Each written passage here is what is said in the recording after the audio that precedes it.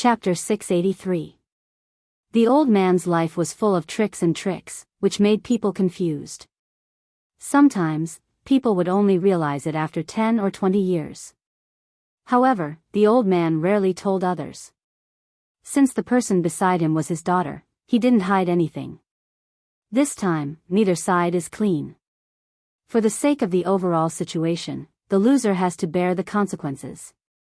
The bottom line of this assassination was very clear. The son of the Zhao family wouldn't do it himself, and neither would Su Xiao. As for whether their sons would live or die, it would depend on their luck, schemes, and ruthlessness. However, the emperor in the capital had an advantage that both sides knew. He had many sons. Even if one of them died, it wouldn't hurt him too much. However, the son of the Zhao family, who was the first to place a piece on the chessboard, obviously didn't expect Bailiang to respond so decisively. Su Fengnian personally went to intercept and kill, and many of his deeply rooted spies rose one after another. Otherwise, according to common sense, as long as the sword garret didn't have He Yan's 3,000 elite cavalrymen, as long as the remnant of the Nangong family didn't get married, as long as Chao Chongqing didn't return the favor as promised, Su Fengnian and Zhao Kai would still lose. Qin Jibao would neither win nor lose in a short time. He would defeat Bailiang and become the king of Shu. However, when Su Xiao died in the future, Bailiang would most likely be in his pocket. Compared to Su Xiao, Qin Jibao has both advantages and disadvantages. His advantage is that he's young, and he deserves to be called a distinguished person in both civil and martial arts. He's kind of like me. Heh. Okay. I won't boast about this to you. Qin Jibao's advantage was that he had been accumulating power for many years.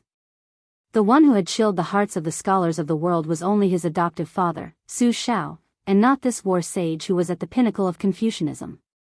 The disadvantage was also very obvious. If he wanted to be the king of Bailiang, he would not have the proper title. After he was bestowed the title of king of Western Shu, the morale that he had accumulated in the Bailiang army would also decline along with Su Xiao's death. Therefore, if he really wanted to be the emperor, he could only wait for at most 10 years. Any longer, whether it was luck or the hearts of the people, he would not be able to gather them. Everyone was the same. What kind of reputation could last for 2 or 3 generations? Only Su Xiao was an anomaly in the Liang army. Qin Jibao, you're still lacking. I've long said that the bunch of old scholars in the Imperial Astronomer were all half-baked people who only knew rigid numbers and did not understand the mysteries of heaven like water. After being deceived by me for so many years, they still have no memory. Zhao Kai, this kid, is also interesting. Does he really think that his luck is invincible? That female master of the Western region is not that smart. Zhao Kai's luck was accumulated by Han Diaosi, who had been with the dragon for more than 30 years, and that old bald donkey, Yang Taisui. In addition, she also had her own cultivation. With her by his side, Zhao Kai's luck was imperceptibly accumulated by another layer. Isn't he a piece of delicious cake that has the hope of ascending the throne and becoming the emperor? How many people from the 3 sects would have a good ending if they were personally involved?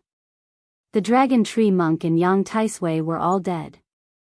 The few Taoist masters of the Dragon Tiger Mountain, the older generation, also did not have a good ending. In the end, they are all pitiful people who think that they are above the world, but in reality, they are not at all free and unfettered. I, your father, have fooled so many auspicious signs and phenomena during the spring and autumn period. This group of smart people still haven't seen through it. It can be seen that the difference between intelligence and intelligence is like the difference between heaven and earth. Beimang's Taiping is old, yet he refuses to accept his old age and still wants to play a game with me. I wonder if I was the one who created the chess situation that clearly divides the world. The world should be handed over to the young people. If you squat in the latrine and don't shit, how can you water the fields when the old shit is hard? Hearing this, the corners of the girl's mouth curled up as she chuckled. Wen Hua, who was carrying 3 bowls of onion noodles over, said angrily, "Old man Huang, can you not talk about this while eating?" Seeing that the shopkeeper did not move, Wen Hua glared at him and said, "Why aren't you clearing the table?" The old man chuckled and waved away the chess pieces on the table with a wave of his sleeve.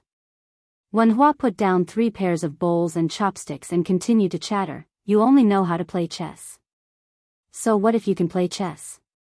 When I become a sword immortal, no matter who you are, if you dare to jump in front of me, I will serve you with a sword." The old man picked up his chopsticks and asked with a grin, "Oh? Then if I teach you how to use the sword and make you suffer so much, then when the time comes, the first thing you will do will be to slash me?" Wen Hua laughed and said, I wouldn't dare. How could I, Wen Hua, be an ungrateful person? I'm handsome, have a good temper, and have an ancient heart. Not to mention these advantages, the key is loyalty. The old man shook his head with a smile and was slightly helpless. He picked up a fragrant onion noodles with his chopsticks and ate with his head lowered as he said, "Go to Liang's capital." Wen Hua was stunned and asked in a low voice, "You're going directly to the capital to make a name for yourself? Don't you need to warm up your hands in a small place first?" The old man wrapped a chopstick of noodles and didn't stretch his neck to help his daughter blow the hot air off the noodles, fearing that she would burn herself. The girl laughed brilliantly and plucked a small petal of sunflower before placing it on the edge of the old man's bowl. It looked festive. The old man was in a good mood and said to Wen Hua, "Don't you want to amaze the world with a single brilliant feat? Also, you'll be able to see the white jade lion, the brothel girl that you fell in love with at first sight." Wen Hua slurped the noodles and said with a smile, "What's wrong with a brothel girl? I just like her. I'm definitely going to the capital this time." The old man smiled lightly. After eating the noodles, the old man took out some silver and instructed Wen Hua, who had finished cleaning up the bowls and chopsticks, and returned to his seat. "Go buy a jug of good wine." Wen Hua rolled his eyes and said, "Only you, old man Huang, can make a tea seller go buy wine to drink." Not long after, Wen Hua returned with a jug of wine, and the old man said indifferently, "Keep the remaining silver for yourself." Wen Hua chuckled. He said that he was going out, and then he went to the small room in his residence and took out a bag of silver that he had hidden well. He put it all away and ran out of the tea house. He had long since taken a fancy to a set of erotic paintings. Today, he had finally gathered enough silver and went out to buy it. In the past, he and Su Xiaoxiao both had this kind of hobby. However, at that time, they were traveling the Jianghu and were so poor that they didn't know what to eat every day. That was because they had no money. Now that they had some money, they had to think about their brothers. Wen Hua thought that the next time they met, he would take this as a meeting gift. The gift was light, but the sentiment was heavy. If that brat dares to dislike it, I'll definitely use a wooden sword to cut him. Hee. The girl didn't drink and watched the old man drink alone.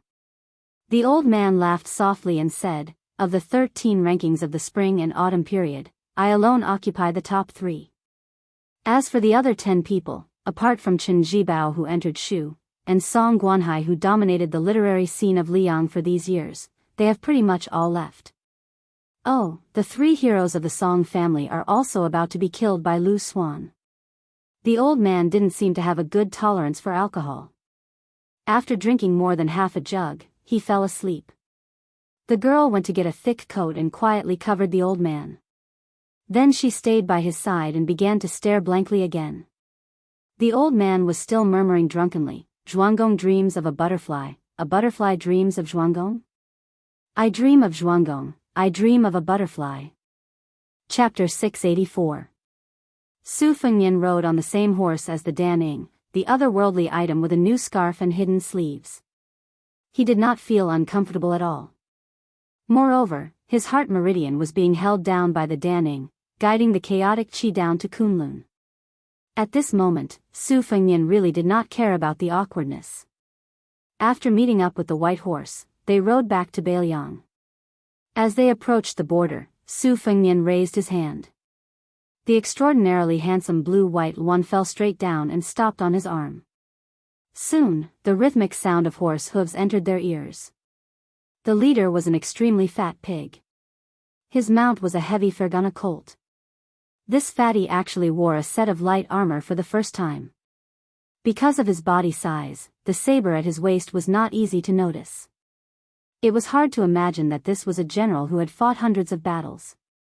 It was even harder to imagine that this fatty had once led 1,000 cavalry to conquer Shu. After Chu Lushan put on the armor, this time he saw His Royal Highness. He did not immediately roll off the horse and crawl on the ground with snot and tears flowing down his face. He only bowed on the horse and cupped his fists. He respectfully said, "Reporting to your highness, this general has already opened up a clean path." Su Fengnian frowned and said, "Su Shao is also here?" Chu Lushan, who only brought 300 elite cavalry, raised his head and grinned. Great general alone has already scared Gu Jintang's 60,000 troops out of their wits. The pale Su Fengnian nodded. Easily passing through the unobstructed border, Su Fengnian saw a horse galloping toward him. The father and son looked at each other without saying a word. After traveling for 20 li, Su Shao finally opened his mouth and asked, "Are your injuries serious?" Su Fengnian shook his head and said, "I won't die." Su Shao glared at him and said, "Brat, what nonsense are you talking about?" Su Fengnian glared back. Su Zhao's arrogance immediately disappeared. He looked ahead and sighed, "Thank you for your hard work." Su Fengnian snapped, "Aren't you the same?" "Bullshit." Su Shao nodded and didn't say anything. Huang Manor dragged the talisman general golden armor and walked as if he was flying. He followed behind Su Shao and Su Fengnian with a silly smile on his face.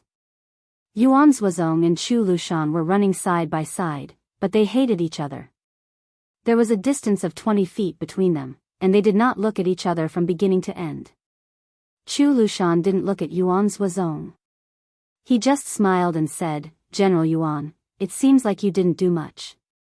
His arms and legs were still there, but His Highness was seriously injured. "What's wrong? You haven't met anyone worthy of your attention? Oh my, you don't even care about Yang Taisui." Yuan Zuozong ignored Lu Qiu, sarcastic remarks. "It takes two to clap." Unfortunately, Lu Qiu had always been the kind of hooligan who could slap her own face. "General Yuan, don't look down on me just because you've made great contributions. Come on, tell me about your great achievements outside the Iron Gate Pass. I'll set up a monument for you later. How about building a shrine for you?" "That's not a problem." Yuan Zuozong didn't hear, see, speak or get angry. Chu Lushan continued to nag, but he lowered his voice a little. "Hey, I thought you would follow Qin Jibao to Western Shu. You and Qi Danghua are the same. I'm so disappointed. Look at Yao Jian and Yi Shizhen, those two ungrateful wretches, they didn't let me down." Yuan Zuozong narrowed his apricot eyes. The fat man was not satisfied yet. He twisted his stubby neck and wanted to say something, but Su Fengnian turned back and reprimanded him. "Lu Qiu, go back to Beiliang and drink your green ant. If it's not enough, you can drink milk and piss as you wish." Chu Lushan shrunk his neck and finally couldn't hold it anymore. He showed his true face and said with a flattering face, "Whatever His Highness says." Yuan Zuozong looked calm. Chu Lushan muttered, "He didn't do what he should do, but he did what he shouldn't do. Son of a bitch." Yuan Zuozong suddenly said, "On the way here, His Highness said to invite Qi Danghua to drink together."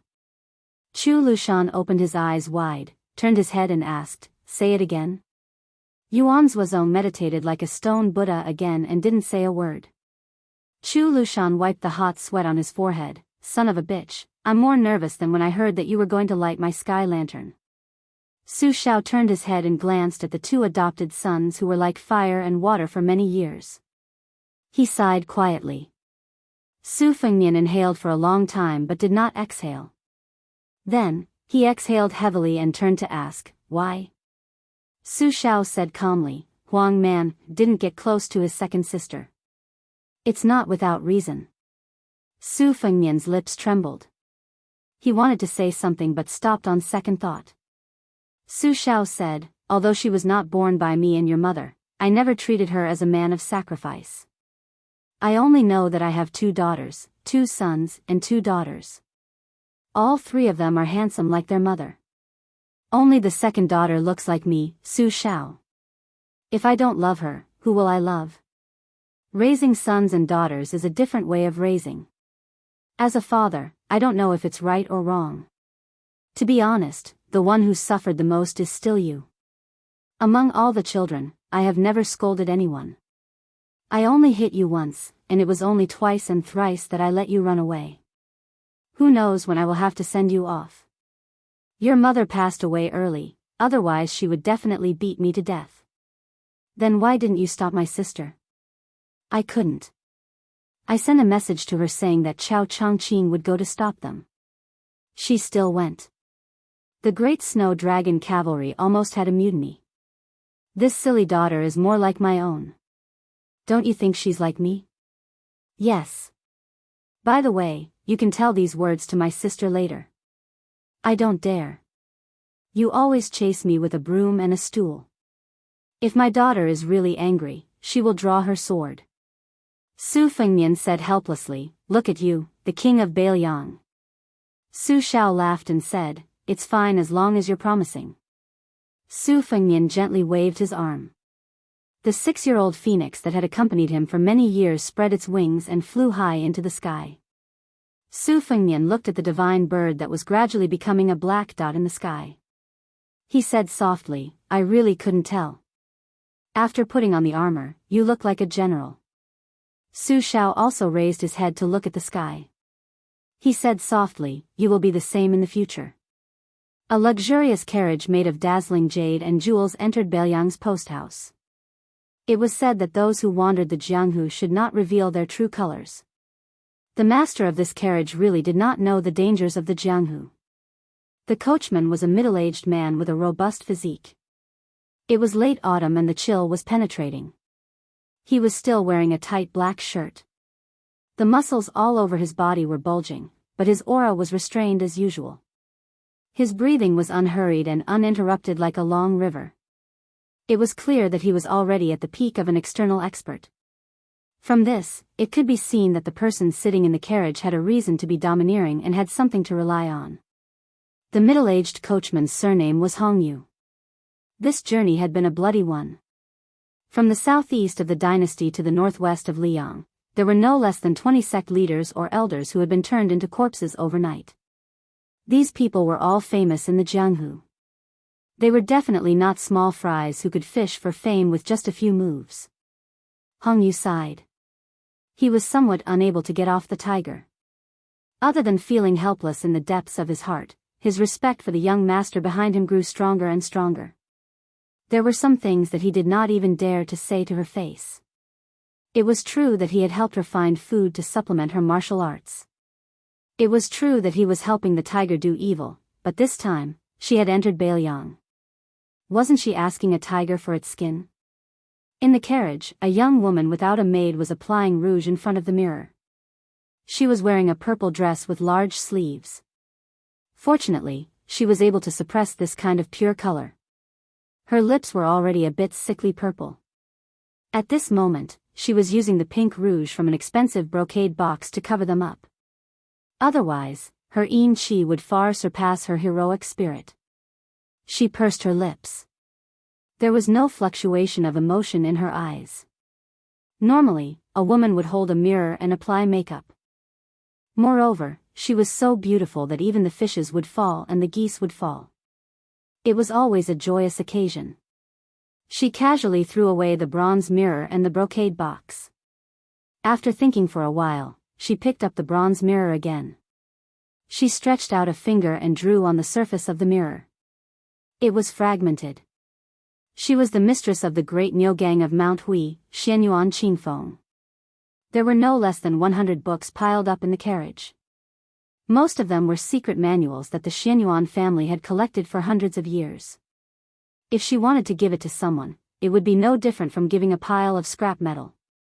The problem was that the other party might not be willing to accept it. This made Xianyuan Qingfeng frown. The aura around her became increasingly gloomy, like a withered osmanthus tree in a rainy day. Based on the secret arts recorded in her family's books, she was like a female Tao Tai that chose people to devour in the past year. She had absorbed a lot of power and cultivation, allowing her martial arts realm to improve rapidly. Before she went down the mountain, a group of old enemies of Mount Hui bullied her because she was the mistress of the house. They teamed up and went up the mountain to pick a fight. She didn't care that there were immortals from the neighboring Mount Longhu. She caught all of them and turned them into dried corpses. The Celestial Master's residence, which she had a good relationship with, had already stated that the Xianyuan family's disciples were not allowed to set foot on Mount Longhu. But would she, Xianyuan Qingfeng, care about this? Xianyuan Qingfeng stretched out a finger and gently smoothed the rouge on her lips. The corner of her mouth curled up, full of sarcasm. When I reach the top of the martial arts world, my first target will be that nest of noble people from the Celestial Master's residence. She lifted the curtain and sat lazily behind her guest, Hong Yu. Hong Yu didn't turn around. He chuckled and said, "We're in Bailiang territory." Xianyuan Qingfeng nodded and asked, "Ancestor Lu has a crooked poem. It says that after receiving the 3 pure immortality technique, one has already attained the diamond body. You said that the finger profound realm is higher than the diamond body. Is it because of this poem that the immortality technique comes first and the diamond body comes second?" Hong Yu laughed out loud. "Master, you'll have to ask Huang Fangfua about this. I don't really understand. In this life, I only know how to immerse myself in martial arts. In the past, I casually obtained a secret manual and followed it to the end. Later on, when I arrived at Mount Hui, I only picked 1 or 2 books to study. I didn't really think about reading more. In the end, I'm still stupid and stubborn. There's no medicine to cure me." The cool breeze of Bailiang and the autumn breeze brushed against one's face. Xianyuan Qingfeng's mood became more relaxed, and some of her sinister aura disappeared. She smiled and said, "Uncle Hong, Huang Fangfua has already broken through the first rank. You should also catch up. Otherwise, there won't be many people in Mount Hui who can show off in Jianghu." Chapter 685. Hong Tuo nodded. "Don't worry, family head. I won't slack off. It's easy at the beginning to walk the path of external martial arts, but it's not easy to go from external martial arts to internal martial arts. However, since family head has already pointed out a clear path for me, I'll be useless if I still can't reach the first rank Vajra realm." Xianyuan Qingfeng, who was in a lazy mood, grunted in acknowledgement. The master and servant were silent for a long time. Xianyuan Qingfeng suddenly asked in a seemingly joking manner, "Uncle Hong, will you stab me in the back one day when I'm deserted by everyone?" With his back facing her, Hong Tuo's hand froze for a moment before he quickly waved it down and smiled. "I won't. It's all thanks to your father, Xianyuan Jingsheng, that I'm where I am today. I don't know how to talk about benevolence, righteousness, and morality, but I'm destined to help those close to me instead of reason." Xianyuan Qingfeng smiled strangely and said calmly, "Then Uncle Hong will stay in Bailiang's army." Hong Tuo resisted the urge to turn around and asked softly, "What?" "Uncle Hong, you're familiar with the art of war. You're the one who nurtured the Mount Huishan private cavalry. That Bailiang heir will most likely accept you. When he becomes the king of Bailiang, there will be a day when you stand out. It's 1,000 times better than being a hired thug for me, a great demon of the Jianghu. It doesn't matter if you think I'm keeping you as a hostage in Bailiang because I don't trust you and don't want to keep you by my side. It's settled then."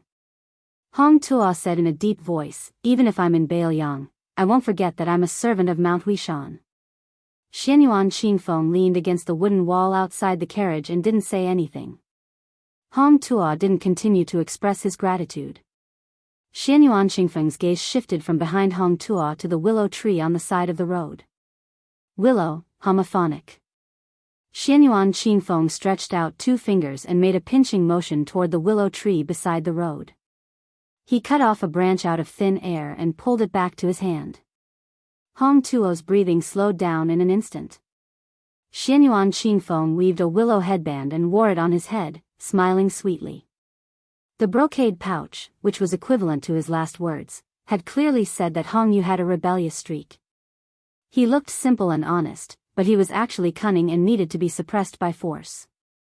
It wasn't that Xianyuan Qingfeng didn't have the confidence to make him submit, but he was afraid that he wouldn't be able to control himself and would skin this traitorous fellow alive.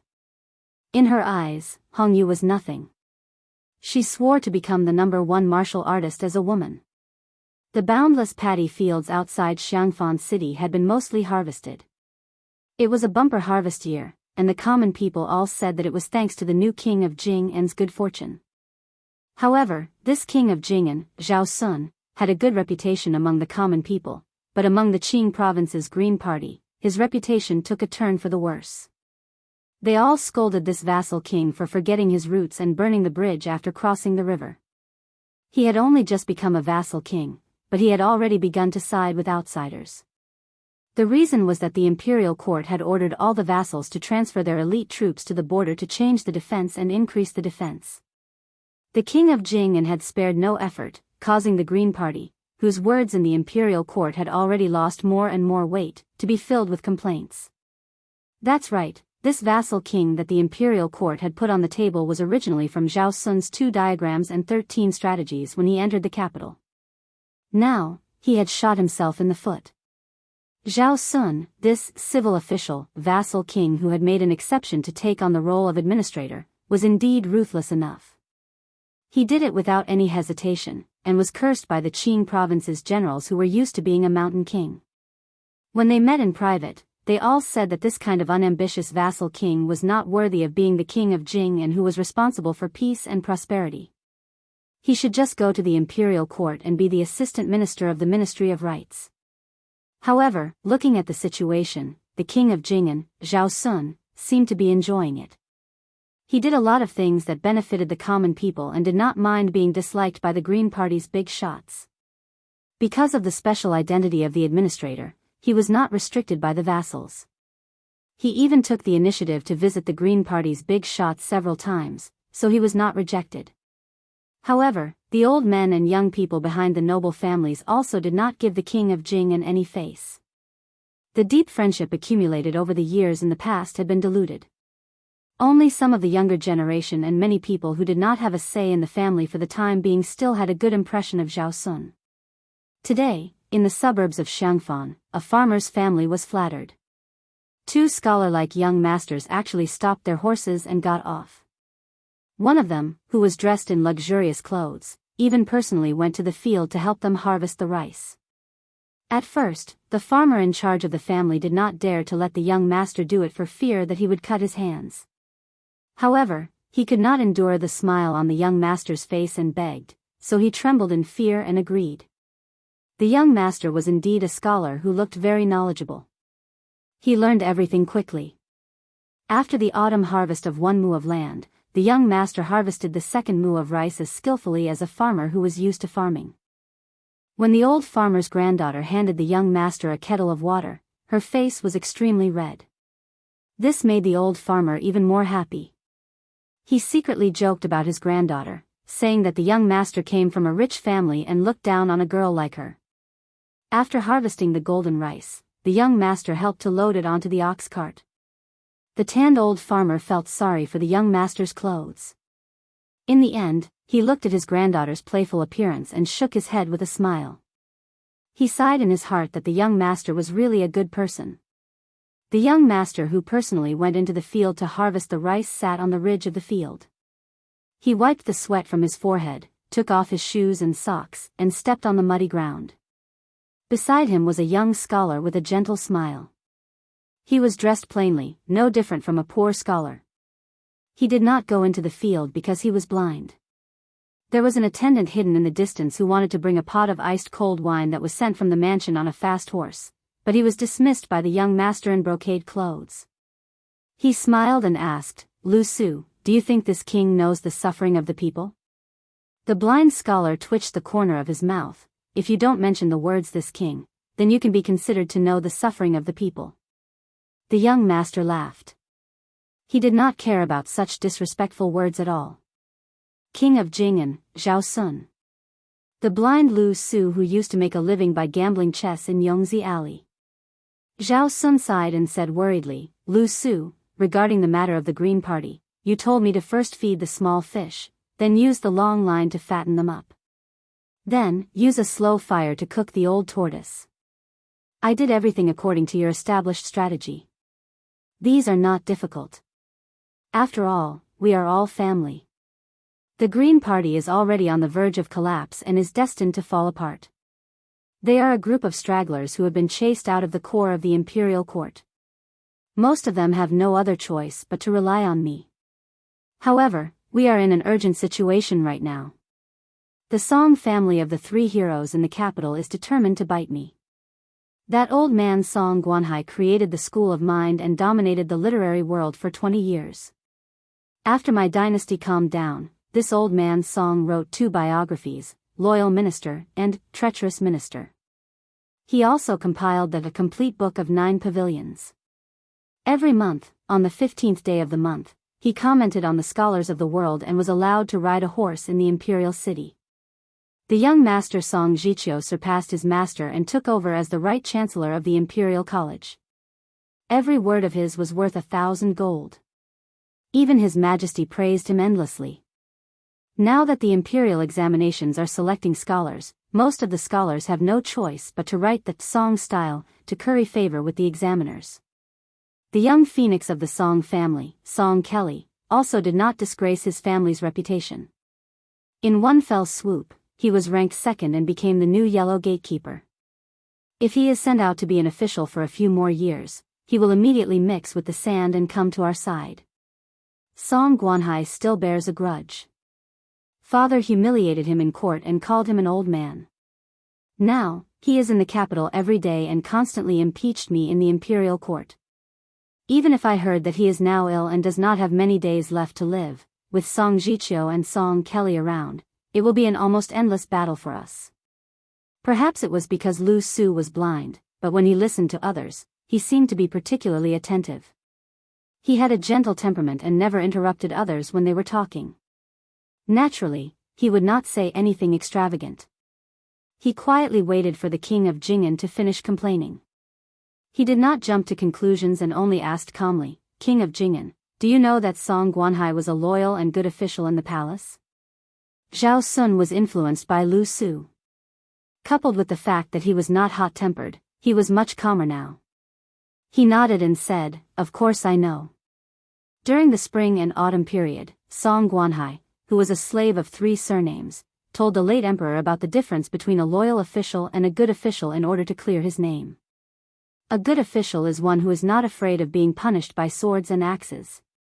In order to leave his name in history, he let the emperor be cursed by history books.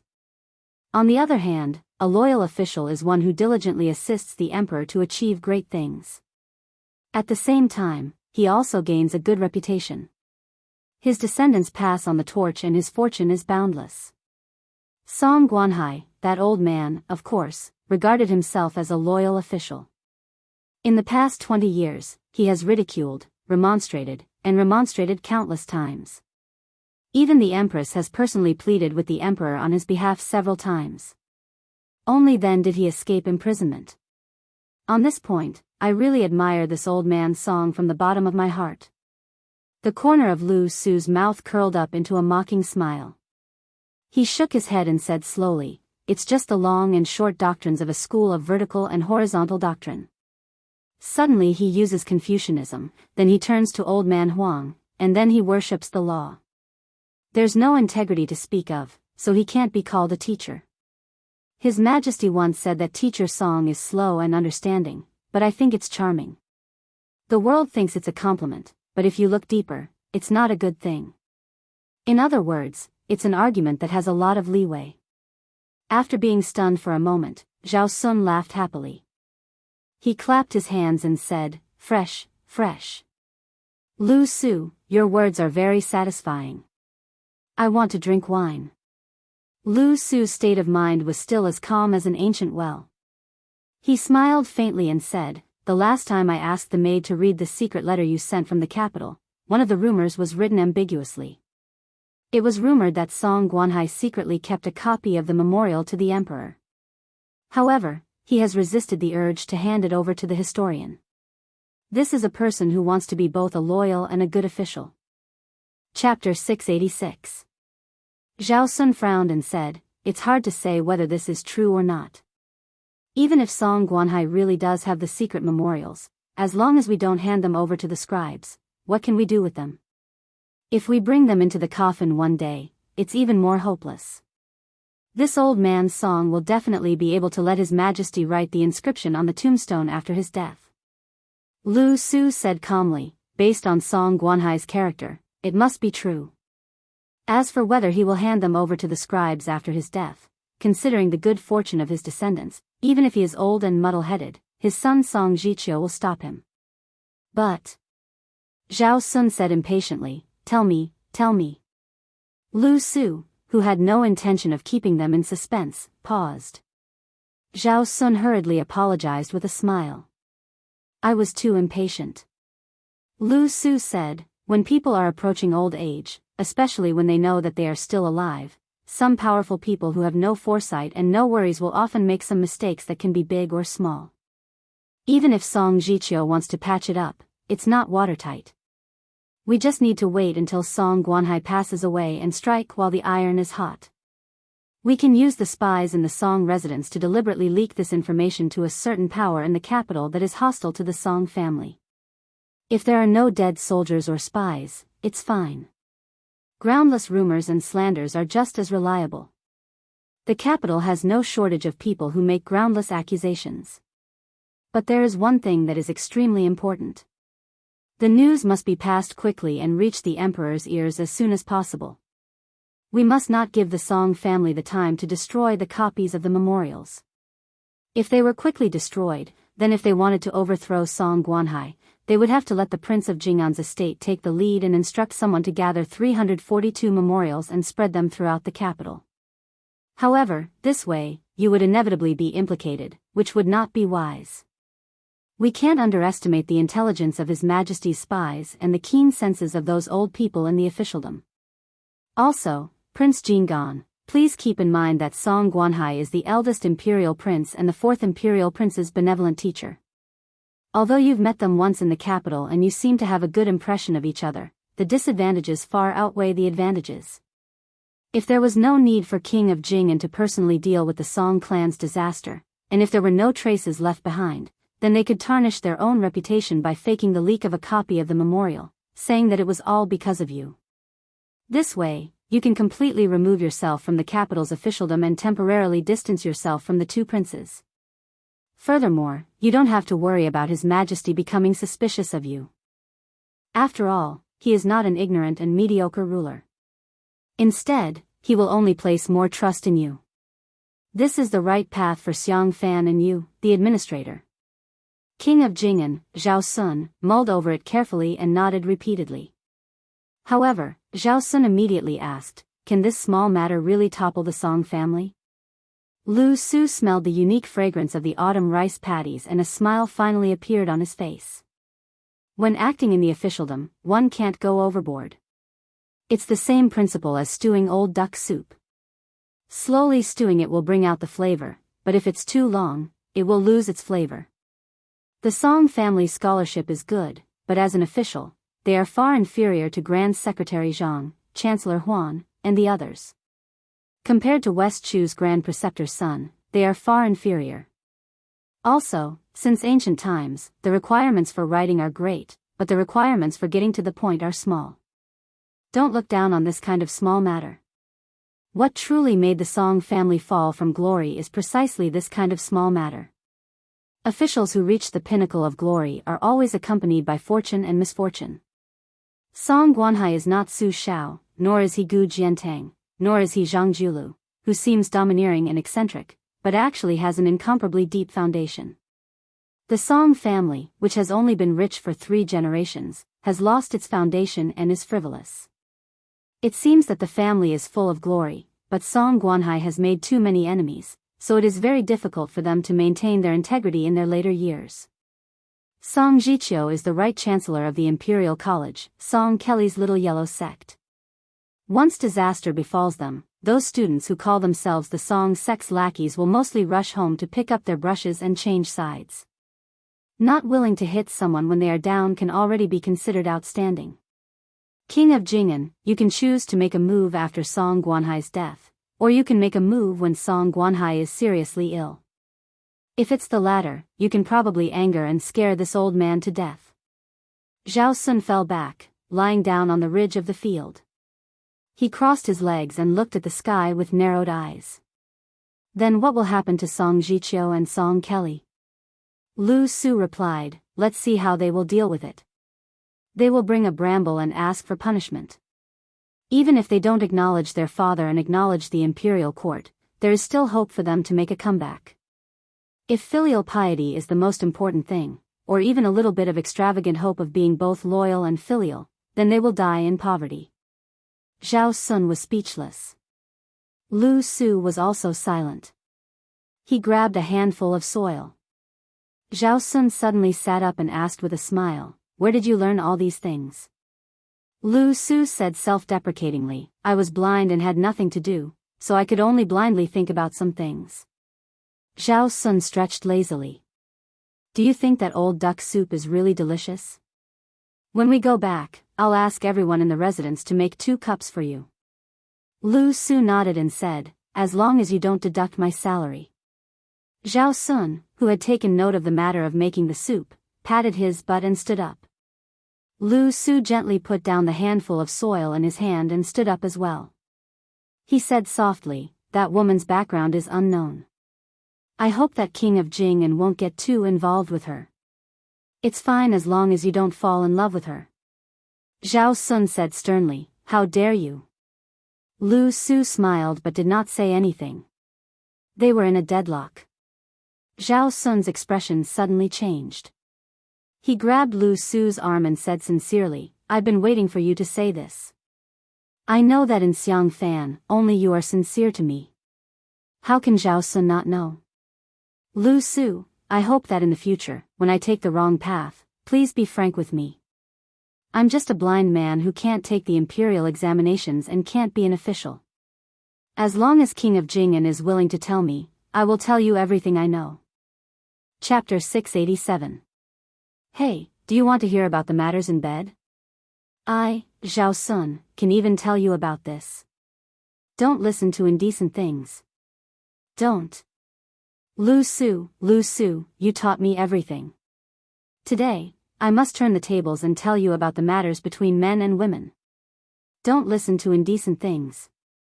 Other than when the old king of Jing'an and Zhao Heng were still alive, Lu Su had been transferred to various government offices to serve as minor officials. After Zhao Sun's succession was passed down, he had been living in the palace. Unexpectedly, he did not hold any official position and was only considered an advisor. However, in the palace, no one dared to neglect the most popular person in front of the vassal king. Even the head butler, who had been in charge of the palace for 2 generations, was also concerned about the blind Lu Su's well-being when he met him, fearing that he would make the slightest mistake. And Lu Su was indeed easy to talk to. Occasionally, when he was free, he would be able to get along well with the servants in the mansion. He would tell stories about the Fox Immortal's strange stories, help people to read their fortunes, read their palms, and write couplets. He would also grant anyone's request. He was truly an individual immortal who had no desires. No matter how petty and difficult it was to deal with someone, they would not be able to hate him.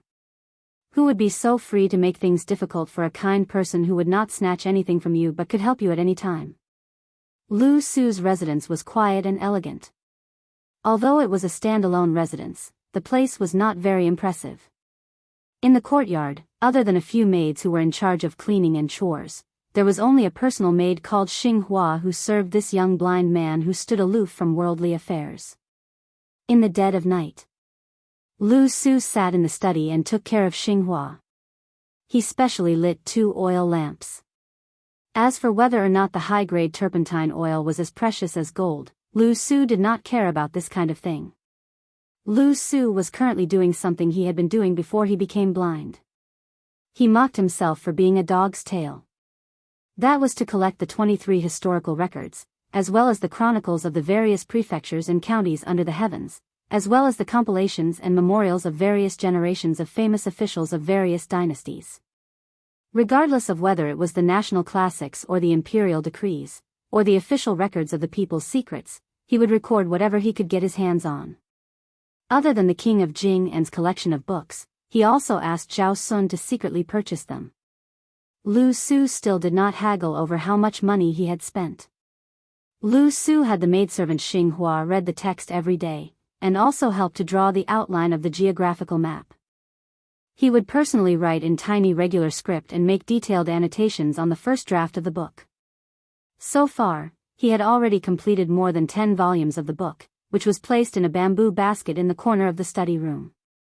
For the time being, the title of the book was The Spring and Autumn Prescriptions for the Cure of Diseases in the Prefectures. He intentionally demoted himself as a mediocre doctor who only knew how to treat headaches, taking the pulse and treating the diseases of the prefectures in the world. As for whether or not he could prescribe the right medicine, it would be up to the person who would read the book in the future to decide. It was not accurate to call it a military classic. It was wrong to call it a simple geographical map. Zhao Sun once came to the study room and casually flipped through the book. He had no interest in reading it. Lu Su, who only thought of writing this book as a leisure task, did not force him. Lu Su put down the brush and rested. He rotated his wrist. Xinghua asked if he wanted a shoulder rub or a back rub. Lu Su, who was still not used to being eagerly served, shook his head. Xinghua was an elite warrior of sacrifice in the Jing Palace. She was passed down from Zhaoheng to Zhao Sun. She was proficient in zither, chess, calligraphy, and painting. She must be even more proficient in protecting people and killing people. She could calmly face death in order to protect Lu Su. She could also kill Lu Su without batting an eyelid because of Zhao Sun's words. Lu Xuan was blind, but he was well aware of it. Moreover, he would not bear any grudges against her or the king of Jing, and because of this. As the saying goes, don't suspect people if you use them. If you doubt them, don't use them. It was also said that one must always be on guard against people. Anyway, all the principles in the world had been explained. But if there were too many principles, it was as good as not saying anything. Lu Su had been studying how to carefully weigh people's hearts. In the end, he came to the conclusion that women and children all knew how to weigh the pros and cons. After thinking about it, he could only come up with a method that Lu Xuan thought was stupid. It was to use the number of chess pieces to calculate the thickness of people's hearts. Lu Su listened to the subtle sound of the burning lantern and smiled. Xinghua, there are countless sounds in the world. Which one do you like the most? Xinghua looked ordinary, but her voice was crisp and pleasant. Her figure was also graceful. Because she had to read books and occasionally write for Lu Su, she sat on the chair next to him. She smiled and said, "Young master, I don't know. But if you give me some choices, I can answer." Lu Su nodded gently. After thinking for a while, he said, "The sound of spring, the sound of zither, the sound of pine waves, the sound of bamboo whistling, the sound of mountain birds, the sound of banana rain, the sound of falling leaves, the sound of children reading, the sound of famous prostitutes singing, and the sound of young girls selling flowers." Xinghua covered her mouth and smiled. "I will definitely choose the sound of flowers selling flowers." Lu Su laughed involuntarily. "I forgot that your name is Xinghua. But let me tell you, there was a great writer in the previous dynasty who was called the Son of Poetry. His words were the same as yours. He also said that among the thousands of sounds of heaven and earth, the sound of flowers selling flowers in the deep alleys of the market was the most heartbreaking." Xinghua asked doubtfully, "Young master, why is that?" Lu Su probably had a request in front of her, so he was not stingy with his words. "I have been thinking about the reason all these years. I will tell you when I have figured it out."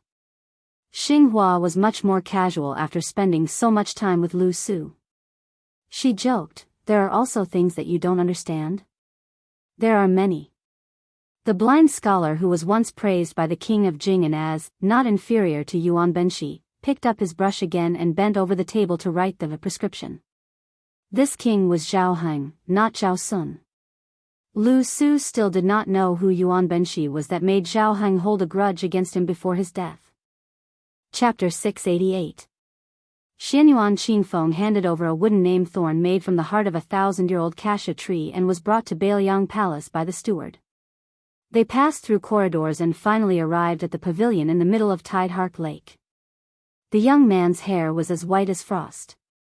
He casually tied a red rope into a knot and sat on the railing near the water.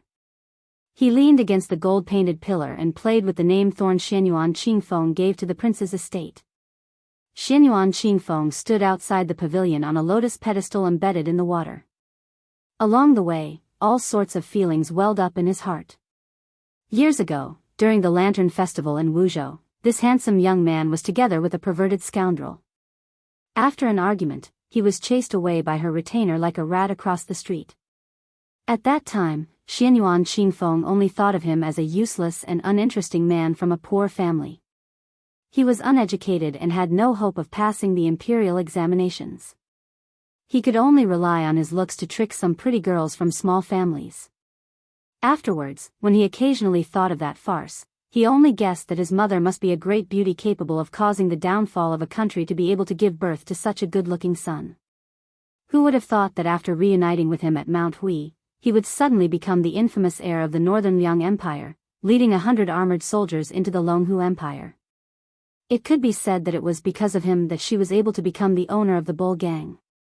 However, Xianyuan Qingfeng still couldn't connect him to the man who was about to become the king of Beiliang. It wasn't until she personally stepped into the prince's estate on Mount Qingliang that she gradually understood that Su Fengnian would become the second prince of Liang dynasty after Su Shao. Su Fengnian rubbed the name thorn made from the heart of a acacia tree and smiled at the woman who came all the way from Jianghu to the northwest of the dynasty. There were many thousand-year-old acacias on Mount Fengyao, but they gradually died in the past 100 years. The last Tanggui was no exception. Thus, Mount Hui's acacia wine became a masterpiece. Su Fengnian waved his hand and asked softly, other than the 100-odd secret manuals, "Did you bring acacia wine?" Xianyuan Qingfeng walked into the pavilion and chose a seat furthest away from him. He looked straight ahead and calmly said, "There isn't much left in Mount Hui, but if you want a drink, I'll bring you a jar next time." Su Fengnian placed his nameplate on his knees. His face showed signs of fatigue. He closed his eyes to rest. He didn't seem to be a good host. Xianyuan Qingfeng didn't complain at all. In her opinion, as long as he was Butcher's eldest son, he had the right to be arrogant. She asked calmly, "I've always heard that Beiliang Palace's security is loose on the outside but tight on the inside. They're treating the Jianghu assassin as a fat fish to be hooked. Why is your highness willing to let me enter the pavilion? Aren't you afraid that I'm also an assassin?" Su Fengnian snapped his fingers. He leapt out of the lake in a red robe and over the roof of the pavilion before plunging back into the lake. It was a beautiful scene, like a red carp jumping over a dragon's gate. Apart from the otherworldly item in the red robe that had a habit of staying in the lake, a servant girl slowly walked over with a tray filled with bait for viewing. Su Fengnian waved his hand, indicating that he should pass it to Xianyuan Qingfeng. Su Fengnian opened his eyes and sat back on the satin bench. "I've heard about the commotion at Mount Hui. But even if your cultivation has advanced by leaps and bounds, it won't be easy for you to kill me if I let you sit side by side with me." Xianyuan Qingfeng sneered. Beiliang Palace really doesn't lack experts. Su Fengnian glanced at the otherworldly item that was playing leisurely in the tide-listening lake and said with a smile, "This celestial state expert was exchanged with my life and fortune. You get what you pay for." Xianyuan Qingfeng, "Don't be so sarcastic."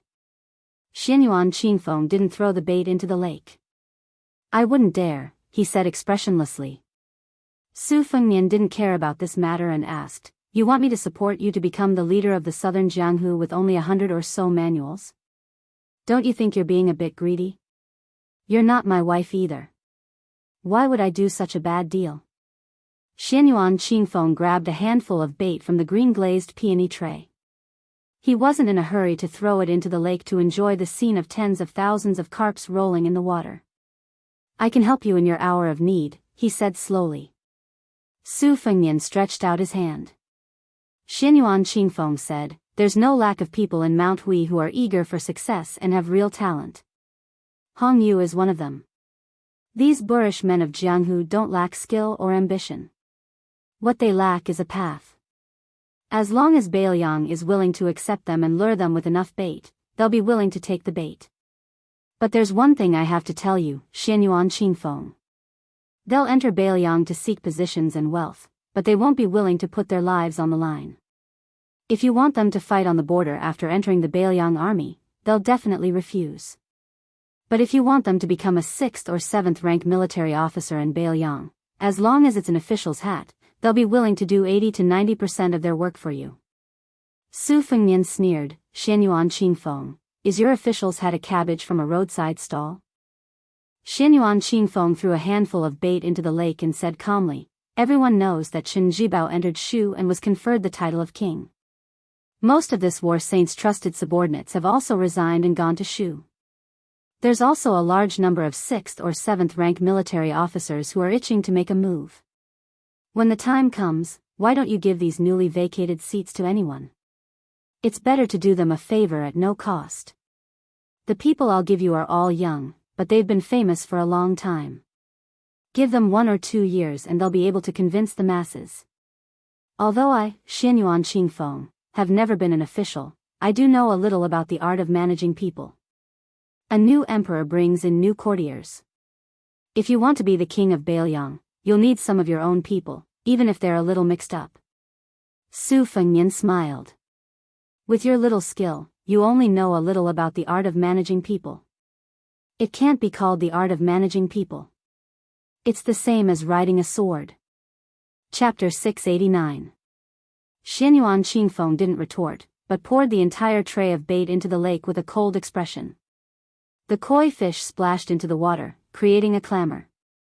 Su Fengnian waited for the lake to calm down before saying helplessly, when will you change this bad temper of yours? When Wenhua and I first met you, although we couldn't control our mouths and flirted with you and were in the wrong first, how many noble ladies would be so calculative as you? Now that you've become the head of the Huishan clan and want to unify the Jianghu, with your terrible temperament, even if you become a top-notch expert in martial arts, you're destined to be alone. Of all the people I could nurture, why did I have to nurture you? You're destined to draw water with a bamboo basket, wasting not only money but also energy. It's true that we wouldn't have known each other if we hadn't fought, but when we sit down to do business, we have to pay attention to the rules of doing business. Xianyuan Qingfeng stared at Su Fengnian, his eyes cold. Su Fengnian, it's not your turn to lecture me. Su Fengnian, who hadn't rested much since arriving at the prince's estate, leaned against the pillar again and said softly, I treat you as half a friend, that's why I'm nagging you with these unflattering words. It's up to you whether you want to listen or not. Xianyuan Qingfeng sneered. Can't you be frank with me? Su Fengnian gently clapped his hands and smiled. All right then. Since you have a favor to ask of me this time, I'll be frank with you. I have a friend who's fighting Han Diaosi in the western regions.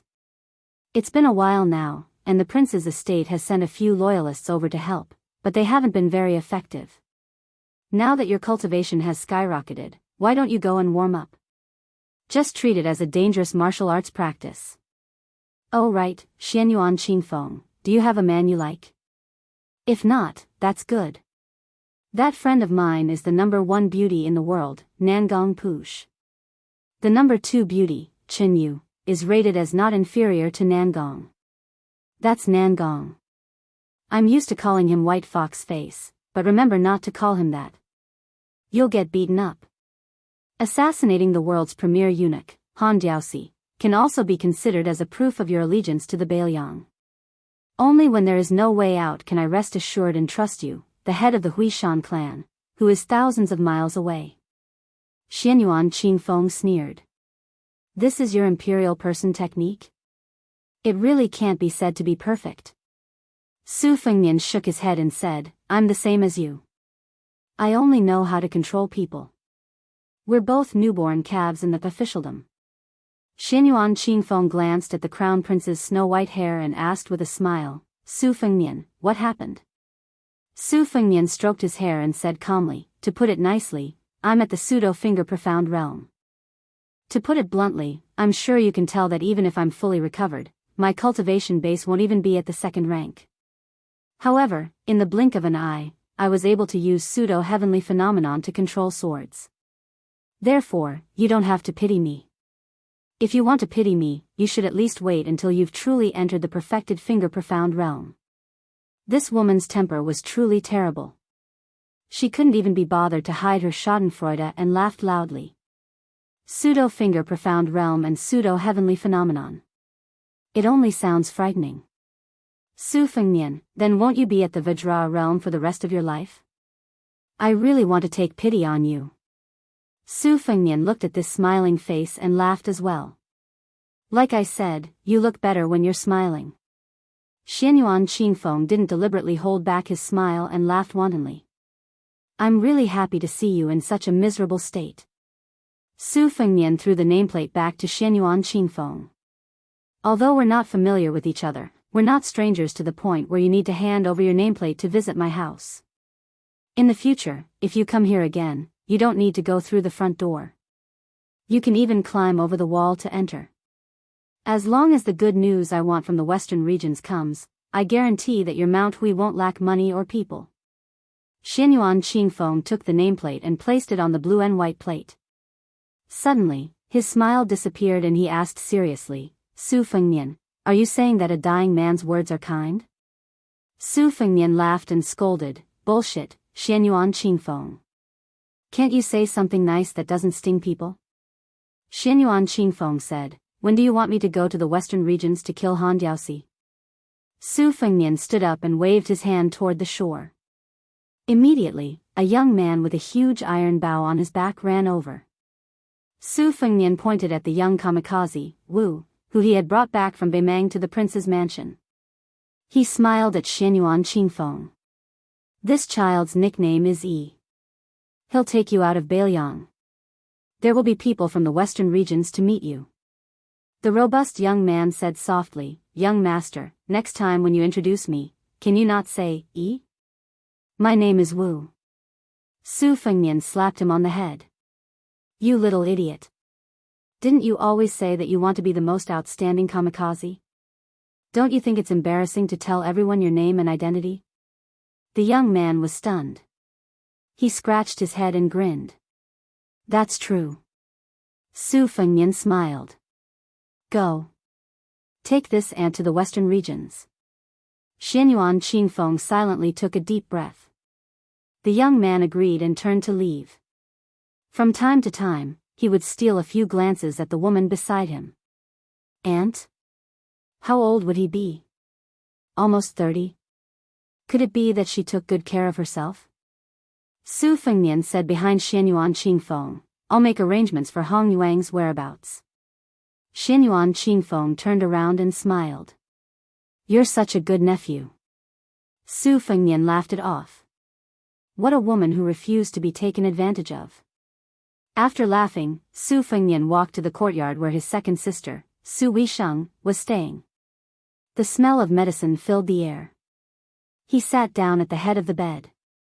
She was still unconscious. For the past few days, Su Fengnian had been staying in the room. Other than washing up carelessly and changing into clean clothes, he hadn't slept much. The color of his clothes had gradually faded, revealing his white hair. He found it troublesome to dye it, so he had Blue Bird wash up and give up. Su Fengnian gently held her hand. The room was silent. The fire was big and smokeless, and the water was smooth and soundless. People's feelings were so bitter that they were speechless. Chapter 690. Beiliang was in turmoil. The news that Qin Jibao had entered Shu and was about to be made king had spread throughout the world. He was probably going to become the second king of Liang before Su Fengnian, the hereditary king of Beiliang. A simple and elegant carriage slowly stopped in front of the Chu manor. The gatekeeper, who was leaning against the side door and eating melon seeds, was a little stunned. The coachman was a young woman in green. She thought that the master of this manor was really not afraid of sending a servant girl into a tiger's den. However, when the gatekeeper saw the people coming down from the carriage, he was so scared that he kept quiet out of fear. His lips trembled as he threw down a handful of melon seeds and staggered out of the door. The first to come down was a white-haired man. He wore a white base and a black robe. He did not have much of an air of nobility, but his face was enough to make the gatekeeper nervous. In Beiliang, only this young master could keep his master in check. Behind him was the second son of the great general, Su Longxiang, the handsome Yuan Zuozong, and the tall and sturdy Qi Dangua. The four of them were all prominent figures who could not possibly visit the Chu manor. Now that they had gathered together, could it be that they had come to raid the manor? The gatekeeper hurriedly spat a few times. General Chu's loyalty was clear. No matter who they raided, they would not be able to get here. Seeing the rare guest at the front, His Royal Highness Su Fengnian, the quick-witted gatekeeper knelt down without another word. Just as he was about to muster enough energy to shout and make his master proud, Su Fengnian had already laughed and said, "That's enough. Stand up and lead the way." The group had just sat down in the main hall of the Chu manor when they felt the ground shake. Chu Lushan, dressed in loose casual clothes, stepped over the threshold and rolled into the hall. A lump of fat knelt at Su Fengnian's feet. "Lu Qiu has finally brought your highness to my humble abode. Your presence brings light to my humble abode. When I return, I will burn more incense for my ancestors." Su Fengnian kicked him. "Humble abode? I don't think it's any worse than Beiliang Palace. Today, I've brought second brother Yuan and General Qi to your place to drink. Don't talk nonsense. Let's find a quiet place that isn't so tacky." With great difficulty, Chu Lushan staggered to his feet. He turned his head and gave the old steward of the residence a fierce look. Then, he turned his head and gave a fawning smile. A pair of soft and boneless white and chubby hands pulled on Su Fengnian's arm. "There are good places to drink and drink tea. Later, if your highness is dissatisfied, Lushan can cut off 2 caddies of meat to drink." Su Fengnian said sarcastically, "You're so fat, yet you're shameless enough to serve as food. The rest of us can't even eat." Chu Lushan said embarrassedly, "It's Lushan's fault for not being able to grow a body that's fat and thin enough to go well with the wine." They arrived at a bamboo house. The purple bamboo was sparse and not dense enough to make one feel desolate. The small pond was deep and green. Sunlight shone through the gaps between the bamboo leaves. Beside the pond, there was actually a wild turtle the size of a palm dragging its family along to bask in the sun. When it heard the sound of footsteps, it slithered into the green pond. The small pond house was large and the lighting was ingenious. When they pushed open the door and entered, it appeared quiet and spacious. There wasn't the slightest sense of uneasiness. There was even a guqin with speckled patterns placed in the bamboo house. Sitting here, regardless of whether it was drinking or drinking tea, it could be said that the scenery and tea complemented each other. Su Fengnian glanced at the guqin. Outsiders didn't know the talent of Chu Lushan, but he knew the inside story. Chu Lushan was good at music, chess, calligraphy, painting, poetry. It was a pity that he didn't have the appearance of a famous scholar. After sitting by the window, Chu Lushan poured 2 cups of wine for Su Fengnian and Qi Dangua.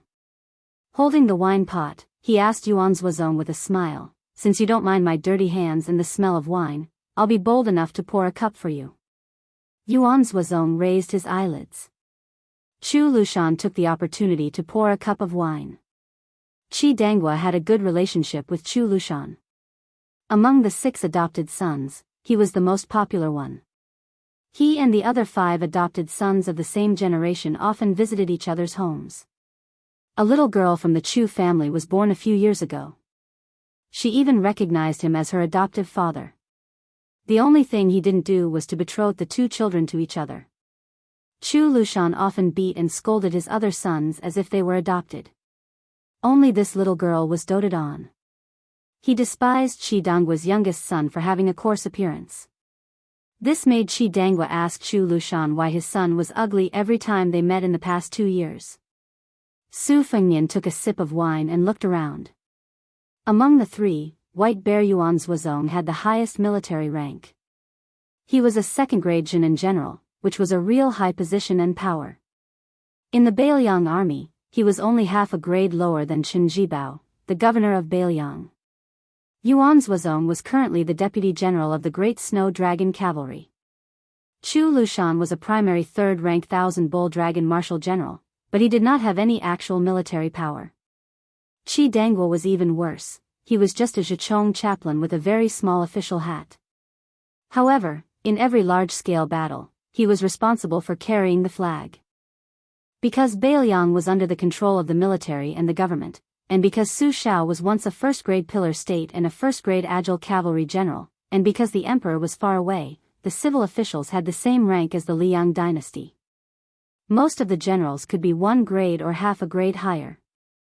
The imperial court also pretended not to see this. Even Grand Secretary Zhang Julu had said that Beiliang should be like this. Today, Beiliang didn't have a special civil official system. Just the generals who were 7th grade and above, not to mention the officials who had withdrawn from the border, still numbered as many as 80 people. Most of these people who supported Beiliang's 300,000-strong cavalry hadn't seen Su Fengnian with their own eyes. Su Fengnian finished a cup of wine. While Chu Lushan was pouring wine, he asked, Lu Qiu'er, who do you think will be the governor of Beiliang? Chu Lushan said without hesitation, General Yuan. If it weren't for Zhong Honggu, the cavalry commander, and Yan Wenluan, the infantry commander, they would have the qualifications and ability.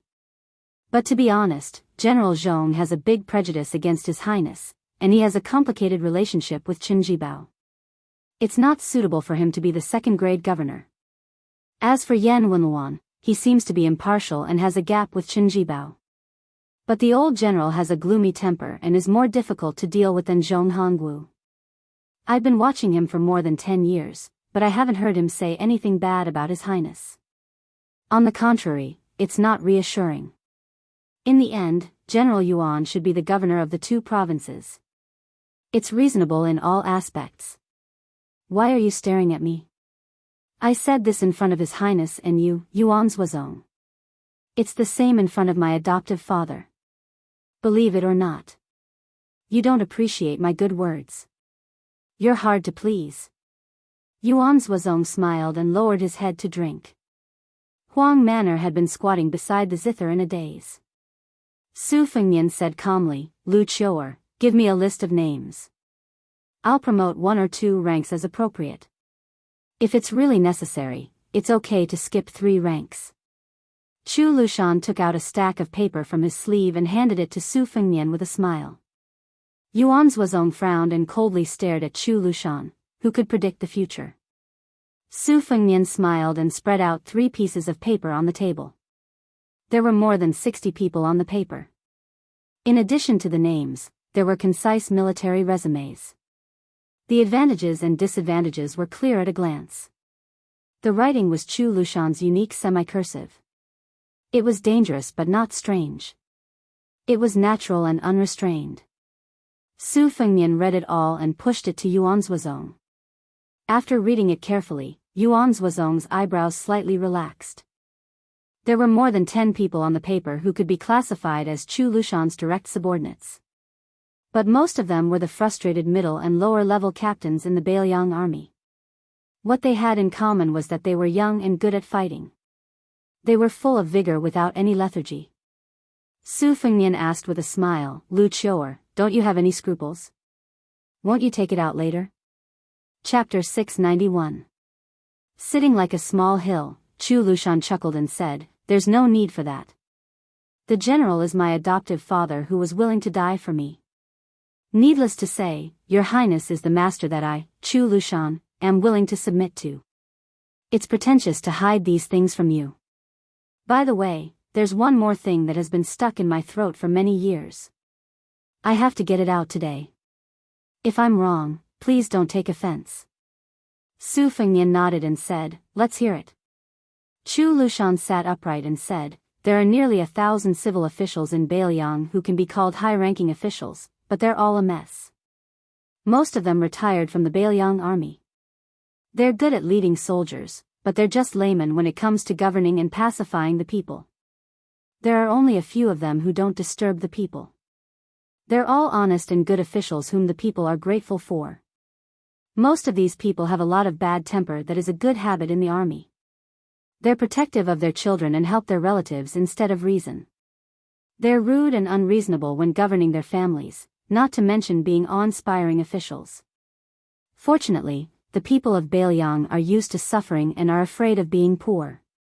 Otherwise, if they were placed in any place in the Liang dynasty, they would probably start an uprising. Moreover, officials protecting each other has become an incurable disease. Those old generals who are idle at home can find a big brothel and drink casually, and you can meet a few of them. As for the sons of generals behind them, it's fine if they dare to join the army. Most of them can be considered promising. As for those who stay at home, 9 out of 10 of them are domineering playboys who have no regard for law and discipline. Their only ability is to harm the people in the village. Motherf *Ker, Yuan, are you addicted to staring at me? How can I say this to my adoptive father? Do you really think that my adoptive father can't see this kind of situation? It's not easy for him to do it. They're all old brothers who have been fighting with him for decades. Let's not talk about anything else. I, Lu Qiu, will tell you about the Meng family in Lingzhou 2 years ago. Old General Meng and his 2 sons died beside you at the concubine's tomb. Do you remember? In the end, his only grandson grew up, stole someone else's wife, and hired a hitman to kill an entire family of more than 40 people. But what could foster father do?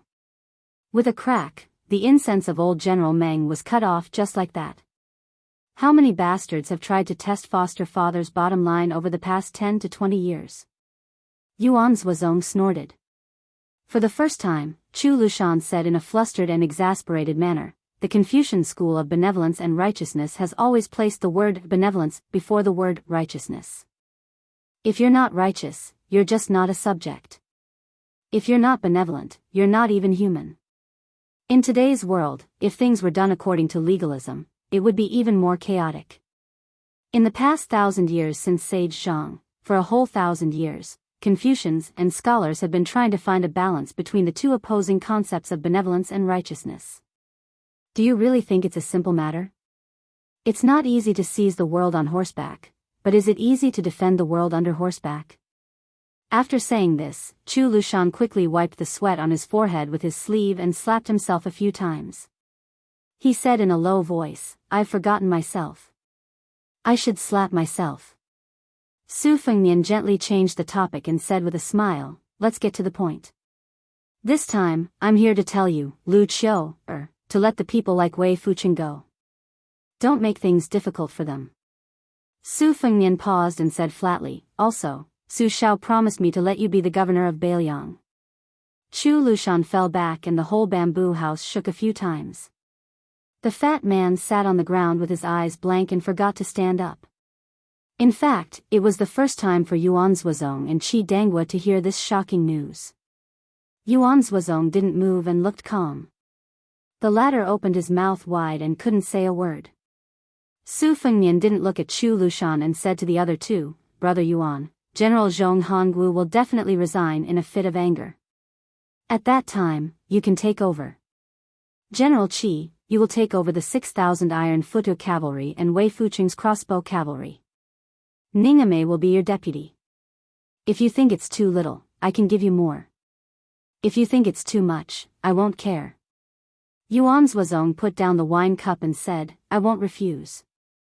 Qi Danghua rubbed his cheeks hard, Your Highness, can I do it? Su Fengnian joked, you can't let me be a general, right? Chu Lushan got up with a sad face. When he was about to speak, he saw His Royal Highness waving at the window. Not long after, a beautiful woman holding a little girl timidly stood at the door. Chu Lushan ran over and slapped her face, You blind thing, who let you disturb His Highness's drinking? The child in the young woman's arms cried loudly. Chu Lushan held her in his arms and comforted her softly. The woman's mouth was bleeding, but she still endured the pain and gracefully bowed to everyone in the room. Yuan Zhuozong and Qi Danghua didn't find it strange. They didn't get up or return the bow. Only Su Fengnian walked to the door and smiled, Greetings, sister-in-law. The woman with the beautiful face was uneasy. She was only a concubine of the Chu mansion. How could His Royal Highness call her sister-in-law? She didn't know how to deal with it. Chu Lushan coldly said with disgust, go back." The woman bowed again and slowly left. Su Fengnian didn't look at her and just stared at the little girl. He reached out to pinch her cheeks, but she dodged. He had to withdraw his hand helplessly. "Lu Qiu, your daughter looks like her sister-in-law. No wonder you don't want to be betrothed to General Qi." "Little girl, how old are you?" The little girl with tears on her face pouted and didn't speak. She was sulking. Chu Lushan had to smile and said, "She's only 3 years old. She speaks much later than other children. But the first word she says is father. I'm so happy. She can walk for half a year, but she likes to stick to people." Chu Lushan rubbed his daughter's rosy cheeks and said with a smile, "Come, call His Highness Crown Prince father." Su Fengnian didn't know whether to laugh or cry and scolded, "Get out of here." The little girl wasn't very sensible, but she already knew how to protect her own. She puffed up her cheeks at the big bad guy who spoke so fiercely to her father. She didn't breathe in or out, but her little face soon turned red. Chu Lushan laughed, "This is her trump card. I don't know where she learned it from. I can't do anything about it every time." Su Fengnian was also amused, "Let her rest for a while. Be careful that she doesn't pass out." Chu Lushan quickly kissed his daughter's forehead. Changxing, Changxing, be good. Father will give you beautiful clothes later. Don't be angry." The little girl raised her head and smiled brightly at her father. Then, she turned to look at Su Fengnian and began to puff up her cheeks to hold her breath. However, she couldn't stand being tickled by Chu Lushan and soon broke down. She could only hide in his arms and not look at Su Fengnian. Su Fengnian held his belly and laughed, "Oh, are you blaming me for not giving you a greeting gift? Little Changxing, do you know that I gave your father a second-rank Bailiang protector? Do you think this gift is not enough? Well, I'll say it here today. If I have a son in the future, I'll let you be my daughter-in-law." Chu Lushan said with ecstasy, "Your Highness, Lu Qiu, is serious." Su Fengnian nodded, "You are serious. But the premise is that your daughter doesn't change 18 times. Chu Lushan said excitedly, "Don't worry, my Changxing takes after her mother. She won't be ugly in the future." Chu Lushan turned his head and said, "Yuanzuozong, Qi Danghua, you two have to testify for me. If His Highness goes back on his words in the future, I'll have to rely on you two to speak for me." Yuanzuozong got up and said, "It depends on my mood." Qi Danghua laughed heroically. He only felt comfortable all over. The green ant wine on the table was not enough to drink. Su Fengnian made a face at his little daughter who secretly glanced at him. Then, he said to Chu Lushan, "You don't have to see me off." Watching the 4 people walk on the bluestone path that he had carefully piled up with his own hands, Chu Lushan waited until their figures gradually disappeared from his sight. Then, he carried his daughter to the pool and sat down. The little girl called out to her father. Chu Lushan came back to his senses and said with a smile, "Little Changxing, it depends on whether you have the life to be the empress in the future." Chapter 692. As expected, Huaihua's great general Zhong Hongwu went to the prince of northern Liang's residence and directly scolded Su Shao. Su Fengnian had not even become the prince of northern Liang yet, but he was already selling his position. If he did not take back those military orders that promoted people who were not even fully grown yet, he would dismount from his horse and take off his armor. He wanted to be a farmer who took care of the fields. The king of Bailiang only avoided the topic and talked about the exciting battles they had fought side by side in the past. In a fit of anger, the commander of the Bailiang cavalry, Zhong Hongwu, threw down his general's helmet in the hall and headed straight for the Lingzhou mansion, closing the door and refusing to see any guests. At that time, Su Fengnian just happened to step into Lingzhou and visit the administrator's mansion. Li Gongda, who was already a high-ranking official, saw the young, white-haired man in the study and was dumbfounded. Then, tears flowed from the bottom of his heart. Probably because he loved the house and its crow, this administrator placed great importance on His Royal Highness. It was not just because of Su Fengnian's special status. Li Gongda naturally considered himself half an elder and half an official. The two statuses did not oppose each other. At this time, seeing Su Fengnian, he could only tightly hold Su Fengnian's arm and cry silently. Sir Li knew that crying like a woman was inappropriate and quickly wiped away the tears on his face. He called for Su Fengnian to sit down and drink tea. When Li Gongda raised his cup and saw the porcelain cup in his hand, his face felt hot. Although it was a small teacup that only weighed a few taels, it was the best ice cup in the Longquan kiln. In the heat of the summer, even if boiling hot water was poured into the cup, it would cool down in an instant. It was very magical. In the past, when Su Fengnian had not visited the Li estate, Sir Li had welcomed him and sent him off calmly. He had even felt that he was extravagant and had the style of a tycoon. Today, however, was somewhat inappropriate. Fortunately, Su Fengnian did not seem to have any doubts. After drinking the tea, he asked about Li Hanlan's military exploits and his aunt's health, and then prepared to leave. How could Li Gongda let him go? In every possible way, he insisted on having His Royal Highness eat a welcoming banquet at the estate. Unfortunately, Su Fengnian insisted on hurrying back to Liangzhou. Li Gongda could only awkwardly drop the subject. Before leaving, Su Fengnian left behind a golden yellow stone square. Li Gongda had long trained a pair of discerning eyes. With great difficulty, he restrained himself from eating it and placed it back on the table. He did not truly love it too much to part with it. After seeing him out of the study, Li Gongda accompanied Su Fengnian to the Yi sect. Coincidentally, they ran into Li Fuzhen, who was returning to the estate. Meeting in a narrow corridor, the old fox's administrator did not even care about his face. Using the excuse of having a stomachache, he turned and left. He had his daughter send His Royal Highness off on his behalf. On this trip, Su Fengnian's coachman was Blue Bird. In secret, there was an otherworldly item, the Daning. On the surface, the only person that could be brought into the estate was the scholar Qin Shiliang.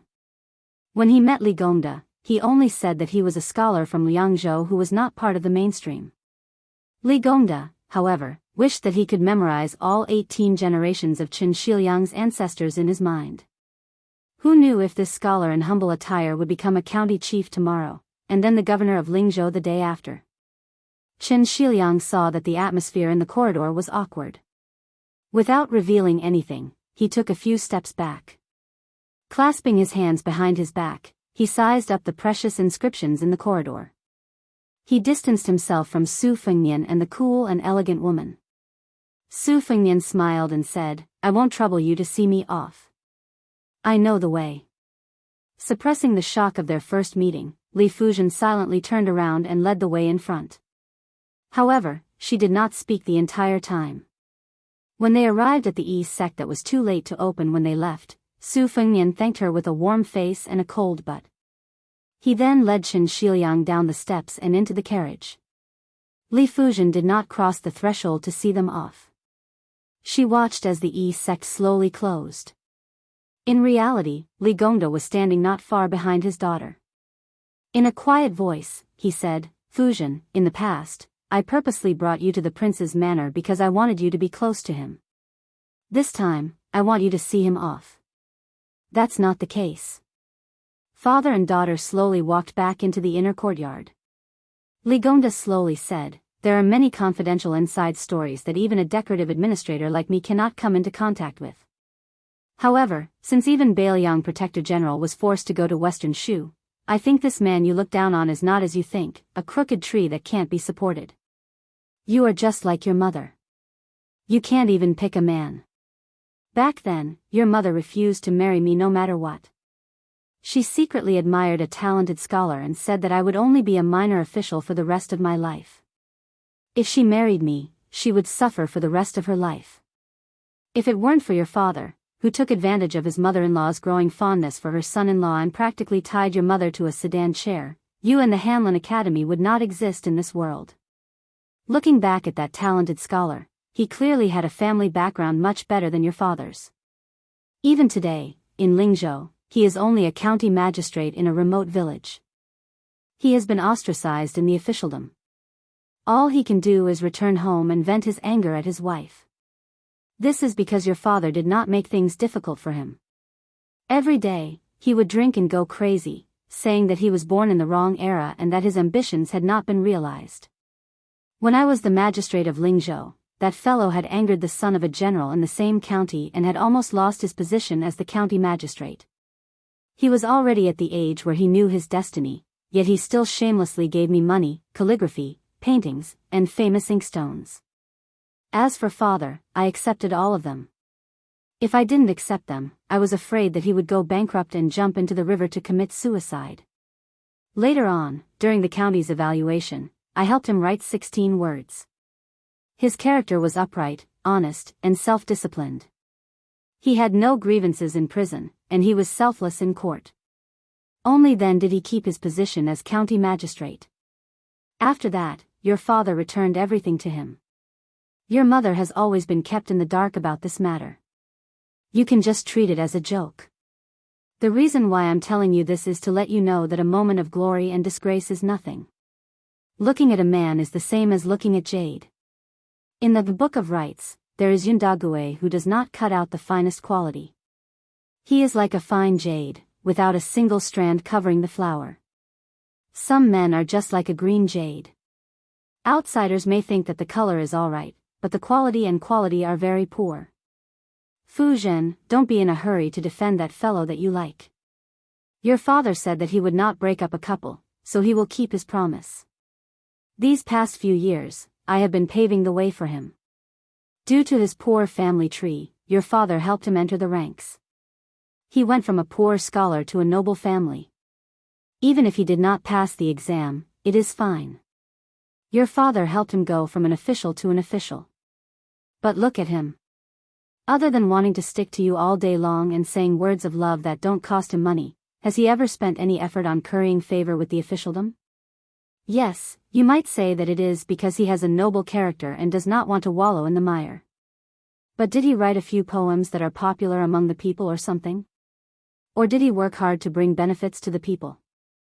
For an official like him, if he does not fight, his spine will not be straight. You are not charming, and your knees are not too bent, but aren't you a little too comfortable? He clearly knows that your father will not starve him to death, so he took out his salary to buy you a few exquisite gifts. Does that mean that he cares about you? Fu Zhen, your father is not a pedantic noble family descendant. Today's official position was snatched from others step by step. Your father is stingy and shrewd to everyone, but I am not stingy to you and Hanlon at all. Of all the people you can be angry with, you had to be angry with your father. When has your father ever been wrong about whether someone is good or bad?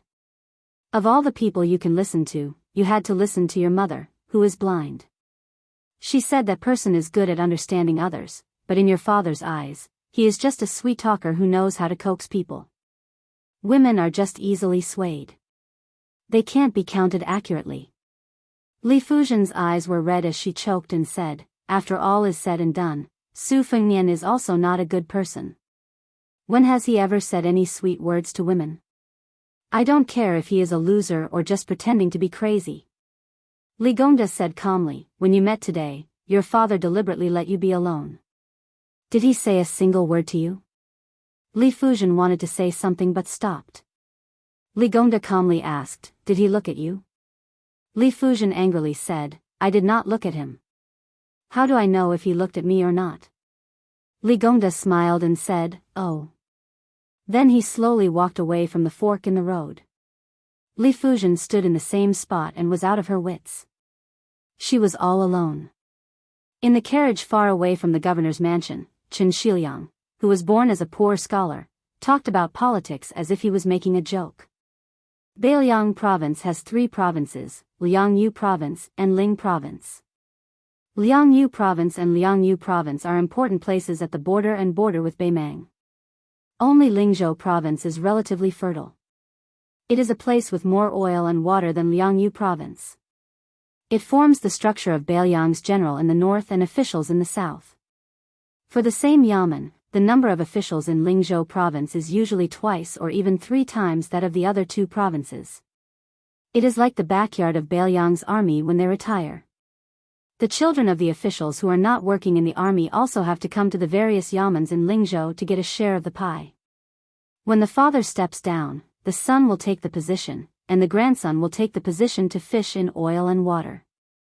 It would be strange if there were not many people. This makes Lingzhou's yamen especially mountainous and intertwined. In Beiliang's officialdom, it is joked that if you can be a stable official in Lingzhou, you can also be promoted 2 ranks in other provinces and have your butt firmly rooted in your seat. There are benefits for those at the top and there are benefits for those at the bottom. Using Li Gongda as the governor has both advantages and disadvantages. The advantage is that Beiliang's tax collection is not a problem, but this is just a way to reduce expenditure. It is nothing more than taking 2 or 3 of the 10 copper coins that go into the Beiliang's private pockets and giving it to the Beiliang army.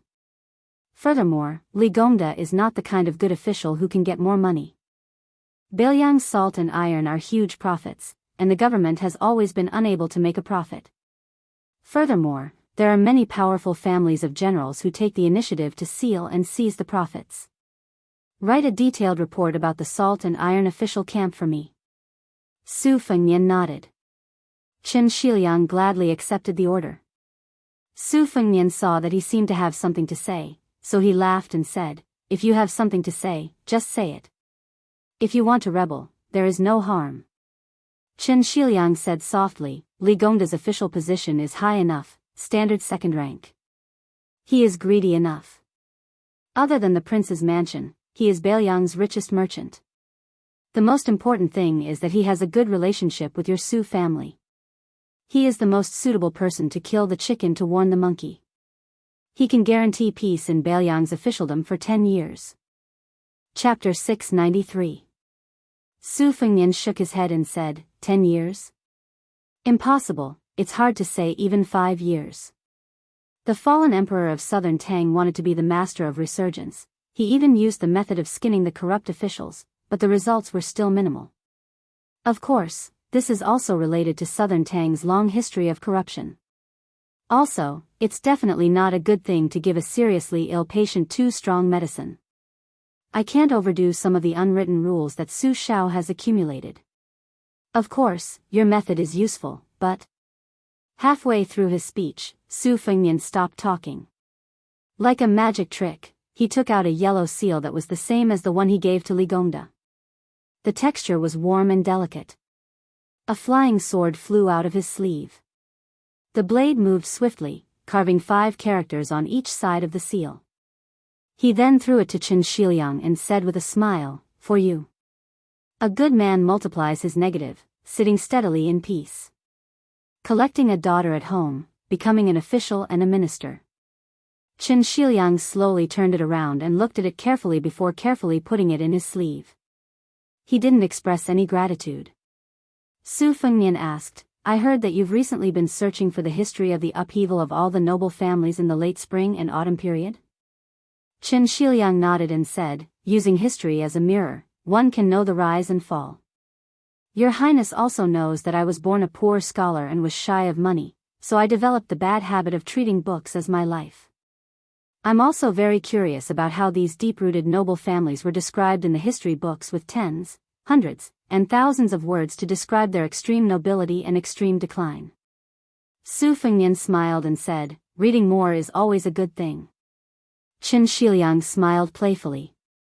Su Fengnian stared and said, "I've read a lot of books, aren't banned books books?" Qin Shiliang didn't expose him and asked, "Where are we going next?" Su Fengnian smiled and said, "We're going to Lingzhou's Dragon Eye County to see some old friends. Last time, we didn't get along very well. However, it was not necessary for them to meet. The main thing was that Dragon Eye County was still the place where old General Zhong Hongwu had retired to. Let's see if I can add fuel to the fire." Besides, Su Beiji was serving as a military advisor in the county capital, so he decided to pay him a visit. "Oh right, it will take quite a while to get to Dragon Eye County. If you're bored, I'll take out some silver and go to the city to invite a few courtesans to relieve your boredom. It's up to you whether you want to eat or not." Qin Shiliang shook his head and said, "I won't accept a reward if it's not deserved. If I succeed in the salt and iron business, even if your Highness gives me 10 courtesans, I will accept it with a clear conscience." Su Fengnian smiled and said, "Hurry up and return that Huang Tian stone seal to me. My heart is aching for it." Chen Shiliang coughed, lifted the curtain and said to Blue Bird, "Let's go to Dragon Eye County." Dragon Eye County was famous for producing ink stones that were like the eyes of a dragon. The quality of the stone was gentle like jade, tender but not smooth. If one knocked on it, there would be the sound of metal and stone. If one caressed it, it would be like the skin of an infant. It was regarded as an immortal product by the famous calligraphers of the past generations. It was said that old General Zhong's only son had a collection of 108 ink stones. The ink stone had 108 eyes like the eyes of a dragon. The most legendary thing was that this ancient ink stone had been passed around in the 6 dynasties and several countries by 8 famous dragon painters. Therefore, it was also known as the ink stone that painted the eyes of a dragon. In his later years, Zhong Hongwu had a son named Zhong Qingxin. Before he reached the age of 30, he had already established a great undertaking and held a high position. As soon as this old General Zhong retired, Zhong Qingxin would immediately be promoted to Dragon Eye County Chief. This famous son of a general's family had an even bigger family. Not only did he have 3 wives and 4 concubines, he also had no less than 20 mistresses in his golden house. He also had a hobby of eating the grass near his nest. He had hooked up with many wives and concubines of Dragon Eye County's high-ranking officials and dignitaries. Of course, Zhong Qingxin himself also often held banquets to reward guests. Every time he met someone, he would send out servant girls and beautiful maids that he had carefully trained. In Dragon Eye County, other than all kinds of romantic affairs, there were also gangs and sects in great numbers. For the most part, the officials at the top played around with their love affairs, while the people at the bottom of the Jianghu killed them. The well water did not interfere with the river water. Moreover, in recent years, the trend was that if the sects wanted to expand, they would have to compete to see who could get closer to the government. One by one, the well water flowed into the river water. There were very few people who persisted in establishing their own sect and did not observe the situation. Su Fengnian's carriage entered the county's Baiba city. From the name of the county, it could be seen that the ancient inkstone in Zhong Qingxin's hand was priceless. Su Fengnian knew the ins and outs of the Fish Dragon Gang very well. Although the Fish Dragon Gang had completed the big business in Beimang worth tens of thousands of taels of silver, the Fish Dragon Gang did not get much money. The several thousand taels of silver that Zhou Ziru, the young master of Ma Guan, paid as compensation were also given to the families of the gang members who died in a foreign land. To make matters worse, the deputy leader Xiao Chang and the chief guest Gong Sun Yang were both dead. This was a loss that could not be measured with money. The Fish Dragon Gang originally wanted to rely on this business to turn their fortunes around. However, they did not expect that the disciples of the military families in Lingzhou City would turn their backs on them after the business was completed. They even ignored the Fish Dragon Gang's subsequent visits. Fortunately, the granddaughter of the old leader connected with the business in Beimang City and was able to do some unique business that allowed them to maintain the gang's operations. However, when Liang Mang started a fight, the Fish Dragon Gang, which had been hanging on by trading at the border, was beaten back to its original state. Many of the gang members began to turn to other sections. When you're rich, you're warm; when you're poor, you're naturally cold. The barren real estate under the name of Old Master Lu of the Fish Dragons was located in the southwest part of the county. It used to be a long street, but it was sold to the neighbors every now and then. The neighborhood on both sides was getting bigger and bigger. The Fish Dragons, which only had one martial arts club left, was caught in the middle, which was very awkward. Fortunately, the martial arts club where their lifeblood was located occupied a large area. The Fish Dragons was an old gang that had been through a lot. Many of the gang members, including their descendants, had relied on Old Master Lu to make a living. Even if they wanted to leave, no one would take them in. The Fish Dragons were weak, but on the surface, they were still okay. At most, there were only 200 people left. As for the strong young men who could fight for territory, it was hard to say. The carriage stopped opposite the dojo of the Fish Dragons. Not many gangs in the city dared to openly hang their banners with their gang's name on them. There were only 1 or 2 gangs in the entire Lingzhou, and they all had powerful backgrounds. Dragon Eye County originally had a rival of the Fish Dragons, the Honghu sect. They hung their banners for a few days, but it was said that a young master who was traveling here didn't like them. That young master was very rough and was the grandson of the great general Yan Wenluan. He threw their banners into the latrine on the same day. The Honghu sect didn't even dare to raise their banners again.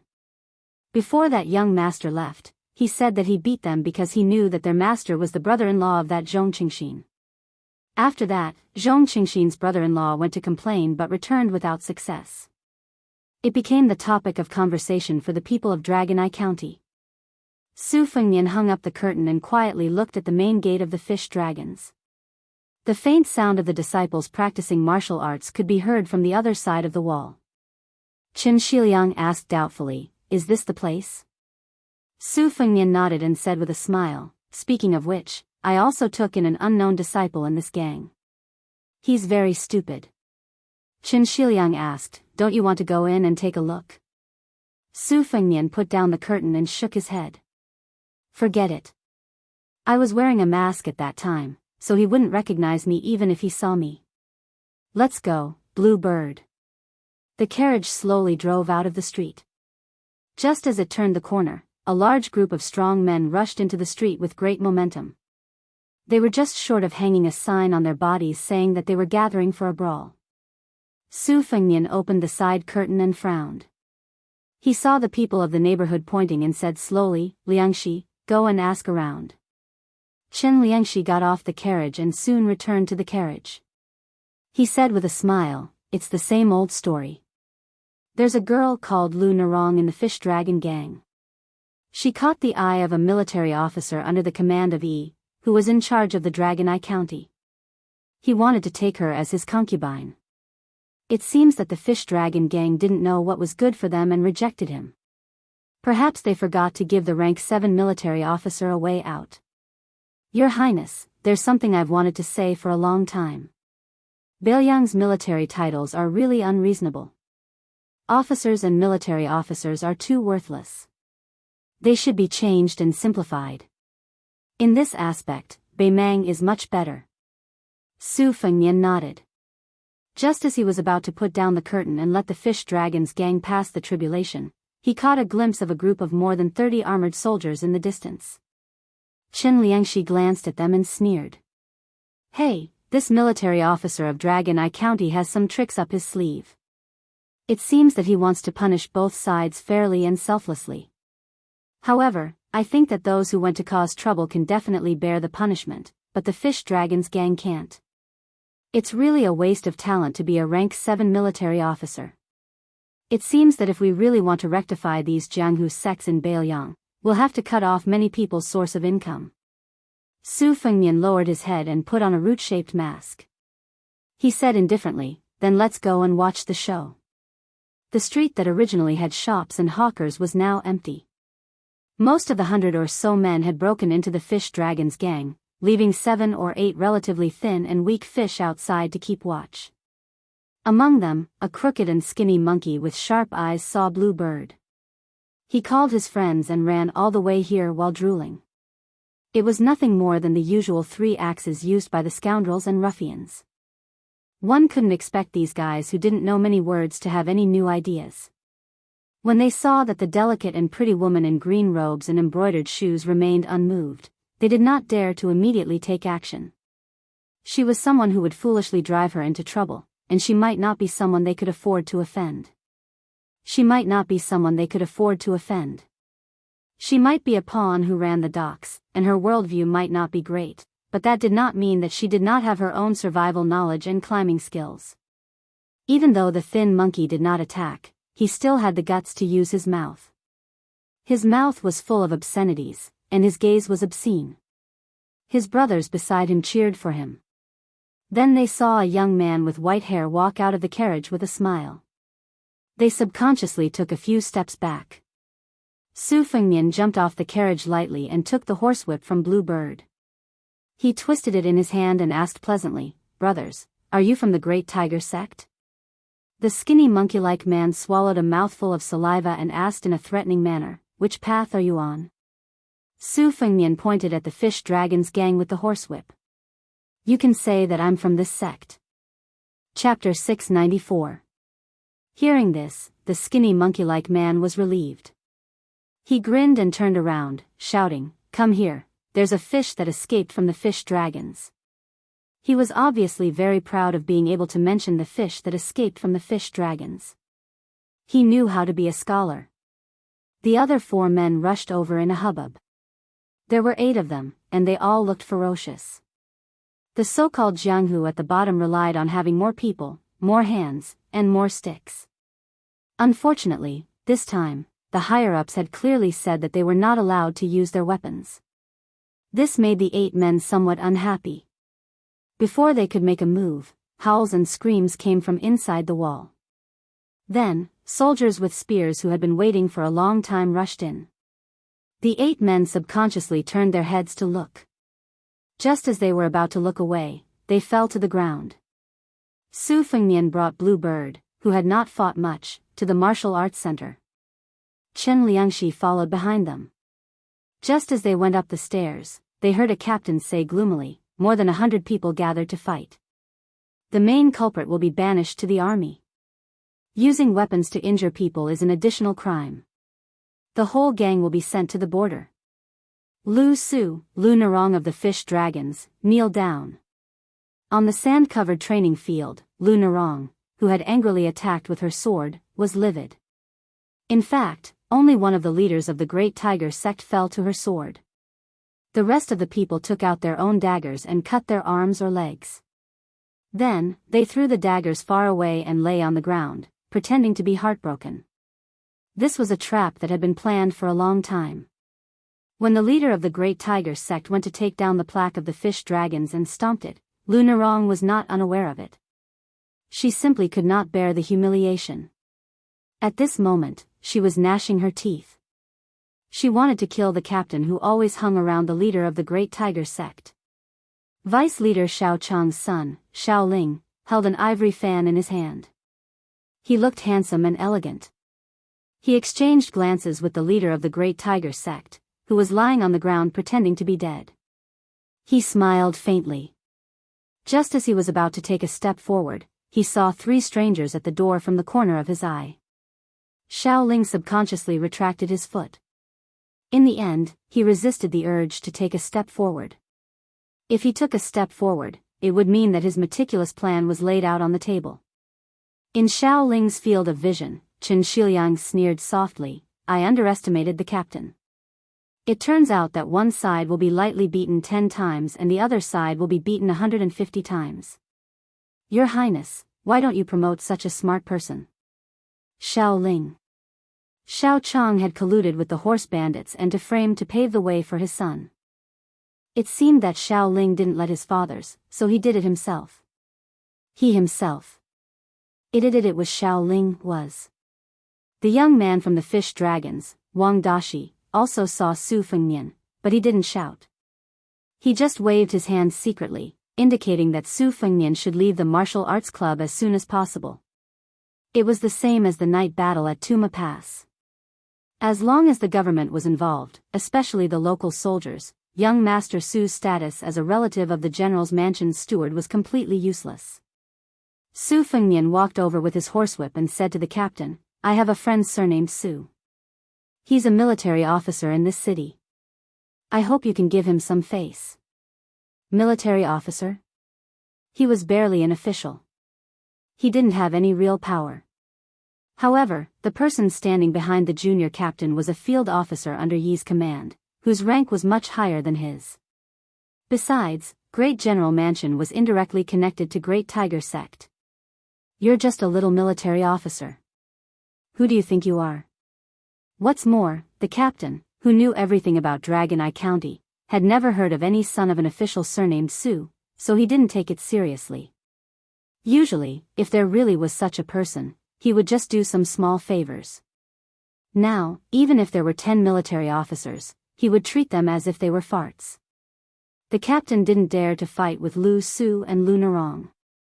He was eager to have someone hit the tip of the spear to show his power. He didn't unsheath his cold knife. He just smashed the scabbard at the man's chest.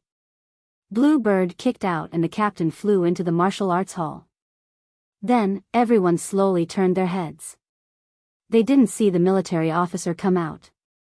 Old gang leader Lu Su, who was considered an expert in Lingzhou, narrowed his eyes. His heart shivered. It wasn't hard to kick someone to death or kick them a few zhang away.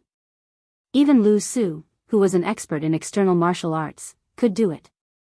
But to kick them a few zhang away and not kill them, he admitted that he couldn't do it. A soldier stabbed his spear at Blue Bird. Qing Miao raised her leg and stomped down. Under everyone's watchful eyes, the sharp spears were unable to hurt her in the slightest. Instead, one of the spears bent into an arc and bounced off the sturdy armored soldier's chest, causing him to fall heavily to the ground. Blue Bird tiptoed and the spear straightened in the air. She held the end of the spear with one hand. With a flick of her wrist, the spear tip turned into a terrifying circle. Lu Su was dumbfounded. When did Lingzhou have such a young top expert? Moreover, it was a woman with delicate features. Su Fengnian tilted his head and smiled. Blue Bird, bring our brother Xiliang to ask Su Juzi to call for reinforcements. Blue Bird nodded. She gently lifted the spear. The spear broke in half and she threw it away. She turned and walked out of the martial arts hall with Chen Xiliang. Su Fengnian said to the leaderless soldiers and the Honghu sect that were playing dead, not going to call for reinforcements and compete with your background? It's said that the heroes of Jianghu don't fight when the odds are against them. Are you waiting to be beaten? The birds and beasts scattered. Some of the men who had been lying on the ground on the verge of death were now full of vigor and vitality. No one dared to find trouble with the white-haired man. Chapter 695. Wang Dashi shouted excitedly, "Young Master Su." Su Fengnian walked in front of Lu Su and cupped his hands. "Greetings, old gang leader Lu." Lu Su, who had spent half his life in the mud of Jianghu, was a shrewd man.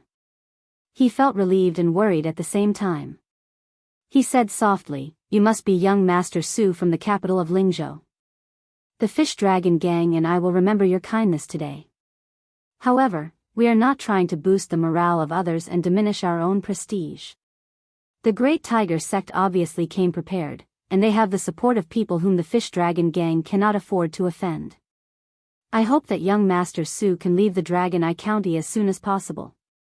Lu Narong sheathed her sword and said coldly, "Why are you still here? Do you need me to drive you away?" The kind woman had a sharp tongue but a soft heart. Su Fengnian smiled. "Lu Narong, you and I have traveled together from Lingzhou to Beimang.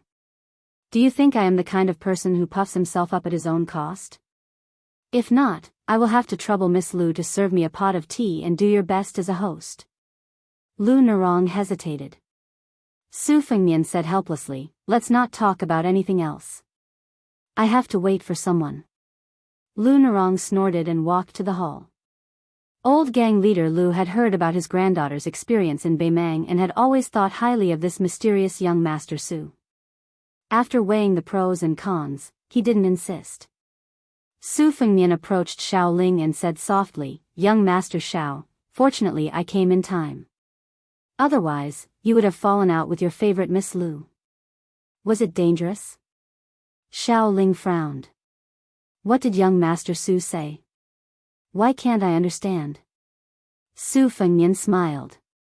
"Then I will say that I killed your father Xiao Chang. The letter your father sent you before he died was written by me. Do you understand?" Xiao Ling trembled as if he was struck by lightning. Su Fengnian said slowly, "The letter clearly stated that you should know your place and behave yourself. Why did you take the risk out of desperation? Or do you want to destroy Lu Narong with your own hands since you can't get her? Or are you thinking that one day, she will be tired of being played by the nobles of Dragon Eye Commandery, and then it will be your turn to have a taste?" Xiao Ling's eyes turned red. Su Fengnian put his arm around this playboy's shoulder as if they were old friends. "You're just like your father. Both of you are too smart. As for me, I'm not a good person either. Heh, it's a pity that Lu Narong is in love with me. I'm going to piss you off, you trash who can't even get close to her. I've heard that there are many senior brothers in Jianghu who were angered to death by their childhood sweethearts and junior sisters who changed their minds after they grew up. Unfortunately, you're one of them. I'll ask Xiao Rongrong to send you an invitation later. Xiao Ling was almost driven mad by Su Fengnian's blatant lies. He asked gloomily, "You with the surname Su, what are you trying to do?" Su Fengnian said innocently, "We're just chatting. Why else would I expose you as a traitor? No one would believe an outsider like me even if I told them. It's fun to piss you off."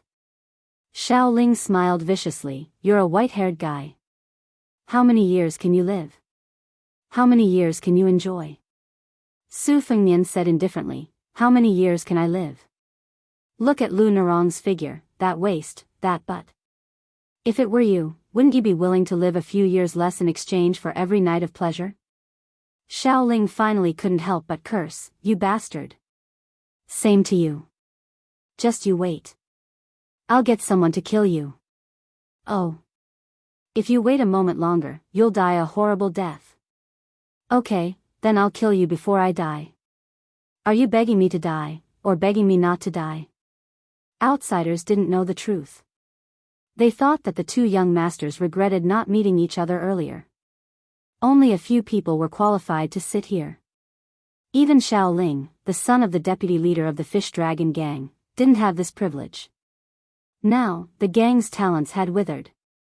Some had died, and some had retired. Only old gang leader Lu and two elders were sitting in the hall. Su Fengnian ignored Xiao Ling and left quietly. Lu Narong poured tea for Su Fengnian herself. When she bent down to pour tea for Su Fengnian, she asked fiercely, "Is it fun?" Su Fengnian took the teacup and said calmly, "I just happened to pass by. Let me give you a piece of advice. Don't overestimate your beauty." The young man, Wang Dashi, stood behind Su Fengnian and laughed foolishly. In the eyes of this young man, whose Jianghu experience was limited to the trip to Beimang, young Master Su was undoubtedly one of the top masters in Jianghu. Young Master Su was outstanding in martial arts, chivalrous, and had taught him a set of peerless martial arts. Of course, it was only because he was stupid that he couldn't grasp the essence of it. Lu Narong, who had a pair of beautiful legs, turned and left with a frosty face. She stood behind Lu Narong.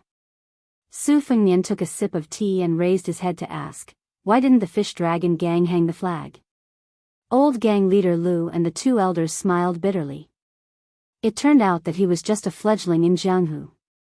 They guessed that he only dared to swagger in Jianghu because of his good family background and an expert retainer. Old gang leader Lu sighed in his heart. If he had known this would happen, he wouldn't have let this young Master Su get involved in this mess even if he had to throw away his dignity. Old gang leader Lu immediately felt somewhat puzzled. That trip to the northern Mang had been so bumpy and thrilling. According to Ni Rong's granddaughter's narration, this young Master Su had appeared to be very experienced and ruthless. He had dealt with many matters almost harshly and mercilessly. Did his granddaughter misjudge him? Chapter 696. Using the tiger skin as a banner could only scare people. In the hall, old gang leader Lu and the other elders were not in the mood to drink tea. When they saw the young man, who should be the Dragon Eye County soldier Chow, walk into the Fish Dragon gang, their hearts immediately turned cold. This Gongzi's appearance and bearing were not bad, but how many scholars like him were there in the Dragon Eye County? Not to mention the distant ones, just Xiao Ling in the gang. Just by looking at his appearance, he could be the son of an aristocratic family in the county governor's mansion. Bailiang was a classic example of a military general being arrogant and lowering his head to a civil official. If he really offended a military officer with real power, what was the use? Furthermore, this Gongzi was clearly pulled over in a hurry. He was alone and was probably doing some simple work like writing in the yamen. There were still ink stains on his hands that he did not have time to wash off. When the young soldier Chow saw young Master Su, who was calm and composed, he did not lower his head and slowly sat down. He smiled and asked for a cup of hot tea from the Fish Dragon gang to warm his stomach. Old gang leader Lu sighed in his heart. It seemed that the young and white-haired young Master Su was not a popular figure in Lingzhou. Otherwise, a small official of the Dragon Eye County would not be so negligent. Su Beiji and Su Fengnian sat to the side. He blew on the tea and frowned, can't you let me have some peace and quiet? This time, he took the initiative to come to Lingzhou's Dragon Eye County to be an official. There were very few people who knew about this. Not to mention the Lingzhou magistrate, even the administrator Li Gongda did not get any information. He only took the Shengguan family's ribbon seal, wrapped himself in his official robe, and single-handedly went straight to Longyan County. Longyan County's military yamen also did not raise any waves, mistakenly thinking that he was some unattainable general's descendant. There were also a few local tyrants who made several attempts to probe him, but they were all casually dismissed by Su Beiji, and then he was immediately sidelined.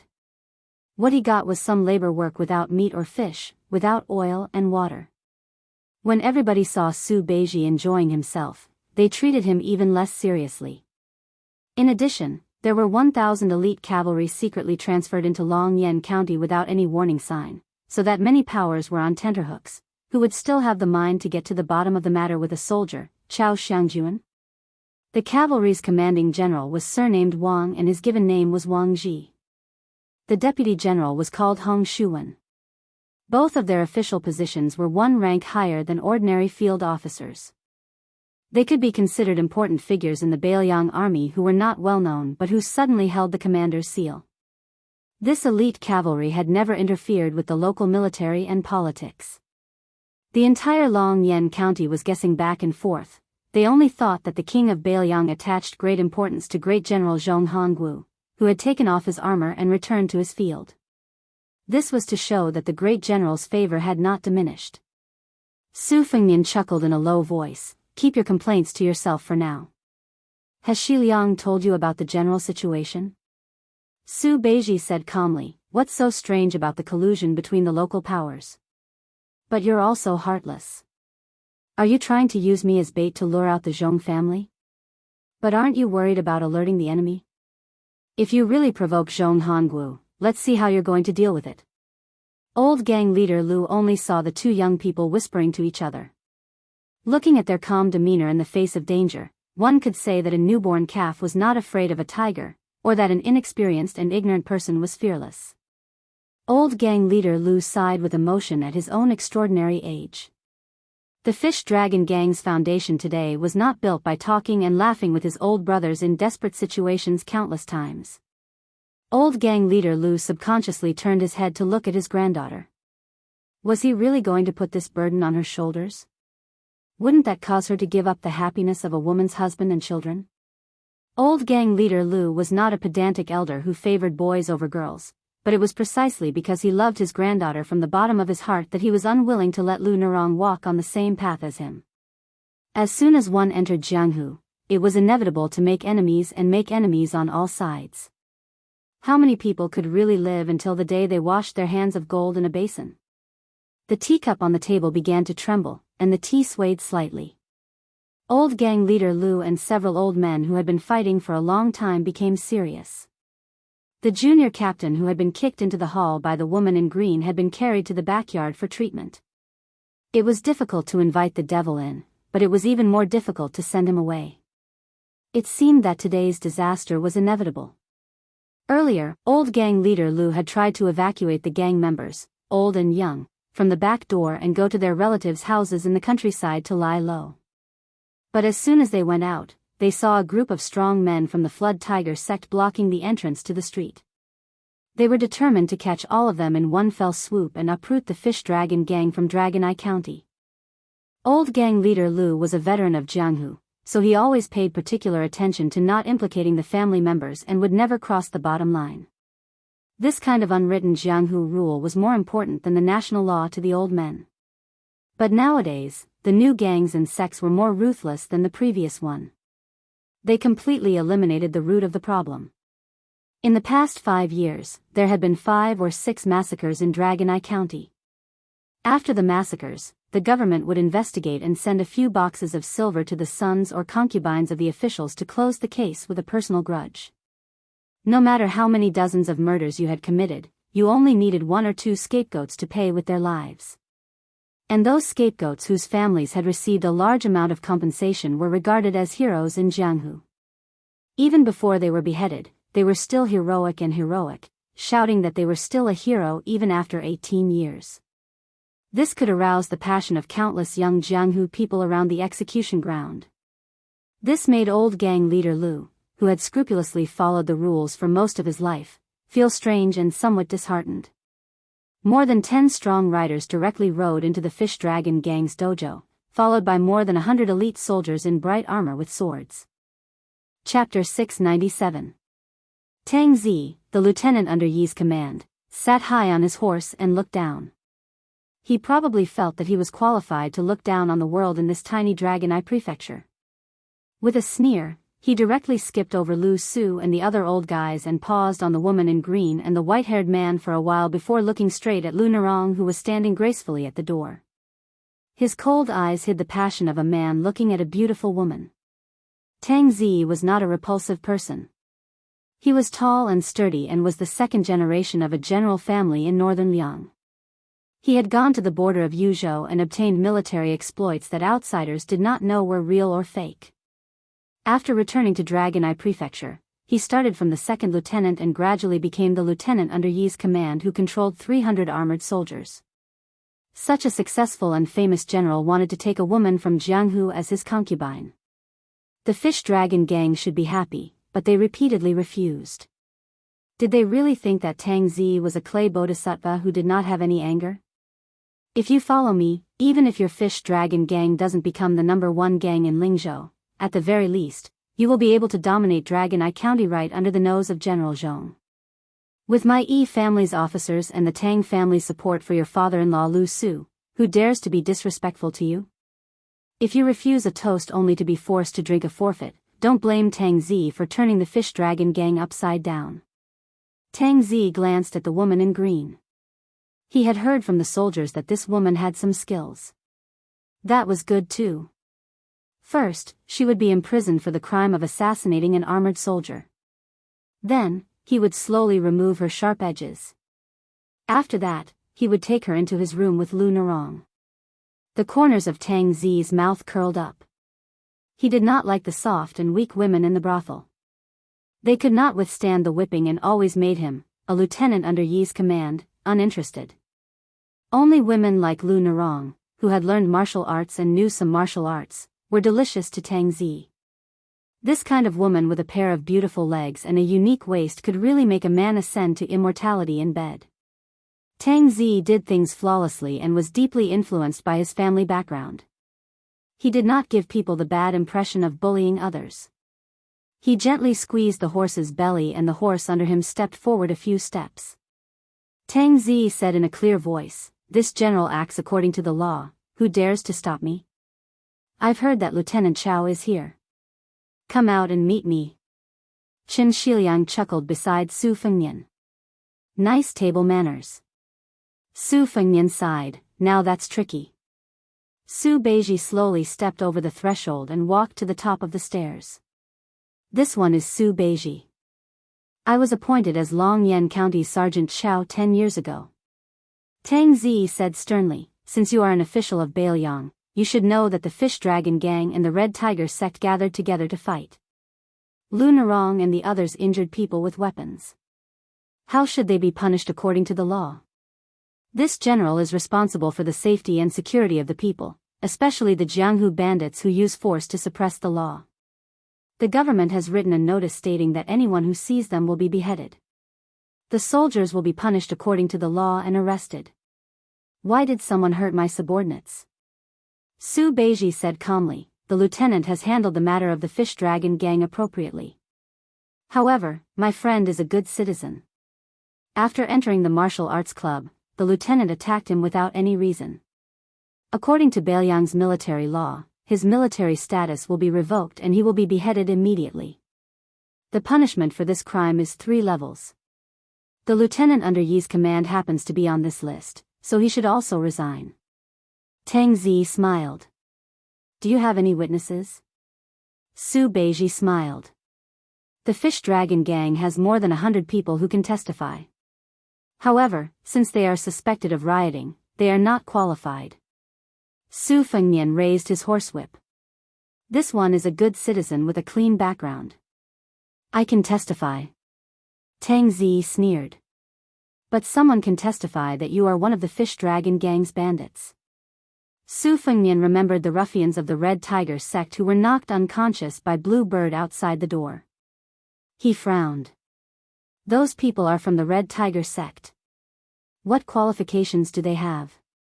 Tang Zi said indifferently, they have never entered the martial arts club of the Fish Dragon Gang, nor have they participated in any fights. Lu Narong walked to Su Fengmian, who was about to say something. That's enough. You and I are not friends. I probably won't be able to repay you for what you did today. I only hope that if you have any connections, you can protect Wang Dashi and the others for me. Lu Narong will be very grateful. Su Fengmian touched on her sore spot. Don't tell me you're really going to be this captain's bed-warming plaything? Lu Narong gritted her teeth. Believe it or not, I will stab you to death before I kill him. Su Fengmian tightened his grip on the horsewhip and looked a little absent-minded. Su Beiji smiled and said, Lieutenant Tang, in this case, no one in the gate of the Fish Dragon Gang is qualified. Tang Zi was confident and didn't mind playing cat and mouse slowly. Oh. I'm all ears. Su Beiji said calmly, I have evidence that Lieutenant Tang was involved in the massacre. During the massacre, 9 of your soldiers took off their armor and killed 17 people with swords. It's just that I didn't have time to present the evidence to the county governor. Tang Zi laughed and slowly drew out his sword. Do you think you still have a chance? Su Beiji asked back, you want to silence me? Do you know what the punishment is for killing a Lieutenant Chao for no reason? Tang Zi drew out his Bailiang sword from his waist. I won't break the law knowingly. It's just that Lieutenant Chao died in a fight with the bandits. I may even personally send him some compensation. Your people should be grateful to me for killing the Fish Dragon Gang. Su Beiji shouted angrily, how dare you? Su Fengmian reminded her in a low voice, Ju Zi, your acting skills are really bad. Now you should be so angry that your lips are blue and your legs are weak. Especially if there's some trembling in your voice. Su Beiji looked at the lieutenant and said softly, if you can do it, why don't you do it? By the way, do you really have evidence? No, I do know the truth, but I don't have evidence.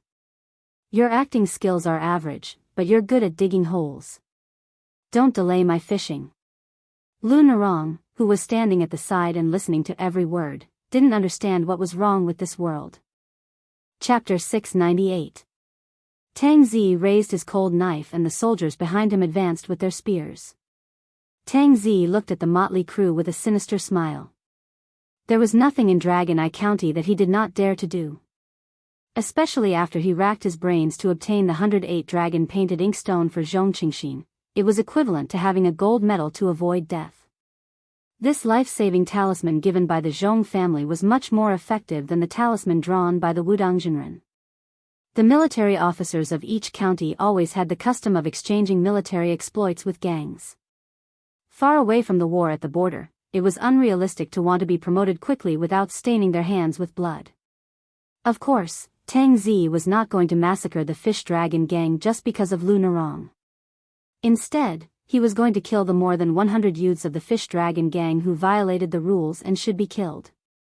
This was a great merit that was enough to make the next county governor of Longjing County, Zhongqingxin, beam with joy. Since that soldier Chao of unknown origin had bumped into the horse's hooves, Tang Zi did not mind killing one more. As long as the stabilizing General Zhong was in Longjing County, not to mention Longjing County, even Lingzhou would not be able to overturn the heavens. What Su Beiji cared about was the deep-rooted marriage alliance and collusion behind Tang Zi. On his way to Dragon Eye County, he had a detailed genealogy of Dragon Eye County in his hands. The military officer under Tang Zi, was only a small fish in his eyes and was not enough to mobilize a large force. Su Beiji wanted to drag out the new and old governor of Dragon Eye County who was responsible for throwing the fish on the chopping board. As for how to put it into the pot, steaming it or braising it, someone would decide. At this moment, he was more concerned about the elite level of the local soldiers. This would directly determine the strength of the Bailiang cavalry. There were more than 200,000 cavalries at the border. If they were defeated, how long could Bailiang last? Behind Su Beiji, Chen Shiliang lowered his head and muttered to himself. His 5 fingers tapped together. This poor scholar's point of view was completely different from Su Beiji. Su Beiji traced upwards while Chen Shiliang deduced downwards. The citizens of Beiliang were divided into 5 classes based on the amount of land. How much resentment did the Fish Dragon gang have accumulated over the past 20 years under the tyrannical military officers? Everyone knew that Beiliang was supported by the butcher Su Shao alone. He supported the 300,000 cavalries and supported the millions of poor families in Beiliang. If the door to the northwest of the empire would inevitably change, what benefits would the second king of Beiliang bring to the people? Of course, Tang Zi didn't know that the 2 scholars didn't treat him as an appetizer. He flicked the northern cold saber in his hand and said in a deep voice, "Take them down. Anyone who disobeys will be beheaded." Su Fengnian looked up at the sky. A black dot was getting more and more conspicuous. It broke through the clouds and fell straight down. The blue-white luan, the most handsome feathered bird, hooked Su Fengnian's arm with its claws. It flapped its snow-white wings and looked at everyone with cold eyes. Although Su Fengnian's realm had deteriorated greatly, it was not to the extent that he could not stop a bird with his arm. He reached out to stroke the head of the blue-white luan, which was nicknamed Little White. Little White lowered its head and pecked at the horsewhip in its master's hand. It was not difficult for a well-off young master to raise a falcon. However, the difference between a horse's quality and a falcon's quality was like the difference between heaven and earth. Tang Zi was born into a proper landowning household and was also the descendant of a general. His eyesight was not bad. He immediately became suspicious. However, he immediately pulled back the arrow he had shot. Just as he was thinking about whether to spare the life of Lieutenant Chao, the entire street behind him seemed to be on the verge of exploding. It was like a giant millstone was rolling non-stop. Tang Zi was shocked. This kind of sound was not unfamiliar to a military officer who had been to the border. More than 500 Yuzhou cavalries galloping in the city possessed such shocking power. Tang Zi was already so afraid, let alone the soldiers behind him who had never been to the border. Without the military officer's command, they subconsciously turned their heads to look. Beiliang's military orders were like mountains. They did not stop, but they were much slower. Wang Ji, who was unknown in Beiliang's military, strode into the Fish Dragon gang's martial arts club. This valiant general who had led 3,000 cavalries to intercept Han Diaosi outside the sword pavilion did not receive the meteoric rise he had expected after making a great contribution. Instead, he was able to have a talk with the Supreme General. His elite soldiers were reduced to only 1,000 men. He did not have the title of a real general, but he was as happy as a child. Moreover, after he had personally fought against Han Diaosi, who was the 10th most powerful person in the world, his aura had transformed and become more stable. He was less rough and more mellow. Perhaps he was not far off from the Supreme General Zhong Hongwu. As soon as he entered the martial arts club, except for Su Fengnian and the others who had the flying feather on their arms, the others immediately lost their arrogance. Even Tang Zi quickly sheathed his saber and jumped off his horse. He clasped his fists and said respectfully, "General Tang Zi greets General Wang." Wang Ji only glanced at Su Beiji intentionally or unintentionally. After their eyes met, he quietly looked away. As his gaze wandered, old gang leader Lu and the others who had been in Jianghu for most of their lives felt a little scared. This general was definitely not someone Tang Zi could compare to. The forces of Beiliang's Jianghu had always been weak and scattered. This was not because Beiliang's boorish men were not brave enough or not united enough. It was just that Beiliang's army was too fierce and good at fighting. Wang Ji did not recognize the white-haired Su Fengnian, who was wearing a mask and holding a whip in his hand, nor did he recognize the humble scholar Chen Shiliang. He only recognized Su Beiji, because according to Ren Tu, even if Wang Ji and his deputy general Hong Shuwen, as well as 1,000 riders, all died, this scholar was not allowed to die. Before leaving Liangzhou, Ren Tu had promised that within 3 years, there would be one of the 4 deputy commanders of Beiliang's cavalry, Wang Ji. It was easy to imagine how important this soldier named Su Beiji was to the entire Beiliang. If he did not know Su Beiji's shocking true identity, Wang Ji would have thought that this kid was the general's illegitimate son. You motherf *cur, you dare to kill Su Beiji who is related to my future? Even if the has-been Zhong Hongwu personally drew his saber, Wang Ji would dare to kill you. After Hong Shuwen left the Phoenix Battalion, he could be said to have reached the sky in a single bound. In the Battle of Iron Gate Pass, he killed 6 people of the palace guards and 1 golden saber imperial bodyguard with 2 sabers. Although 2 of the heads were obtained by picking up scraps, it had always been a skill to survive in a hurried battle. Hong Shuwen's splendid battle record had almost overshadowed Lieutenant Yuan Meng's style. He could be said to be the most outstanding fierce man below the top masters. Other than Hong Shuwen, there were more than 40 other light cavalry soldiers from the Phoenix Battalion who had infiltrated the other armies. They had all crossed the first threshold to become lieutenants. These people were like Hong Shuwen at the moment. They were promoted extremely quickly, but their reputations were still relatively unknown. The fact that they had once been White Horse righteous followers was also quietly covered up. Hong Shuwen followed behind General Wang Ji with 2 sabers hanging from his waist. As usual, he looked drowsy and dispirited, like a tiger taking a nap. Wang Ji did not hesitate.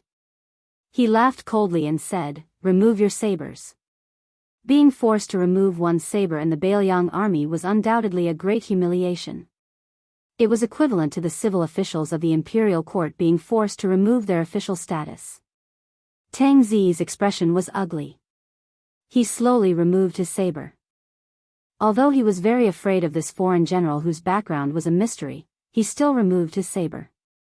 At the same time, he gritted his teeth and asked, "May I be so bold as to ask, General, why do you want me to remove my saber?" Chapter 699. Wang Ji said coldly, "Don't talk nonsense with me. If I want you to take off your saber, then take it off. If you have the ability, go complain to your backer. If you can get reinforcements to make me take back my order, then you have the ability. If Wang Ji sees you in the future, I will avoid you and take a detour. Hey, I might as well tell you the truth. I have long been displeased with you, a commandant under the E army who fills your own pockets with money. A day's worth of money is equivalent to half a year's salary. Today, I will take off your saber. Su Beiji is this general's blood brother. These days, he's been ostracized by you bunch of bastards. Don't join the army and become an official. Tomorrow, I'll replace you as the commandant of the E army. In any case, your ass is full of **t. Anyone else would be more justified than you to be the commandant. Take off your saber and get out of here with your bunch of trash." Tang Zi was infuriated to the extreme. This foreigner's table manners were so unsightly that he didn't even want to share a cup of the soup. Why did he have to take drastic measures and eat all of it alone? Tang Zi's face was filled with a sneer and anger. "Since you did it, don't blame me for doing it 15 times. Tang Zi took off his saber and threw it on the ground. When he threw it, the soldiers in the martial arts hall all lost their Bailiang sabers and spears. They were all overflowing with indignation and anger. If they were asked to deal with a gang like the Fish Dragon gang without any backing, they could be unscrupulous. However, when faced with a general with 1,000 cavalry, they didn't have the guts. When the immortals fought, smoke rose everywhere. Naturally, the immortals above would use their trump cards to deal with each other. It was not their turn to die. They really didn't believe that Commandant Tang would be defeated in their own territory. This commandant under the E army was a big shot who often visited the Zhong mansion. In Dragon Eye County, whether you had a status or not depended on whether you had taken in a beautiful servant of the Zhong family's son. Status was very simple. It was calculated by the number of beautiful servants you had taken in. Commandant Tang had 2 concubines, who were little beauties trained by the Zhong mansion. Tang Zi was so humiliated that he couldn't care less about who was behind Wang Ji. There were countless generals in the Bailiang army with titles, but how many of them could compare to the commander of the cavalry, Zhong Hongwu? Yan Wenluan can be counted as one, but that old general's roots are all in Yuzhou. If you, Wang Ji, have the ability to board this big ship,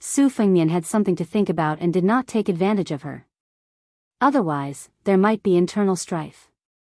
Soon after, the Zhong Mansion's aide dressed as a scholar came forward to act as a lobbyist. His official rank was not high, and he was only a middle-level official of the 7th rank in the Dragon Eye County. However, with the title of Xuanda Lang, he was very arrogant and was not afraid of Wang Ji at all. He acted arrogantly and ordered Wang Ji around. His words were nothing more than telling Wang Ji not to cross the line and cross the river. He reminded General Wang who was in charge here. This annoyed Wang Ji and he let the armored soldiers capture and beat him up on the spot. This was equivalent to completely falling out with both the military and the government of the Dragon Eye County. Su Beiji sat beside Su Fengnian and watched coldly.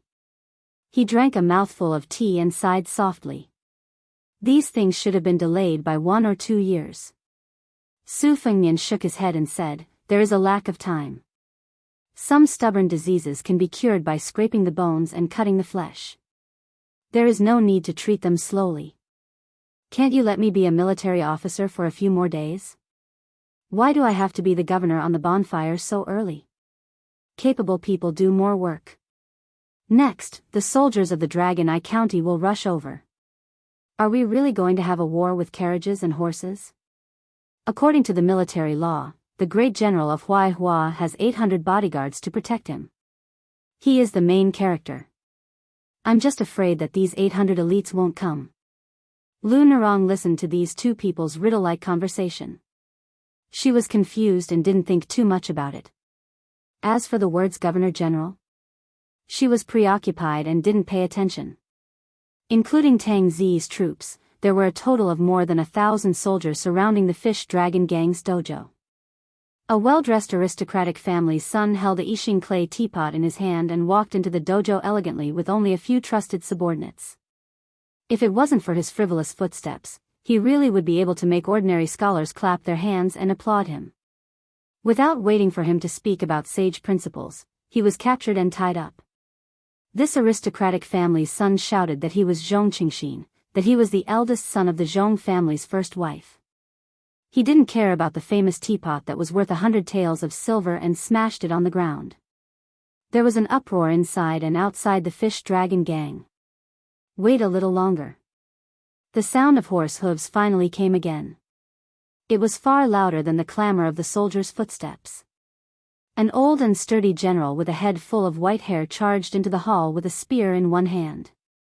He shouted angrily, "Which family's son of a bitch dares to behave atrociously in my territory?" Su Fengnian put down the horsewhip and waved away the green and white yuan. He slowly stood up and smiled. He put his fingers near his temples and tore off the skin on his face bit by bit. "My surname is Su, the same as Su Shao. My name is Fengnian." Chapter 700. The Fish Dragon Gang was on the decline these years and it was difficult for them to continue. The younger generation of the Honghu sect and Lujian sect opened up a path of wealth and became more prosperous day by day. Everyone in the Fish Dragon Gang said that there was a problem with the feng shui. Old gang leader Lu had no choice but to find a few experts in Dragon Eye County who were good at feng shui to investigate. He spent a lot of money and did many remedial measures according to the experts, but there was still no improvement.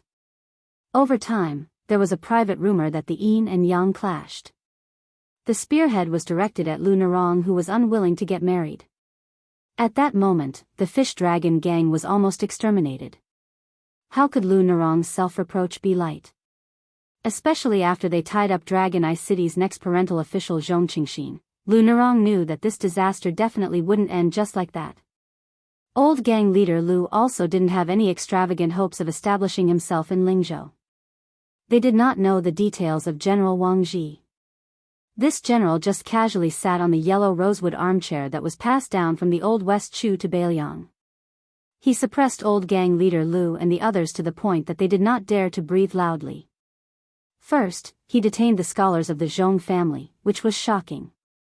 Later, even the young master of the Zhong family was not spared. However, nearly 1,000 soldiers only dared to cower outside. It was not a good feeling to let the Fish Dragon Gang hang by a thread and be half dead.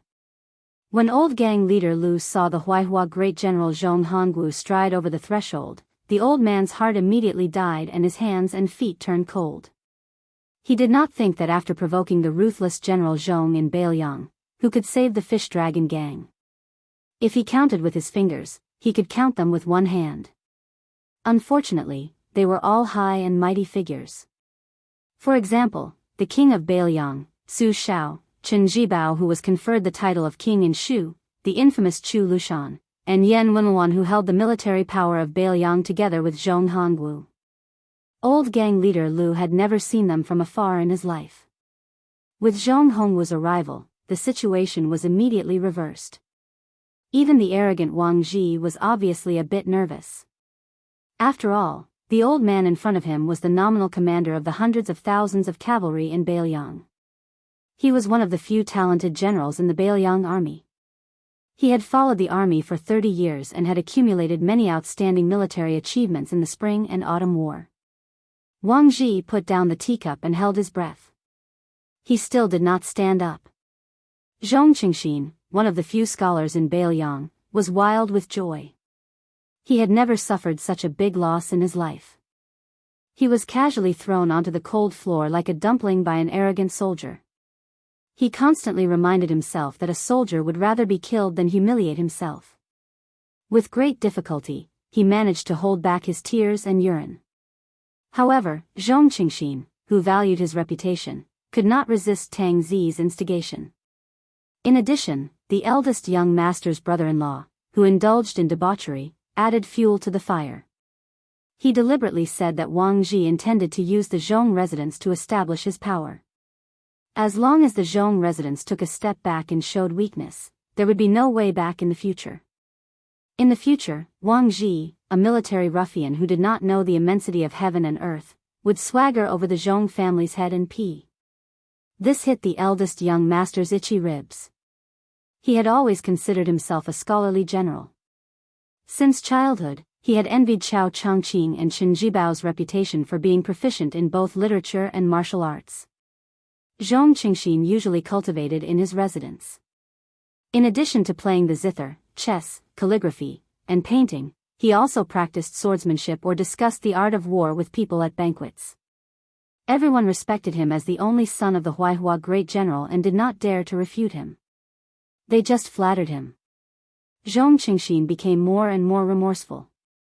He once personally carved a cross with the words, "Born 20 years later," regretting not being born in the spring and autumn period.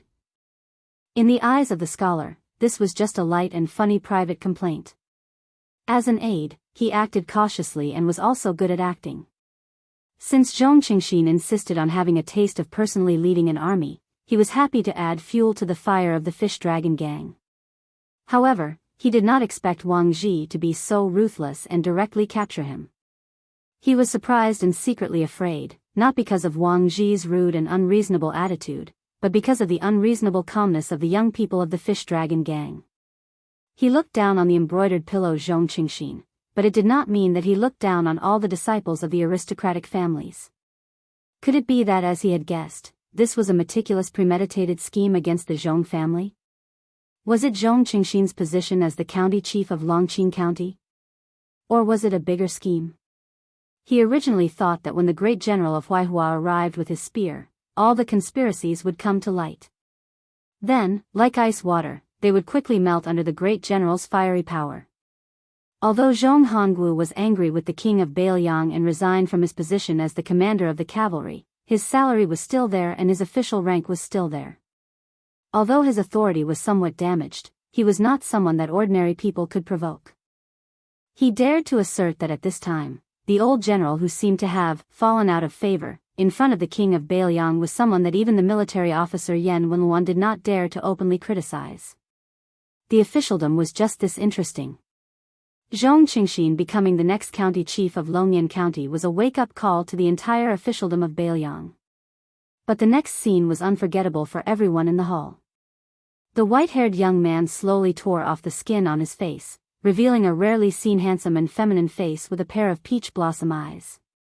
But the young master's appearance was elegant, and he had a kind of heroic demeanor that Zhong Qingxin would never have in his life. Su Shao as in Su Shao.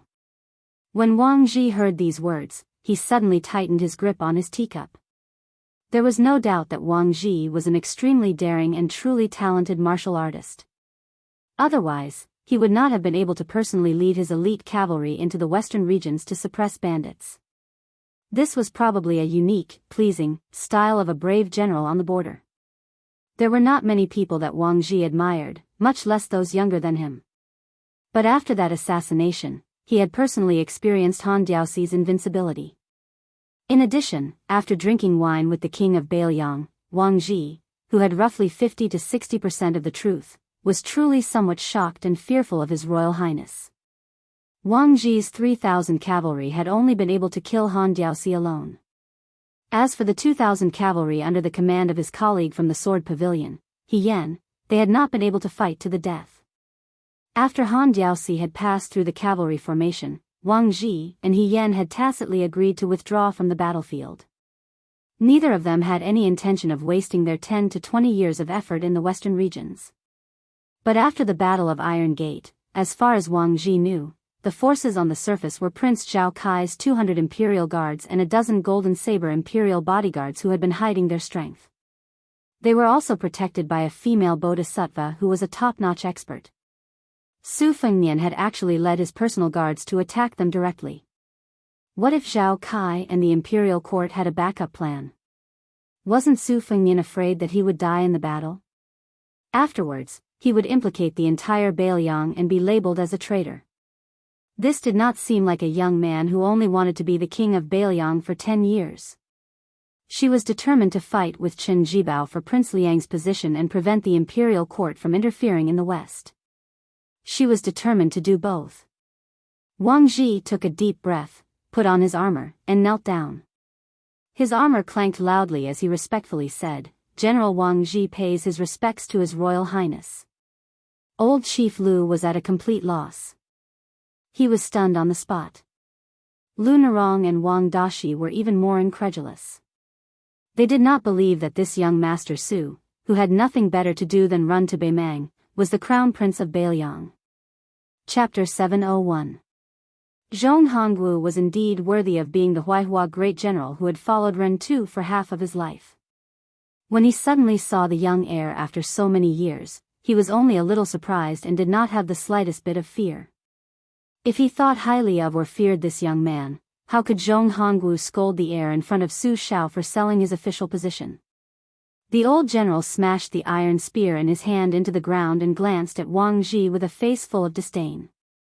Then, he looked at Su Fengnian who was secretly visiting Dragon Eye County and sneered, "Oh? It's the heir who personally came to Lingzhou. Which girl have you taken a fancy to?" "I'll say the ugly words first, it's best if the heir spends money on the prostitutes in the brothel.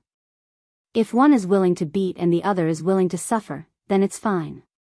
I'm too lazy to pay attention to them.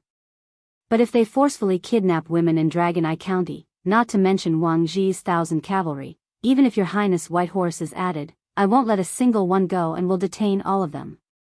Lu Narong narrowed her eyes at the Huaihua great general who had accumulated a lot of power. Her hair stood on end. Su Fengnian handed the face that had taken root to Blue Bird. He looked at Zhong Hongwu who was like a tiger that refused to fall. He smiled gently, "Don't keep saying, this general. You're already an old man who has taken off your armor and returned to the fields. Just peacefully enjoy the rest of your life." The old general was furious. He already had a terrifying appearance. After he glared with his bell-like eyes, his aura was even more shocking. He shouted, "You dare? Others treat you as the great general's eldest son, but in my eyes, you're just a good-for-nothing.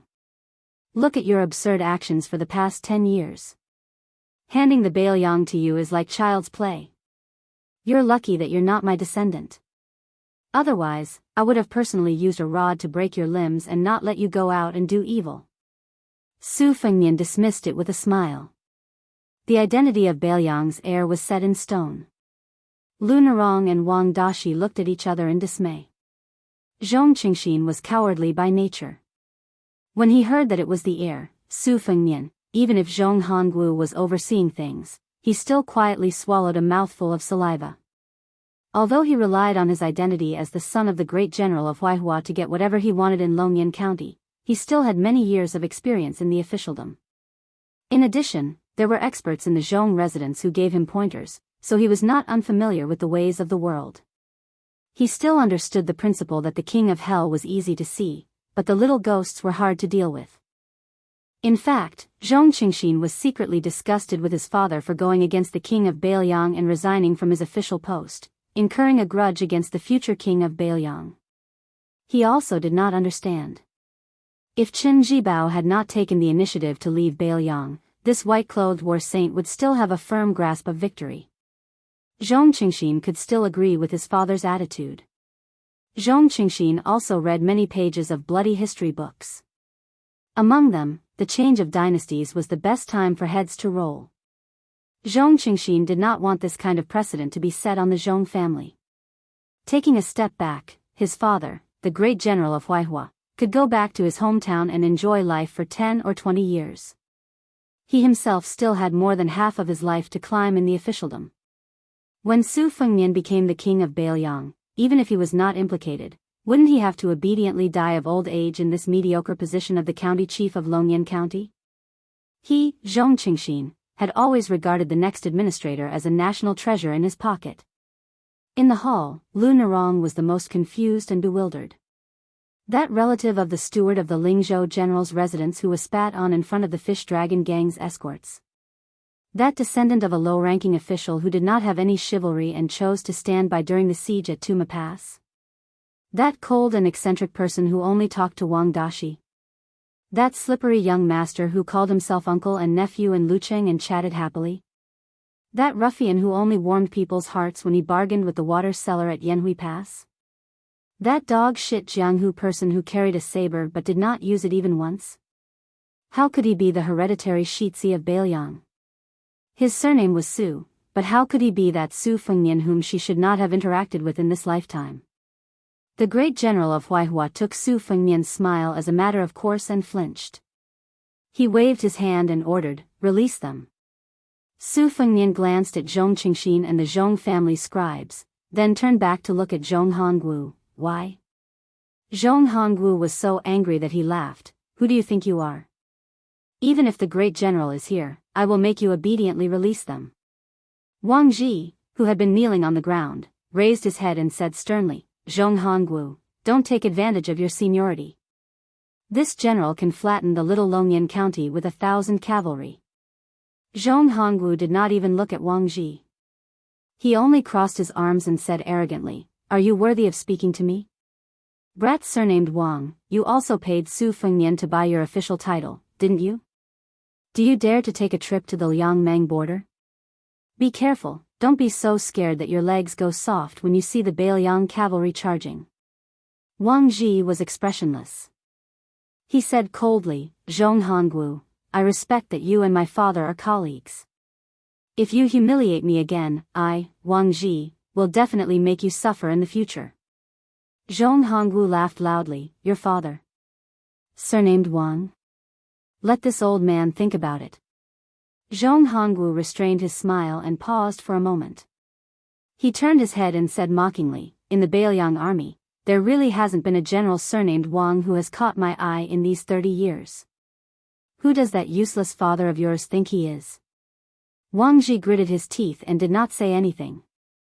Su Fengnian looked coldly at Zhong Hongwu's domineering attitude.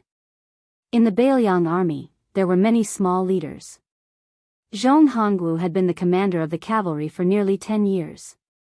Among the old generals of his generation, only Yan Wenluan could compare to him in terms of military achievements and prestige.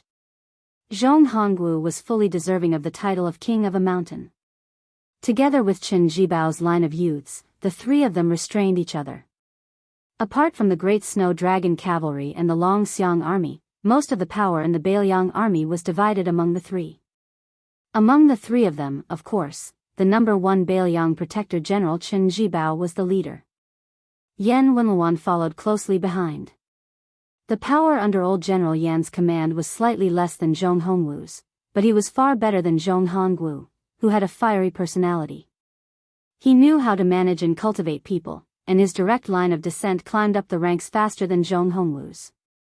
Excluding the 80 or so officers with real power, Yan Wenluan had close to 30 people under his command, which was far more than Zhong Hongwu's 10 people. However, the more this was the case, the more Zhong Hongwu did not understand the rules. For so many years, Su Shao had been tolerating him. After Zhong Hongwu reprimanded Wang Ji, he turned to Su Fengnian and sneered, "Crown Prince, why don't you untie him yourself? Otherwise, I'll go to the prince's mansion and scold you in front of the Grand General." Su Fengnian, who had been smiling, heard this. His eyes were as cold as water. His tone was slightly surprised. "Oh?" Zhong Hongwu retorted, "What else do you think you're going to do? You're going to follow me to the prince's mansion to beg for forgiveness?"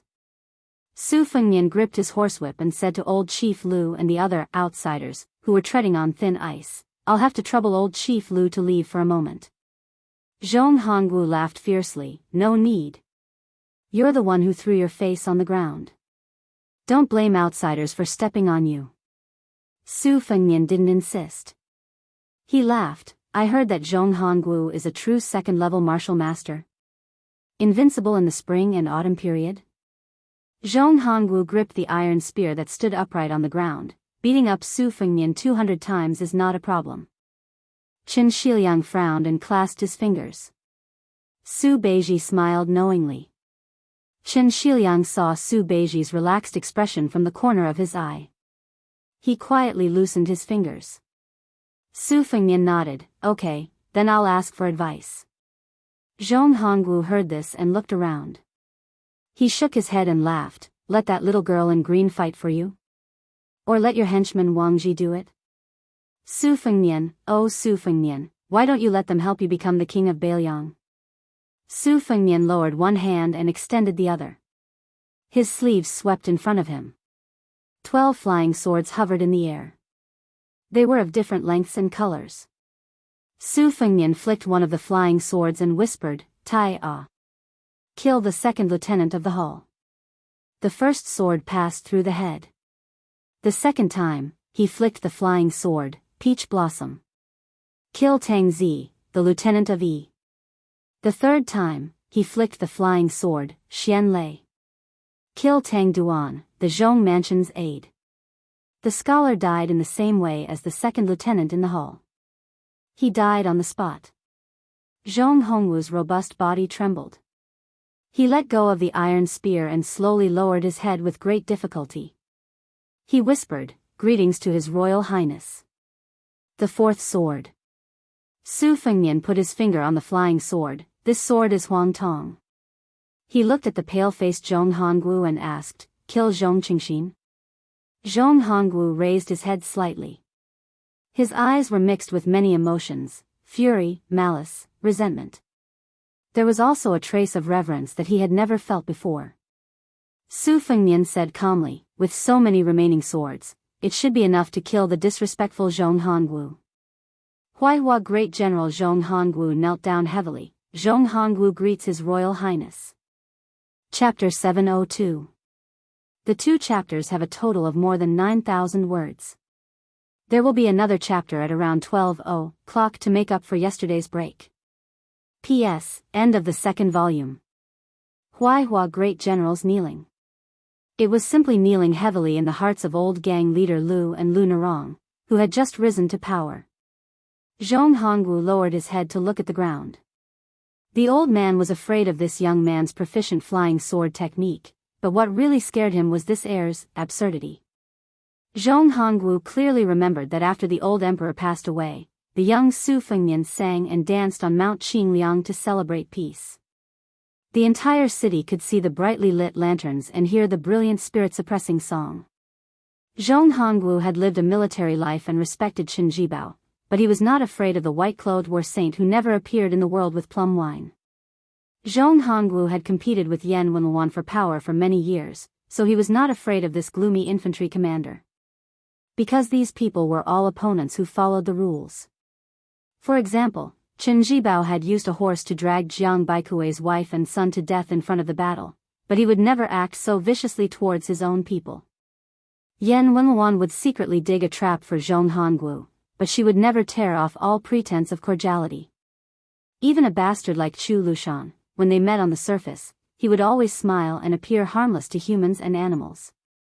But Su Fengnian was different. Zhong Hongwu simply did not know where his bottom line was. This was the most terrifying aspect. If this guy really rode his sword and killed his only son, Zhong Qingxin, or even killed Zhong Hongwu, who was in the gutter, could the king of Beiliang kill his legitimate eldest son to pay for the Zhong family's life? Zhong Hongwu was regarded by the upper echelons of Beiliang's officialdom as ignorant of the ways of the world. His cultivation was not as good as Yan Wenluan's, but that was only relative. If Zhong Hongwu was just a military brute who relied on favor and arrogance, he would not have reached the high position of cavalry commander. But today's humiliation was the first time in his life he had seen such humiliation. Zhong Hongwu had already decided that after today, he would return to the Beiliang army, hold the tiger tally in his hand, and have a good fight with his royal highness again. If you want to be the king of Beiliang, I can't stop you. But if you want to be the king of Beiliang to your heart's content, you have to go through me, Zhong Hongwu, and the hundreds of thousands of steel cavalry behind me first. Even though this second-level Huaihua great general was furious and said that he could defeat 200 Su Fengnian, at the same time, he played a trick and used words to block the young heir. In the hall, Su Fengnian, Su Beiji, Chen Shiliang, Blue Bird, and Wang Ji were 5 people. It was obvious that the 2 weak scholars were not worth mentioning. If Su Fengnian let Blue Bird or Cavalry General Wang Ji fight, it would be tantamount to admitting that he could let someone else do everything for him. He might as well just let some random person be the king of Beiliang. It was obvious that Zhong Hongwu was not the kind of general with a one-track mind. Unfortunately, after Dong Tai of the Wu family's sword tomb, there was another freak who had mastered sword cultivation. No matter how good his calculations were, it was useless. Zhong Hongwu was not conceited enough to confront a freak who could control swords for 12 times. In other words, if he lost to Yan Wenluan, Zhong Hongwu would admit defeat. If he died in the hands of Chen Jibao who killed Spear Fairy Wang Xiu, it would be a glorious death. But if he died in this shabby place and in the hands of Su Fengnian, what would that be? Su Fengnian put his sword back into his sleeve and went to help Zhong Hongwu. When the old general slowly got up, he said softly in a voice that only the two of them could hear, "Do you want to go back and continue to be the Huaihua great general? Maybe it's too late. Yuan Zuozong will soon replace your position as the cavalry commander. As for Chen Jibao's vacant position as the governor of Beiliang, you and Yan Wenluan can forget about it." This was too much. This was a vicious method to remove the firewood from under the cauldron.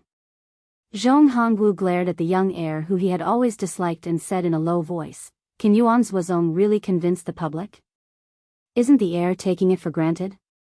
The implication was that he, Zhong Hongwu, had been the only bodhisattva worshipped in this big temple for more than 10 years. He had countless disciples and disciples.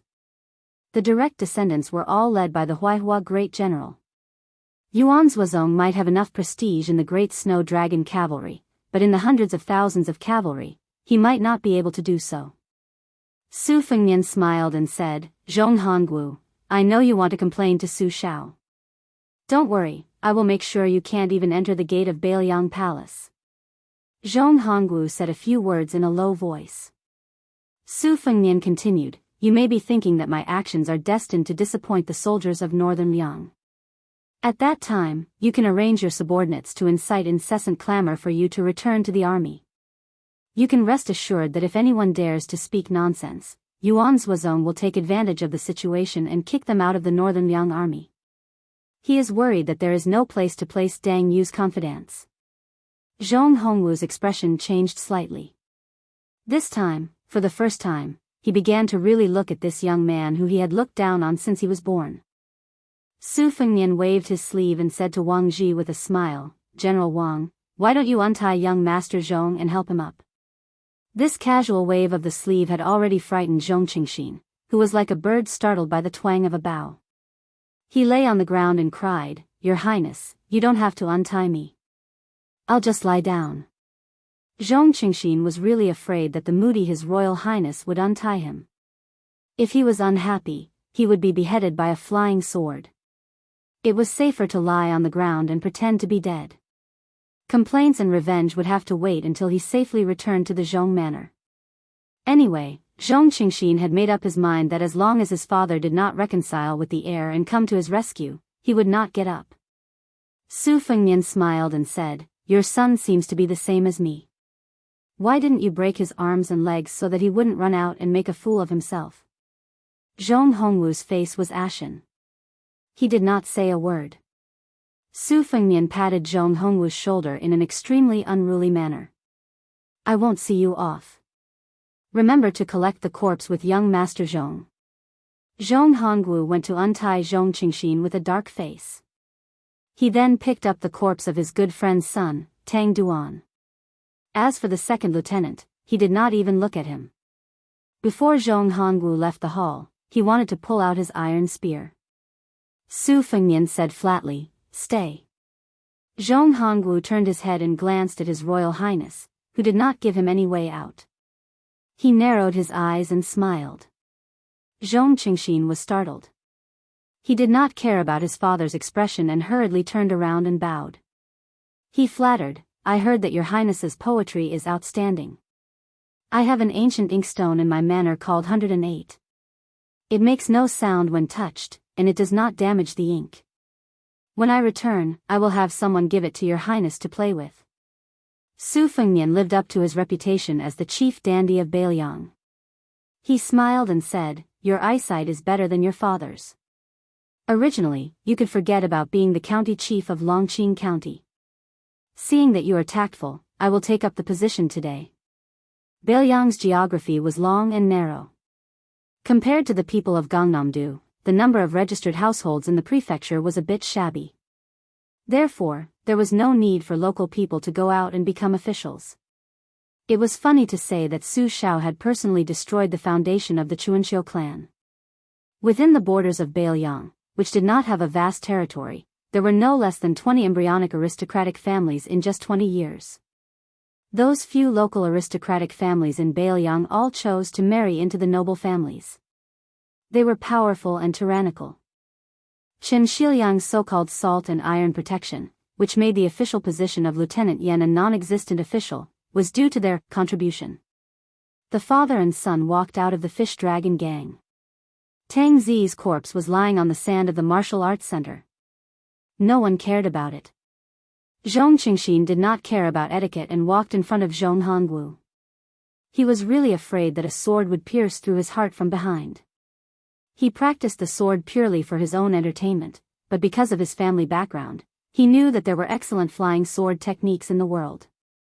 Among the retainers in the residence, there were two famous swordsmen. They often argued about whether Li Chuangang's sword spirit was stronger or Dong Tai's flying sword killing technique was better. As for the two swordsmen themselves, they put everything on the line and insisted on riding their swords. A few feet was the limit of their cultivation. This time, seeing Su Fengnian's 12 imperial swords kill people without leaving a trace was really an eye-opener for Zhong Qingxin. If it were any other time, he would have invited him into the residence to drink and have a good time. There was no harm in choosing any of those beautiful maids with swaying bodies. Zhong Qingxin sat in the carriage and finally felt relieved.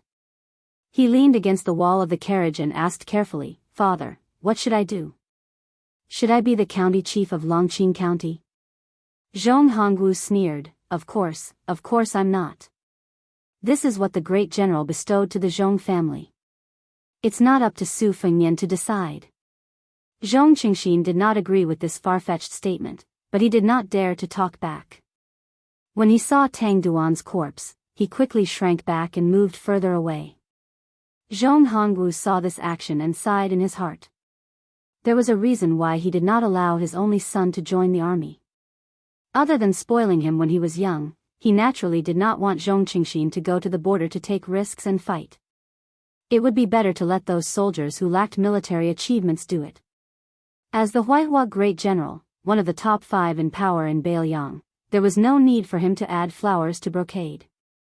Other than this selfishness, it was also because Zhong Hongwu could see the general trend of the next 20 years better than anyone else. Now that the military was in control of the government, the drawbacks were gradually showing. Those county chiefs were destined to be replaced by literati. He did not expect the king of Bailiang to emphasize the civil and suppress the military, but at the very least, the civil and military sides would enter a delicate balance. This had always been the trend after the world was at peace.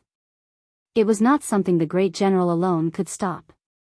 Even if he was the king of Bailiang, Su Shao, or Ren Tu, he was no exception. Zhong Qingxin suddenly felt sorry for his precious 108 inkstone, which he cared about more than he cared about his concubine. He asked timidly, "Should I still send the ancient inkstone?" Chapter 703. Zhong Hongwu glared at him. Zhong Qingxin laughed awkwardly and said, "I won't see you off." Zhong Hongwu punched the carriage and said in a low voice, "Your Su Fengnian is not particular, so don't blame me for not doing things properly." Zhong Qingxin was stunned.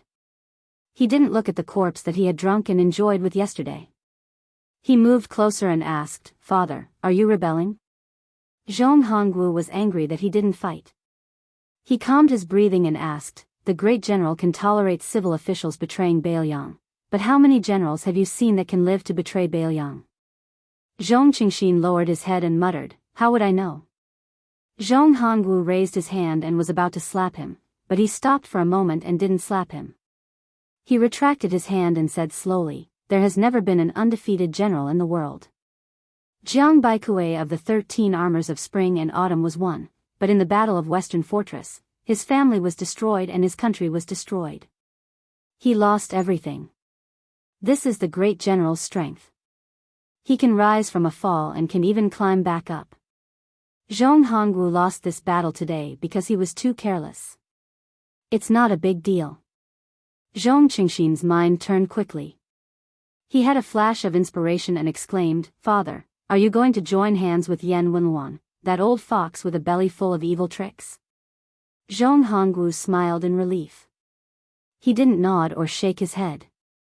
It was enough for the father and son to know about this. The carriage suddenly stopped. Zhong Hongwu lifted the curtain. A horse galloped over. Wang Ji pointed his scabbard at the Huaihua great general who had been snubbed today. "Zhong Hongwu, remember this." Zhong Hongwu laughed it off. He was about to put down the curtain when he hesitated. "Who is your father?" Wang Ji sneered, "Wang Shiziu." Then, he rode away.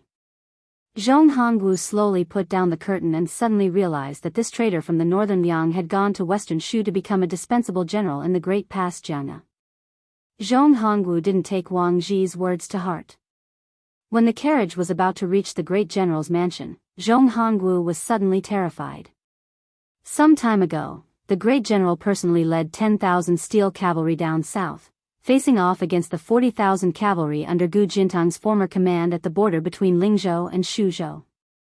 The king of Bailiang took action and put pressure on the border. He was Wang Ji, the son of Wang Shiziu, the general of the Sword Pavilion. Prince Zhao Kai went to the western regions with the vase, and then he left without a sound. The crown prince's hair turned white for no reason. Zhong Hongwu clenched his fists and muttered to himself, "What have you done all these years?" Zhong Hongwu walked down from the carriage and said calmly, "Go and deliver the ancient inkstone." Zhong Qing felt a mixture of worry and joy in his heart. He asked tentatively, "You want someone else to deliver it?" Zhong Hongwu finally delivered that resounding slap. The atmosphere in the fish dragon gang was very awkward. Old gang leader Lu and several old men knelt down and kowtowed to His Royal Highness. Their explanations varied. Some called themselves commoners, while others didn't forget to name themselves. They didn't even omit their own nicknames. Su Fengnian smiled and asked them to get up quickly. As for Lu Narong, who stubbornly refused to move, and the young Wang Dashi, who was completely stunned, he didn't care. The old men were all people who had lived for 50 or 60 years. They soon took the initiative to leave. They were happy to see the turtledove taking over the magpie's nest scene. Old gang leader Lu winked at his granddaughter Lu Narong and went to appease the gang members. He only dared to say that the storm had calmed down. He didn't even dare to say that His Royal Highness had personally come to the fish dragon gang. After Wang Ji left, the hall was filled with the crown prince's confidants who were qualified to know the secret of the assassination at Iron Gate Pass. Su Fengnian joked, "Xiliang, let's make a bet." Qin Xiliang smiled and said, "Let's bet on whether the ancient inkstone will be delivered or not. Will Zhongqing give it to you personally?" Su Fengnian nodded and said, "I bet that he won't deliver it, let alone young Master Zhong. If you win, the ancient inkstone will be yours." Qin Xiliang smiled confidently and said, "Then I'll use this ancient inkstone to grind the dragon painting and give His Highness the 3 dragons shaking the sea painting." Su Beiji raised his porcelain cup and took a sip of tea. He said slowly, "You're forcing Zhong Hongwu to side with Yan Wenluan." Su Fengnian sat back in the armchair, loosened the whip, and leaned back.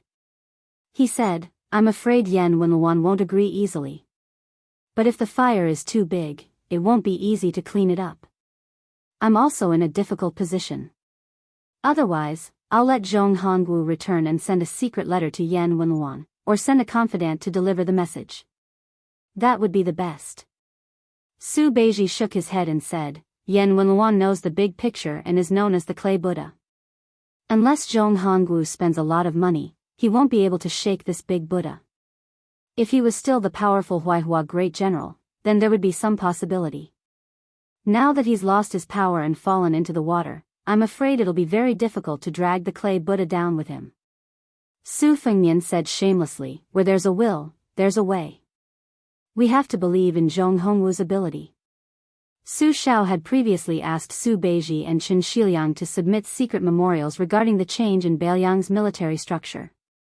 The two of them took different routes to achieve the same goal. Both of them wanted to cut the Gordian knot and directly start with the top brass. Chu Lushan, as the protector general of Beiliang, made an exception to promote a large number of young and strong officers. This came from Qin Xiliang's memorials. And they had to force Zhong Hongwu and Yan Wenluan to withdraw from the border and retire behind the scenes. This came from Su Beiji's plan. The general outline was that if you don't withdraw, I'll make you have no choice but to withdraw. One was an overt scheme, the other was a conspiracy. Wang Dashi wanted to say something but stopped, not daring to interrupt. Su Fengnian turned his head and laughed, "What's wrong?" Wang Dashi realized in hindsight and blushed. He asked, "Young Master Su, are you really Beiliang's His Royal Highness?" Su Fengnian teased, "Am I not allowed to roam the Jianghu like you?" The youth scratched his head and laughed foolishly. "You can." Su Fengnian laughed and asked, "How's your practice of the fist technique I taught you?" Wang Dashi blushed and said, "I practice it every day." "But young Master Su, oh no, His Royal Highness, you know I'm stupid. I can't practice it well." Su Fengnian laughed and said, "You're smart, so I won't teach you this fist technique." "Oh right, let me tell you, this fist technique was created by Wudong's Hong Shixiang. He's not smart, so you're very suitable to learn it." Wang Dashi was stupefied beyond words. Wudong's sect leader Hong Shixiang was an immortal who rode a crane down to Jiangnan and used a flying sword to suppress dragons and tigers. Sect leader Hong wasn't smart enough? Wang Dashi, who was indeed not very smart, was even more confused. The teapot and tea set were placed beside him. Su Fengnian turned over a teacup and poured a cup. He stood up and handed it to Lu Nerong, who was standing opposite him. "Sit down and drink." Lu Nerong took the teacup but didn't sit down. She said with a sad face, "I don't dare." Su Fengnian glanced at her. "The fish dragon gang will hang the flag tomorrow. That Wang Ji will support you." Lu Nerong bit her lip and shook her head. Su Fengnian had been with her for a long time. He knew that she liked to be stubborn, so he didn't find it strange. He didn't make things difficult for this Jianghu girl. He said goodbye and walked to the door of the hall. Before crossing the threshold, he whispered something to Blue Bird. Then Lu Nerong saw a copper coin thrown from afar. This time, Lu Nerong didn't deliberately turn a blind eye to it like last time on the hillside with thousands of miles of yellow sand. Instead, she caught the copper coin. That time, Su Fengnian explained some principles to her and said that one should be outwardly but inwardly. Lu Nerong lowered her head and said, "The fish dragon gang will hang the flag." Su Fengnian had already walked far away. Wang Dashi asked softly, "Miss, are we never going to see young Master Su again?" Lu Nerong nodded. Wang Dashi ran to the door. The grateful youth was full of sorrow. Sitting in the small carriage on the street, Su Fengnian said to Su Beiji, "I originally wanted you to be the county chief of Longqing County to discuss the Zhong family. But after thinking about it, I decided not to let Zhong Qingxin be the county chief of Longqing County. It seems more disgusting. In fact, putting aside the disgusting people, you are like a carp jumping over the dragon gate. The more you jump over the dragon gate, the more exaggerated the better." Su Beiji looked straight ahead and smiled. "Forget about me." Qin Shiliang frowned. Speaking was like looking at tea in a cup, like drawing a dragon on a piece of paper. Only when there was white space would there be lingering charm. Su Beiji's hidden meaning was clear to the three people in the carriage. Su Beiji did not want to be this carp. He was more than happy to be a wild carp in the river. Thus, he could only let Qin Shiliang, who was like a house carp in the tide Hark Lake, be the remaining one. Who was higher and who was lower, the distance tested the horse's strength. Su Fengnian did not seem to notice the undercurrent in the carriage at all. He smiled and said, "I just realized that these years of being a hedonistic son of rich parents were not in vain. Now, no matter what unreasonable actions I do, outsiders will not be surprised. The human heart is like a bowstring. The bow that is Bailiang has been pulled wide enough." Before the carriage left the city, Su Beiji was about to get off and did not see him off. Zhong Qingxin ordered dozens of retainer cavalry to follow from afar and came to deliver the famous inkstone. Inside the carriage, Qin Shiliang received the priceless inkstone. Outside the carriage, Su Beiji tactfully declined the prefectural governor Zhong Qingxin's gift of a famous horse. The latter did not dare to leave on the horse. He led the horse forward and walked side by side with this trusted aide of His Royal Highness. After a moment of conversation, Zhong Qingxin sincerely bowed in admiration. Qin Shiliang put down the sandalwood box and asked calmly, "When will the world know that your highness personally killed the mountain chieftain of Mount Bubang, 5th Raccoon?" Su Fengnian glanced at him and laughed, "You clearly know the answer, yet you still ask me." Qin Shiliang's lips twitched. That day, a shocking secret spread out from Dragon Eye County to the entire northern Liang store with the force of a single spark setting the prairie ablaze. Crown Prince Su Fengnian personally cut off the head of Beimang's northern court great king, Su Huainan, by the Ruoshui. He also personally cut off 5th Raccoon's head in the Ruren Mountains. And no one doubted these two earth-shattering things. Because the one who spoke was Su Huainan's grandson, Su Beiji. 2 heads. He Xinliang. Hashtag He Xinliang. Chapter 704. This was an eventful period. But for the common people who were used to a peaceful life, it was just a few more things to talk about after a meal. They could not see the storm coming, so they would not be worried. After Su Fengnian returned from Beimang to Bailiang, he had first rushed to Iron Gate Pass to kill Zhao Kai. After returning to the Wangfu, he had to take care of Su Weisheng. Then he started to use Su Weisheng and Qin Changxing's strategies to pave the way. Today, he finally carried a pot of green ant wine up the stairs. It was not that he could not squeeze out time to go to Tide Listening Pavilion earlier, but Su Fengnian did not dare to do so. When he was young, his legs were weak, but he could climb up and down Tide Listening Pavilion quickly. Now, even though his cultivation had dropped, he still had second-level internal power, but he walked so slowly. The withered man who had sat on the top of the pavilion for almost 20 years did not smile. After the death of Bailiang's chief strategist Zhao Chongling, he, who had been suppressed, should have been the time to rise up, become familiar with the Liang dynasty, improve further, and leave behind an important comment in history. But he remained in seclusion there. Why?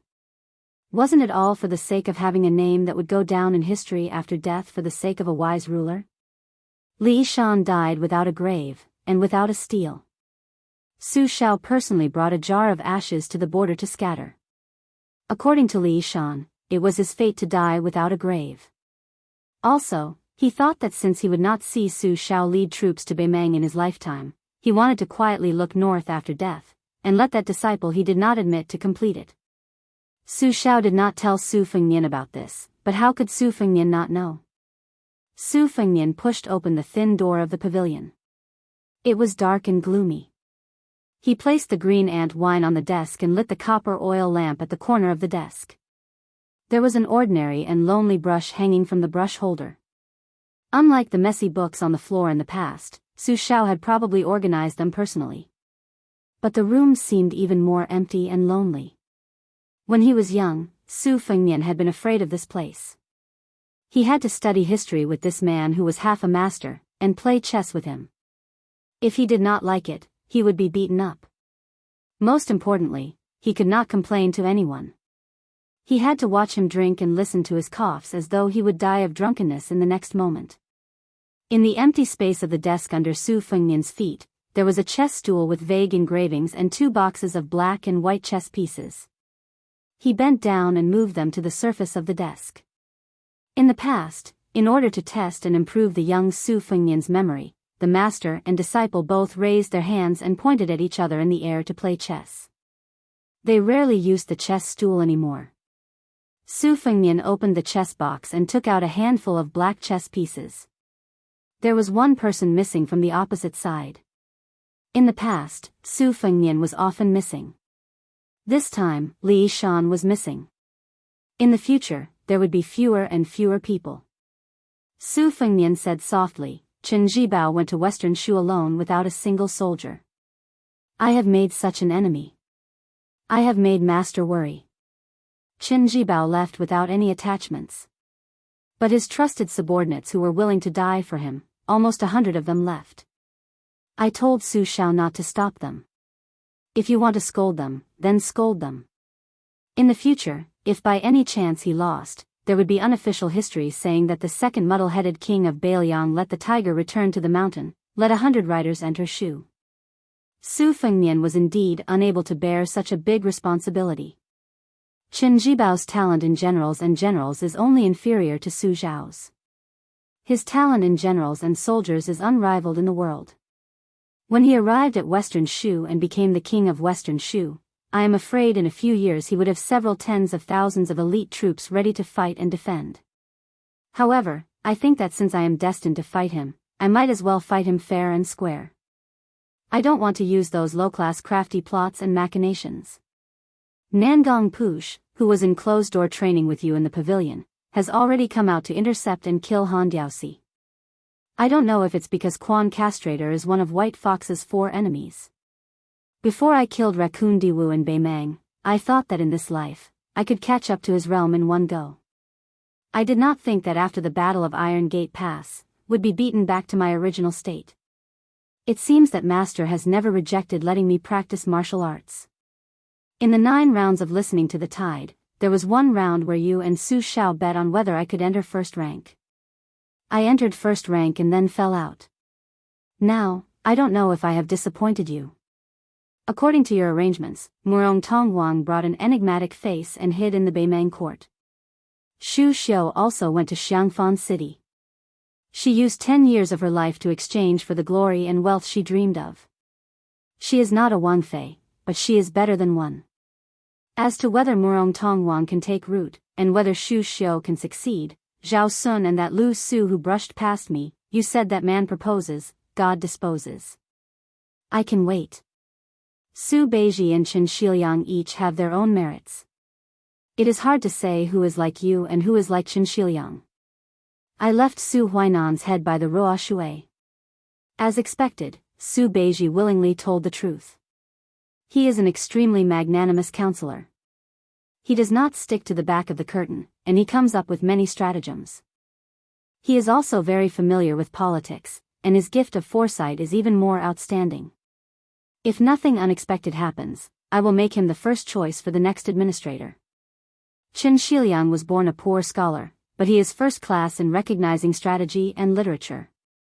You once commented that strategists should plan for themselves, for others, for the army, for the country, and for the world. They should advance step by step, and only when they have achieved their own peace can they help others devise strategies. You said that strategists' talent in military strategy is something that can only be discovered but not sought. You yourself are a scholar, but you do not recommend that scholars give advice on how to conquer an army. You can skip this realm, but you must have the vision to plan for the country. You even said that Northern Liang's chess game is a helpless game of governing an orphan. You can only seek victory amidst danger.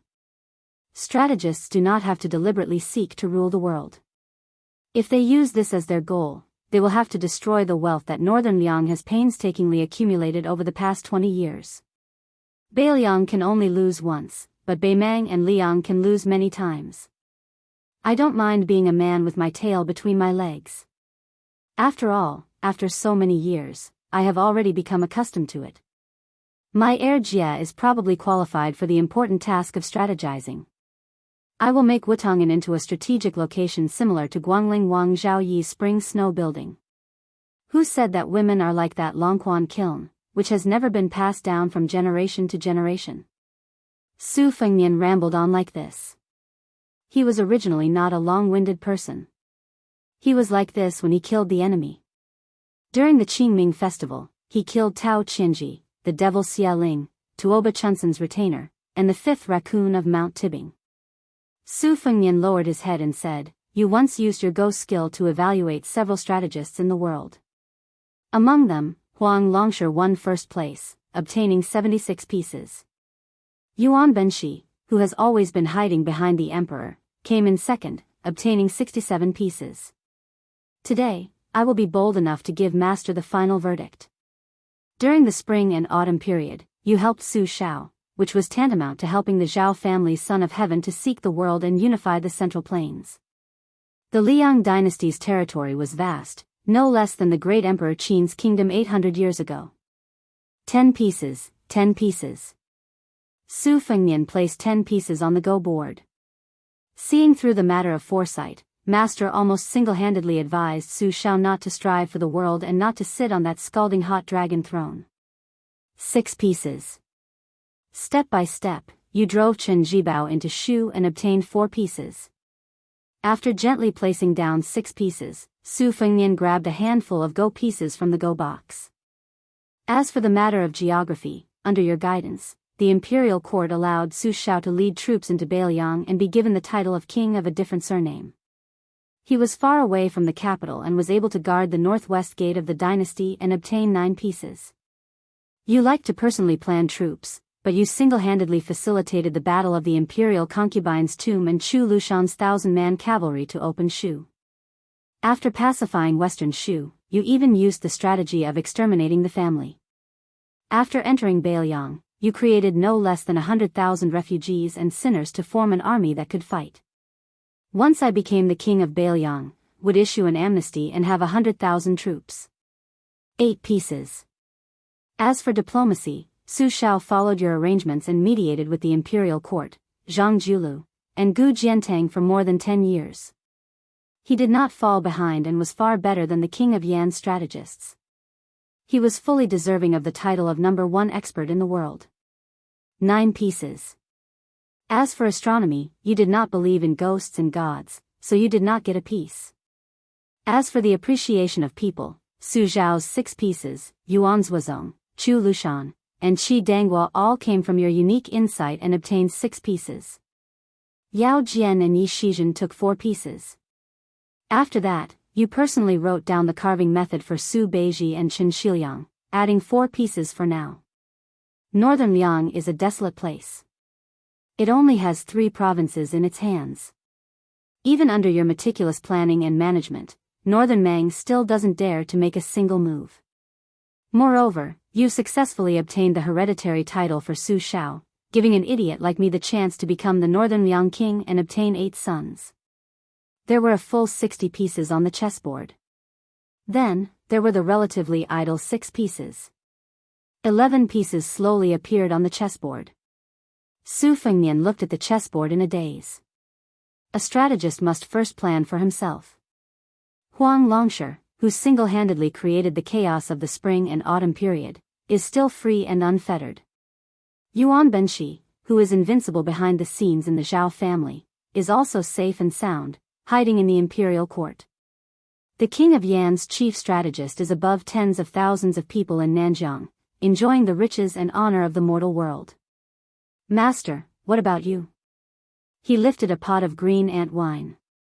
He poured the wine on the chessboard. After pouring out all the green ants in the pot, Su Fengnian, who was alone in the room, had tears streaming down his face.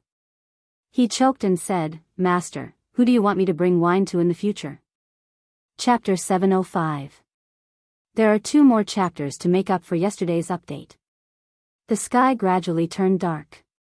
Su Fengnian walked out of Su Weisheng's room that was filled with the smell of medicine. Cucumber, the maid, had been sticking to the crown prince, whom she hadn't seen in a long time. She sniffed at the door and wanted to take off the sachet at her waist and hang it on the crown prince to wash away the smell of medicine. However, Su Fengnian shook his head and walked into the courtyard with her. Seeing Su Xiao dozing off on the stone bench, Cucumber covered her mouth and smiled. She tiptoed out of the courtyard so as not to disturb the king of Bailiang and his royal highness time together. Before leaving, she looked back and saw the crown prince's white hair, which made her worried. The moment Su Fengnian sat down, the dozing off Su Xiao woke up. He rubbed his cheeks and said self-mockingly, I get sleepy when I'm old. I remember when I was young, whether it was killing enemies or running for my life, I didn't sleep for 3 days and 3 nights. I didn't see any fatigue. As long as I had a good night's sleep, I could eat 4 to 5 kilograms of cooked meat when I woke up. I really have to admit that I'm old. Su Fengnian smiled. A real man doesn't talk about his past glory. Who hasn't aged before? You're not a Taoist who hides in a cave to cultivate immortality. Moreover, with your comprehension, you want to achieve immortality? You've been a level 2 master your whole life. Look at General Gu Jiantang, who's even younger than you, he's already on the martial ranking. Aren't you ashamed? Su Xiao wanted to laugh out loud, but he didn't dare to disturb his daughter who was recuperating in the room.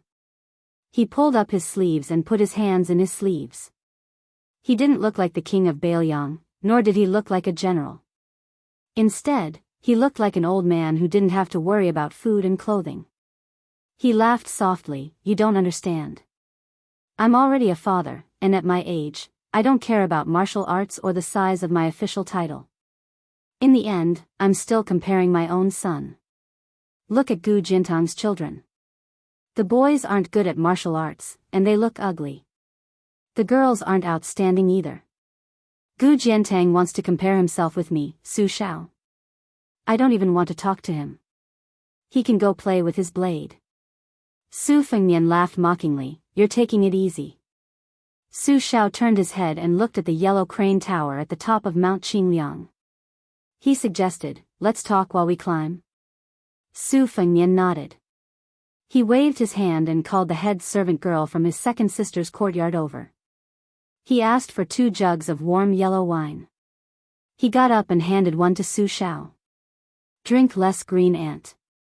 I feel like my throat is smoking. Since you've convinced yourself that you're old, drink more yellow wine in the future. It's good for your health. Su Xiao smiled and took the yellow wine. He took a small sip and walked out of the courtyard, following the main path of green stone toward the top of the mountain. When the king's mansion was built, according to the king of Bailiang's wishes, gold and jade would fill the hall. He wished he could just use gold to pave this path. Later on, his wife said that green stone slabs were fine. It also had a good meaning of the path to the clouds. One didn't ask for a meteoric rise. No matter how hard it was for one's children and grandchildren to walk, they would still reach the clouds. Su Xiao agreed without hesitation. Back then, he personally participated in the hard work of carrying stones and paving the path. The father and son leisurely climbed the mountain. Su Fengnian said, Chu Lushan has gone to Bailiang to be the protector general of Bailiang. He will be promoted to general of hussars. Because Qin Shiliang is preparing to organize the ranks of the Bailiang army, many of the miscellaneous titles will be abolished. There will only be 8 or 9 left. The title of captain will be more valuable than before. Let's start with the title of General of Hussars without the word da. Yuan Zhuozong replaced Zhong Hongguo as the commander of Hussars and promoted him to General of Hussars. Qi Danghua and Ningame will be the Iron Buddha's main and deputy general respectively. Huang Manor will lead the new Longxiang army. The three of them will not be promoted to general for the time being. Gui Commandant Huangfu Xiu will be promoted by one rank. As for whether he will be promoted to general of Yuzhou or something else, I will have to wait for Chen Xiuyang's report. Xianyuan Qingfeng sent Mount Huishan's guest, Hong Yu, who does have the talent to lead troops. I am still considering whether he will replace Huangfu Xiu as Gui Commandant. When second sister wakes up, she will be the commander of your 30,000-strong Great Snow Dragon Cavalry. Do you have any objections? Su Xiao laughed. Since I can comfortably be a hands-off shopkeeper, why would I have any objections?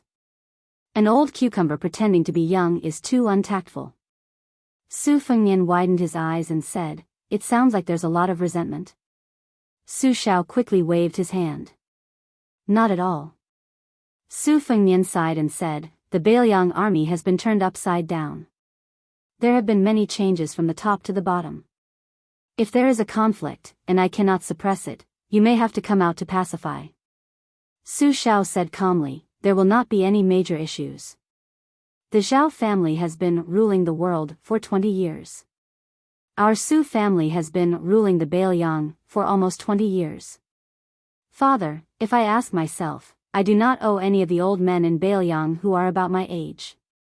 Also, I have a long line of good fortune. They should be satisfied.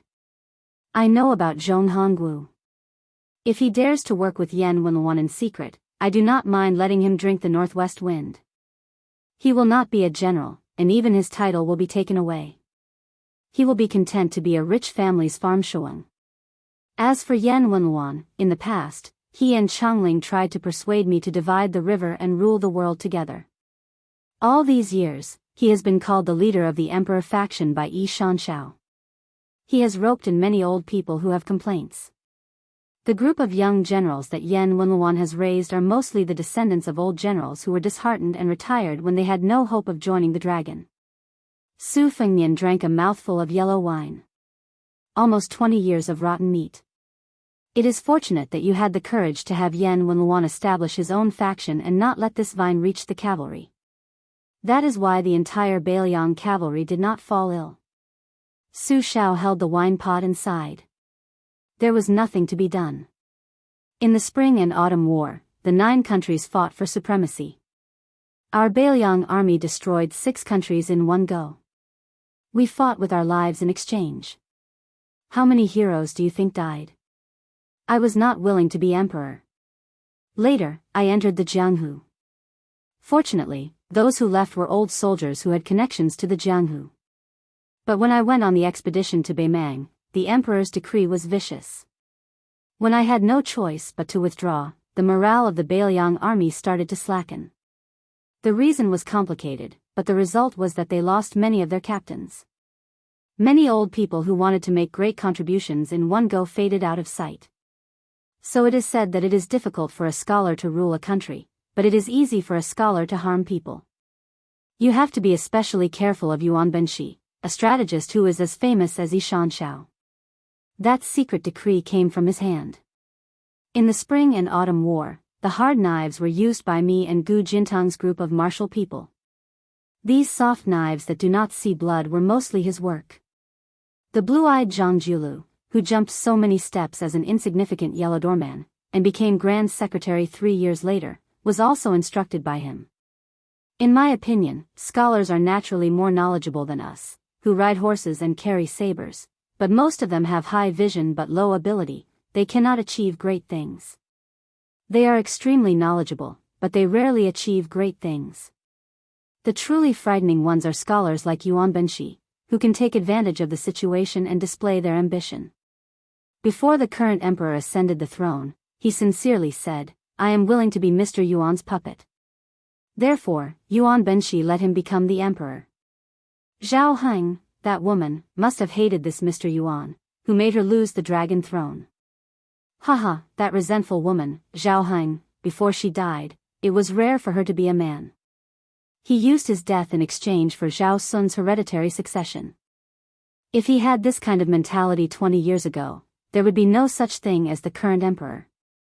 That blind man called Lu Su, his eyes are blind, but his heart is lively. He wrote 2 strategies and 14 strategies beautifully, even I can understand it. I heard you played chess with him at Yongzi Alley. Why didn't you directly capture him and make him Bailiang's strategist? Chapter 706. Su Fengnian shook his head. I didn't have time to take care of him at the time. Of course, the main reason was that I didn't believe in my luck, so I missed the opportunity. There are some regrets, but I don't really regret it. I've experienced Zhao Sun's ability as king of Jing'an. He's very good at enduring, but he's still not as good as his father. Without Lu Su, the king of Jing'an's vassal state would definitely have to be guarded by someone with great talent and bold vision. At that time, Bailiang would feel even more uncomfortable. It's better to let Zhao Sun fiddle around there. The vassal state has to enter the capital to meet the emperor every 4 years. If he dares to bring Lu Su along, I'm worried that he'll be poached. At that time, this once-in-a-century civil official vassal state would become the biggest joke. Su Shao smiled with gratification. You're worthy of being my son, Su Shao. You're so domineering. Su Fengnian smiled helplessly. Su Shao laughed. Outside Dunhuang, 1 man and 1 sword guarding the city gate. That's quite domineering. No wonder that girl Sweet Potato is so dead set on you. Su Fengnian stopped when they were still some distance away from the top of the mountain. Together with Su Shao, he looked at the panoramic view of Liangzhou. Yi Shizhen and Chu Lushan, 1 in the open and 1 in the dark, control the Bailiang spy agency. Since Lu Qiu'er became the protector of Bailiang, she has to spit out a piece of meat. I plan to let Chen Shiliang take care of it. As for Yi Shizhen, do you have a suitable candidate in mind? Su Shao asked softly, why don't you choose Su Beiji? Su Fengnian shook his head. I want him to be wholeheartedly focused on becoming the next administrator. He'll be too distracted if he's involved in the spy agency. Spies are small and meticulous, but the administrator requires big plans. Besides, Su Beiji's health isn't good. I don't want him to follow in my master's footsteps. Su Shao nodded and gazed off into the distance. As they continued to climb the mountain, Su Shao said, Wuqi should have already entered Shu from Beimang and joined Shenjibao. Su Fengnian said bitterly, this trip to Beimang was very difficult, but I didn't even get to meet this uncle. Su Shao shook his head and said, maybe you have, but you just don't know. You don't have to think too much about it. The fate between relatives has come to an end. Su Shao continued, no one's son is born rich, and no one's son can't die. My son is no exception. If he wanted to inherit the family business, he had to rely on himself. For the past 20 years, I have been waiting for you to grow up, while Chen Jibao has been waiting for you to die. My friendship with old Chen's family ended after he went to Iron Gate Pass and tried to kill you and Zhao Kai. This is also good. No one has wronged anyone. Fengnian, I forced you to travel 3 times. Don't blame me for being cruel. Su Fengnian joked, I know you are holding a grudge. I beat you with a broom so many times. Su Shao almost laughed until tears came out of his eyes. He coughed a few times and drank some warm wine to calm himself down. Finally, they reached the top of Mount Qingliang. The weather was clear and the view was excellent. Su Zhao's body was slouched, and he squinted at the west gate. Among the 6 kings, besides father, the king of Yan, Zhao Bing, has the strongest army. When the emperor wanted to make Chen Jibao the king of southern Jiang, he had the intention of keeping Zhao Bing in check. The king of Guangling, Zhao Yi, was born of the same mother as the emperor and was highly regarded. The beating on the surface was nothing more than an act for outsiders to see. The left servant of the province, Sun Shiji, was made the Guangling magistrate because he was worried that Zhao Yi's methods would be too extreme and cause criticism. It would be difficult to guarantee that the Liang dynasty would be the 3rd hereditary ruler. The emperor's treatment of these 2 men showed how close he was. The king of Jiaodong, Zhao Sui, because he was in charge of the Tu Liao, he inevitably had some friendship with me. Over the years, he was dealt with by the emperor and Zhang Julu and Gu Jiantang. His situation was indeed a bit bleak. But although he was born in the emperor's family, his personality was rare and straightforward. After a heart-to-heart, he was trustworthy. Not to mention the king of Jing'an, Zhao Sun, the king of Huainan of Xiongzhou, Zhao Ying, was originally very similar to the old emperor. It was just that he lacked fate. Moreover, he had to be pure and simple.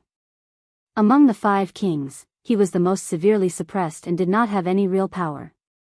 This time, the kings will enter the capital as usual. I definitely won't go, but Chen Jibao, who has not been made a king yet, is destined to go. Therefore, it will be a big scene of the 6 kings entering the capital. Su Fengnian shook the empty wine pot and asked, "The crown prince has not been decided yet?" Su Shao smiled and said, "If nothing unexpected happens, the 4th prince, Zhao Zhuan, will be made the crown prince before the other princes are made kings." Who let this kid be favored by Yuan Benqi? Su Fengnian frowned and said, "Isn't it said that the eldest and not the youngest, the legitimate and not the illegitimate?" Although Zhao Zhuan is the legitimate son, the 1st prince, Zhao Wu, is the legitimate eldest son. Su Shao handed the wine pot, which was still half full, to Su Fengnian and said calmly, "Zhao Wu's character is unyielding. Now that the world is at peace, what he needs is stability and stability. He does not need a crown prince who is suitable to fight for the throne. Zhao Zhuan is different. He has been smooth and slick in dealing with people for many years. He is destined to amaze the world with a single brilliant feat." Another important point is that their mother, Empress Zhao Ji, seems to have secretly instilled in them the idea that one day the older brother will be a general and the younger brother will be emperor. Although Zhao Wu has a bad temper, he has believed in Zhao Ji's words since he was young. He also has a very good relationship with his younger brother, Zhao Zhuan. I believe that there will not be too many twists and turns when the crown prince position, which has been empty for more than 10 years, rises to the surface. Fengnian, you have to know that the Green Party, which is attached to the 1st prince, is already divided beyond recognition. The group of scholars in the northern land who are fighting for power with the scholars in Jiangnan, although they have bet heavily on Zhao Wu, as long as Zhao Wu can smoothly go to the Tu Liao provinces to guard the border, Zhao Zhuan will certainly compensate these people when he ascends the throne in the future. For them, their immediate interests will not be damaged, but will instead increase.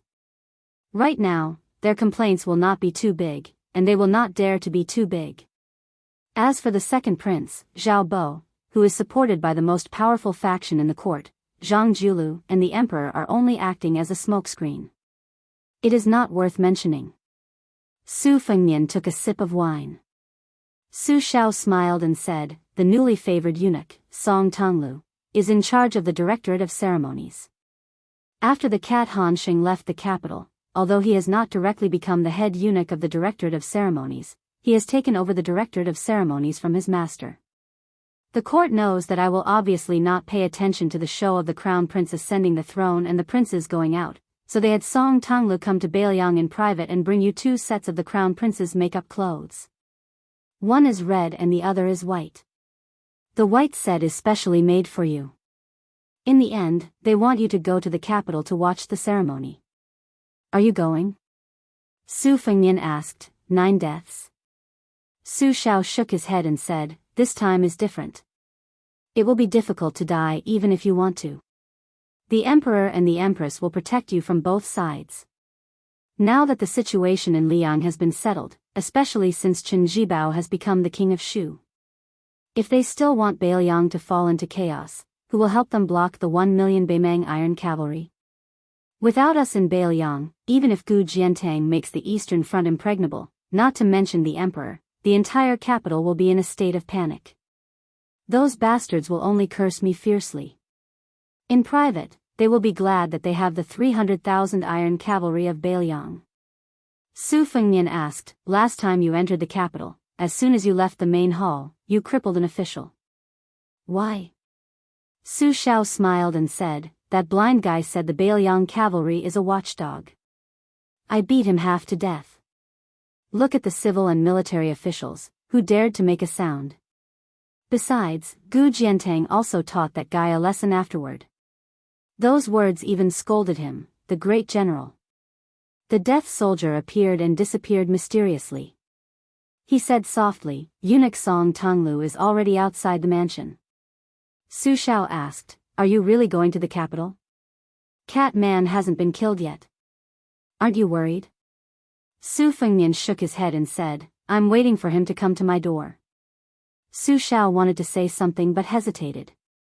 Su Fengnian suddenly said, I killed Yang Taisui. Do you blame me? Su Shao said calmly, my old brother died a worthy death. The mastermind of the white clothes case in the capital city was the son of the Zhao family, and the mastermind was the sneaky Yuan Benshi. Han Diaosi was one of the many masters. As for the celestial state master, it was someone else. Su Shao said softly, let's go down the mountain. On the way down the mountain, Su Shao saw Su Fengnian carrying 2 wine pots in his hands. He said with a smile, you want me to carry them? No matter how old you are, you can still put on armor and mount a horse. Carrying 2 wine pots is not a problem. Su Fengnian slowed down and looked at the bluestone under his feet. He said, I'm old, but I can't die. Su Shao sighed softly, I also want to hold a grandson. Chapter 707. The first 2 chapters have been updated with 10,000 words. The third chapter, 6 Kings Enter the Capital, is at around midnight. P.S. Please automatically subscribe to this book. Song Tonglu, who was not even 30 years old, was the head eunuch of the Imperial Eunuch Bureau, the personal attendant of the emperor who was favored by the empress, and had a secret edict. He could only take a few disguised eunuchs and quietly enter through the side door of Bailiang Palace. When he saw Su Shao at the entrance of the main hall, he didn't dare to look at him. He had the palace guard stay outside the door and quickly stepped over the threshold alone. With a plop, he knelt down solidly. His forehead left a bright red mark as he said in a muffled voice, Song Tonglu of the Imperial Eunuch Bureau greets the King of Bailiang and His Royal Highness. Su Shao and Su Fengnian didn't sit down, but they also didn't move to greet this eunuch who already held great power. Su Shao smiled lightly and said, Song Diao Temple, rise and announce the edict. The titles of Diao Temple and eunuch were not titles that ordinary eunuchs could use. In the imperial palace of Graydon City, there were only a handful of them. Other than Han Xingxian, who had been at the top for many years, Song Tonglu's master, the head of the Imperial Eunuch Bureau, who was only second to the Ceremony Bureau, was one of them. Song Tonglu had been personally bestowed the surname by the emperor and now had a chance to reach the top. It could be said that the student had surpassed the master. The entire court was dumbfounded. When Song Tonglu left the palace, he had already thought it through. If he announced the edict, according to the law, the vassal kings had to kneel. As for whether the king of Bailiang knelt or not, Su Shao could carry a sword into the palace and had the privilege of not kneeling to listen to the edict. However, if he stood there and announced the edict with a serious tone, it would probably be seen as a demonstration. From the beginning, Song Tonglu didn't want to be seen as arrogant. Even though he knew it was against etiquette, after he rose, he still pulled out the yellow secret edict from his sleeve. He bowed his head and walked quickly, handing it to the king of Bailiang with both hands, skipping over the announcement of the edict and ignoring it. Su Shao took the secret edict and casually handed it to Su Fengnian. He then had this rather sensible eunuch sit down. Song Tonglu sat upright and still, looking straight ahead. However, out of the corner of his eye, he still caught a glimpse of the snow-haired Su Fengnian. He was shocked. For some reason, when he looked out of the corner of his eye, His Royal Highness was clearly lowering his head to read the edict. Song Tonglu was able to stand out among the tens of thousands of eunuchs in the palace and climb to the top step by relying on his extraordinary talent for observation. He immediately knew that the young heir had sensed his unintentional spying. He immediately lowered his gaze and only dared to look hard at his knees. Su Shao smiled and said a few words of greeting. Song Diao Temple has been hard on you. Song Tonglu quickly shook his head and said, I don't dare. This is my duty. Su Shao smiled and asked, Song Diao Temple, why don't you stay in Bailiang for a few more days? This king can entertain you to his heart's content. The young eunuch, who was startled by the mention of Songjiao Temple, quickly got up and knelt on the ground again. He said apologetically, Song Tonglu needs to immediately return to the capital to report. I may not even be able to eat a meal. I hope the king of Bailiang will be magnanimous enough to forgive me. Su Shao walked over and helped Song Tonglu up. It's fine, it's fine. We don't need to be so courteous. Let's do it as smoothly as is appropriate. We won't delay Songjiao Temple's return to report. Let's go. This king will see you out. Even though Song Tonglu had trained in the palace for many years and did not lose to any top aces in terms of cultivating the mind, he was clearly a little absent-minded. He said respectfully, I really don't dare to trouble the king of Bailiang. Su Shao shook his head and walked out of the main hall with Song Tonglu. The imperial bodyguards had already handed their luggage to the steward of the king's mansion. The group walked on a quiet path that was not heavily guarded. The bodyguards also walked as if they were treading on thin ice. They took the opportunity to take a few more glances at the back of this king with a different surname. When they returned to the palace, they could boast to their colleagues that they had once been less than 10 steps away from the great king of Bailiang. Song Tonglu had been cautious for many years. Without leaving a trace, he trailed behind Su Shao by more than half a step. When they reached the main entrance, Song Tonglu did not dare to let the king of Bailiang see him off. He immediately stopped. The imperial bodyguards silently filed out, mounted their horses, and waited in the distance. One of the bodyguards clicked his tongue and said, as expected of the great general who destroyed the 6 kingdoms of spring and autumn. Another person asked in a low voice, what's wrong? The bodyguard said in a low voice, there's a murderous aura when you walk. I don't feel it. What do you know? That's because your realm is not high enough. No wonder people say that the king of Bailiang can kill with just a stare. He can directly scare people out of their wits. Fortunately, Songjiao Temple did not offend him. Otherwise, wouldn't we be killed with just a stare? One of the oldest and calmest bodyguards did not know whether to laugh or cry when he heard the ridiculous conversation of the younger generation. At the door, Su Shao said softly, everyone says that when you were on duty at the Directorate of Credentials in the Songjiao Temple, you were cautious and conscientious. You were in charge of the ancient and modern collections of literature, pasting yellow papers, and other trivial matters. You did everything in an orderly manner, and you could even write good articles. I'm a rough man, so it's difficult for me to take care of these troublesome things, so I won't talk about it. However, there's one thing that I remember very clearly. The content of the hereditary edict of my family's year of Feng was written by you. Someone in the residence said that you wrote it well, and I'll remember this favor. In the future, if you need my son, Feng Nian, the new prince of northern Liang, just let me know. I won't dare to boast that I'll help you settle it. Songjiao Temple felt as if he had been struck by lightning. He subconsciously wanted to kneel again. Su Shao held his hands and scolded jokingly, a man has gold under his knees. What is there to kneel for? Song Tonglu, if you have the chance to come to Bailiang Palace again, you don't have to remember this. This has nothing to do with your status. This king is indeed unreasonable and only cares about friendship. Songjiao Temple gritted his teeth and said with a trembling voice, in the future, Song Tonglu will definitely do what I have to do. However, I won't say too much about unnecessary matters. Song Tonglu will only remember these words in his heart and pretend that the Grand General did not mention them. Su Shao nodded, this king will not see you out. Songjiao Temple's scholar bowed with his hands clasped in front and turned to leave. Su Shao slowly walked back to the main hall. He saw that Su Fengnian had finished unpacking his luggage and was pinching the sleeve of a python garment. He was muttering to himself, it looks pleasing to the eye and feels quite comfortable. When the flying sword leaves the sleeve, you have to be careful. If you cut it, who will sew it up? Su Shao joked, are you afraid that you won't be able to find someone to sew it up? There are 2 groups of refugees from the spring and autumn period that are heading north. I have intercepted many of them. The head of the Bailiang Weaving Bureau was the one who made clothes for the Southern Tang imperial family. However, this time, the specific task of sewing your royal robe was given to a few clever and skillful women. That person is just drawing the pattern. He is old and his eyesight is not very good. He is afraid that he will be beheaded at the wrong time. Su Fengnian furrowed his brows and said, "Your python robe is not good?" Su Xiao laughed angrily. "How can a new king wear old clothes?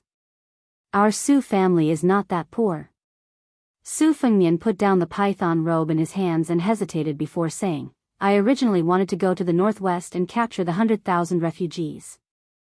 Since I am going to the capital to observe the ceremony, I will put it aside and go to Great Peace City first." Su Xiao asked, "When do we move? How many cavalry do we need?" Su Fengnian laughed, "Tomorrow." "What cavalry? I am not a vassal king. I don't need to pay attention to ostentation when I go to the capital. Besides, if someone like the king of Yen brings 1,000 cavalry, Han Diaoxi will probably have to hide his head and tail. This time, I will open the door to the thief and let the cat kill to its heart's content." Su Xiao nodded and said, "Apart from your own arrangements, I will also secretly hand Yin and Chou over to you." Su Fengnian asked, "Then what about you? What if Han Diaoxi doesn't kill me but you?" Su Xiao laughed and asked, "Do you know why the sword god Li Chungang was suppressed in the Tide Listening Hall for 20 years? Do you know who cut off one of his arms when he left the mountain on the Dragon Tiger Demon slaying platform?" Su Fengnian was dejected and speechless. Su Xiao sat in his chair and said indifferently, "Go to the capital without worry. You don't need to worry about father's safety. There are as many people who want to kill me as carps crossing the river. I have plenty of ways to deal with them." Yin's sinister voice entered the father and son's ears again. "Nangong Push has already returned to the pavilion. Xianyuan Qingfeng is in the pavilion in the middle of the lake. Both of them are heavily injured." Su Fengnian asked, "Wu?" Yin replied stiffly, "Reporting to your highness, they are safe and sound." In the eyes of the earthly branch loyalists, the life and death of their comrades were insignificant. Su Fengnian stood up and went to the tide-listening lake. The young loyalist squatted by the lake, sulking. Su Fengnian walked over and saw him turn around with a guilty expression. He laughed and said, "Go eat your meal and then come with me to the capital tomorrow. There will be plenty of opportunities to exchange blows with Han Diaoxi." The youth jumped up and smiled brightly. "Really?" Su Fengnian raised his leg as if he was going to kick him into the lake. This lively and not gloomy youth grinned and jumped into the lake himself, happily paddling to the opposite shore. Su Fengnian smiled knowingly and walked toward the pavilion in the middle of the lake. As he approached, he saw Xianyuan Qingfeng sitting dejectedly against a pillar. Su Fengnian narrowed his phoenix eyes and sat down lazily.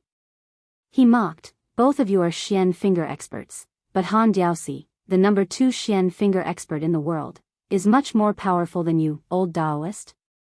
Xianyuan Qingfeng said sternly, "Wait until I reach Heavenly Phenomenon." Chapter 708. Su Fengnian said softly, "Have you forgotten that Han Diaoxi is best at killing Heavenly Phenomenon cultivators with his finger? That's why there's the saying that those below earth immortals are invincible. Don't feel aggrieved.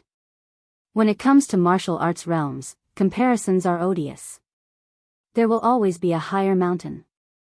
I know you want to become someone like Wang Xianji, but before that, you still have to relax. There are many things that can't be rushed. There are 800 unorthodox paths and 3,000 heretical paths. You've chosen an extremely steep and narrow path, so you have to cherish your life even more.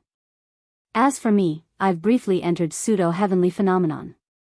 It can be considered a fleeting moment, but there's one thing I can tell you.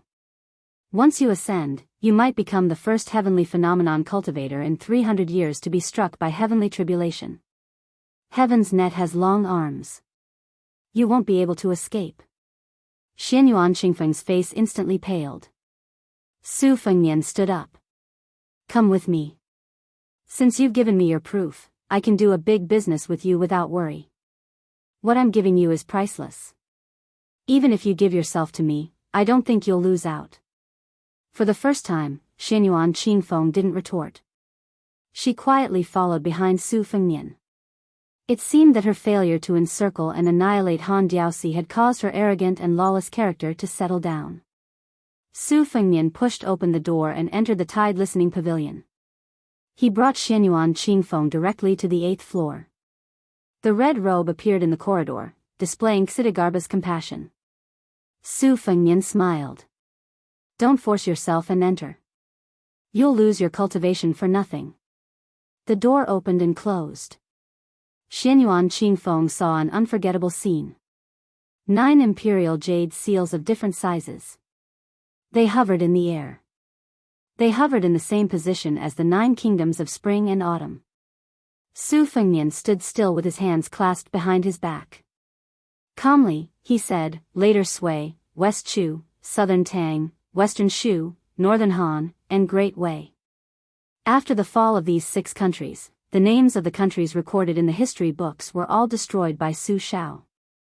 In order to commend Su Shao for his military exploits, the Liang imperial court bestowed 5 imperial jade seals to the Su family except for the missing West Chu emperor's seal.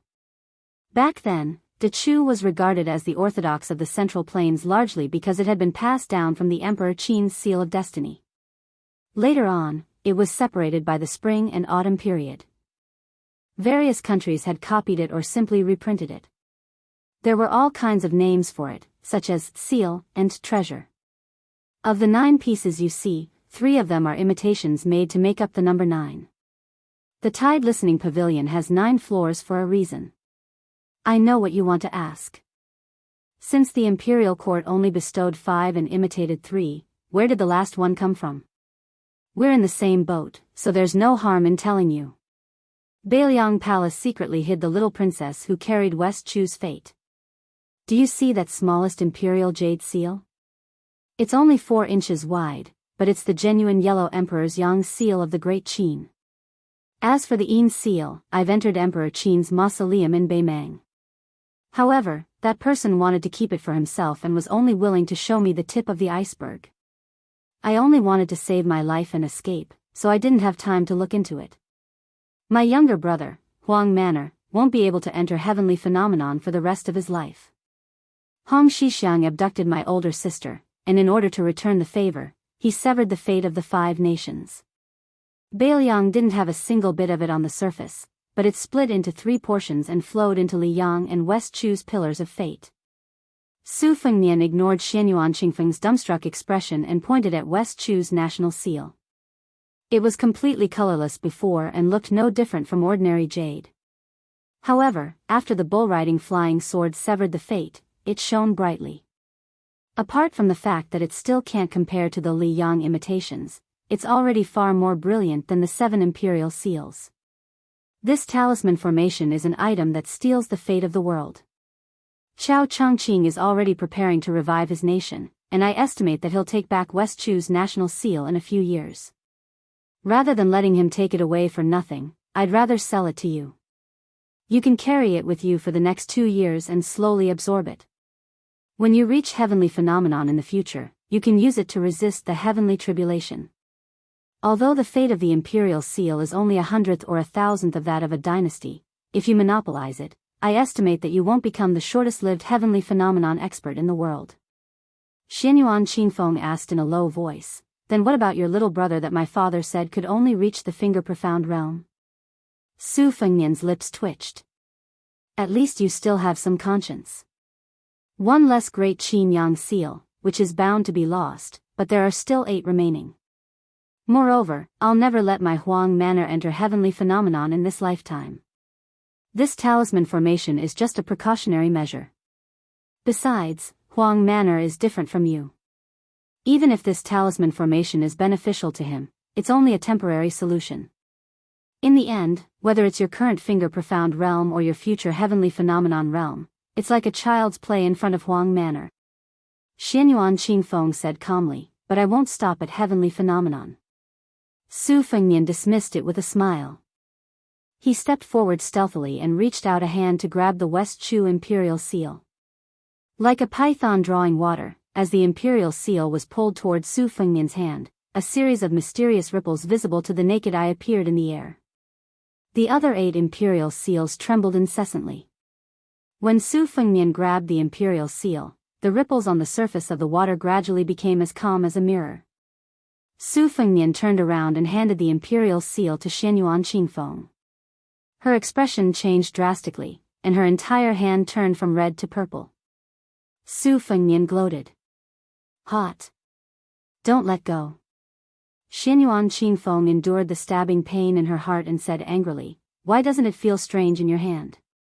Su Fengnian said self-deprecatingly, "There's no pitiful wretch in the world who has more luck than me. If I, as the eldest son of Su Shao, wanted to hold this West Chu imperial seal before the Iron Gate Pass intercepted and killed Zhao Kai, I'm afraid I'd have to break one of my arms if I wanted to live." Xianyuan Qingfeng almost fainted from the pain, but not only was she unmoved, she even tightened her grip on the imperial seal. Su Fengnian sighed inwardly. What an unreasonable crazy woman. He said, "Half of your life is yours, and the other half is mine. Do you agree?" Xianyuan Qingfeng said straightforwardly, "Yes, but it'll only count if I survive after I enter heavenly phenomenon." Su Fengnian smiled helplessly. "Would it kill you to lose out a little?" Xianyuan Qingfeng snorted coldly, but there was an inexplicable smile in her eyes. Su Fengnian walked to the door. "Go downstairs yourself later." Xianyuan Qingfeng simply drifted out as soon as she stepped out of the door. Su Fengnian shook his head and closed the door. After going downstairs, he easily found White Fox in the outer corridor, who was in a daze. Su Fengnian comforted her. Hey. It's not shameful that you can't beat Han Diaosi, who's number 10 in the world. It just means you haven't entered the top 10 yet." White Fox, who was hanging from her waist, didn't say anything. She turned around and walked into the building. Su Fengnian asked, "I'm going to the capital tomorrow. Han Diaosi will most likely come after me. Are you interested?" White Fox stopped in her tracks. "Are you that afraid of death?" Su Fengnian muttered, "You're so heartless." White Fox turned around and smiled. "Don't worry. My state of mind won't be affected and stagnant because I can't kill Han Diaosi. I'm the same as your Bailiang cavalry. We're on the path of fighting to support ourselves. There will be a few big defeats in the future. It's fine as long as I don't die." Su Fengnian didn't give up and asked again, "You're really not going to the capital?" White Fox said playfully, "Why? Do you think you'll lose face if you don't bring me, the number 1 beauty in the world, with so many beauties in the capital?" Murderous intent, murderous intent. Su Fengnian, whose crooked intentions were exposed, fled downstairs in a panic. White Fox didn't chase after him. After crossing the threshold of this floor, her state of mind calmed down inexplicably. She said sadly, "I didn't expect this place to become my home. Where should I die in the future?" The afterglow faded and the twilight gradually deepened. Su Fengnian unknowingly came to the lakeside cottage among the reeds. He didn't look for Pei Nanwei, who lived here alone. Instead, he walked along a dirt path that led to the tide-listening lake. Perhaps it was because she had stepped on it so many times that it was flat and soft. The autumn reeds that were taller than a man gradually turned frosty white. The wind blew like fluffy snow. A wooden ferry that was dozens of feet long was built beside the lake. Su Fengnian took off his shoes and socks and put them aside. He lay back and closed his eyes to rest. After an unknown period of time, he heard a faint sound.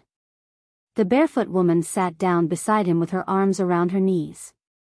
After a long silence, she finally said, "Now I'm happy. You're worse off than me. It's karma." Su Fengnian didn't open his eyes.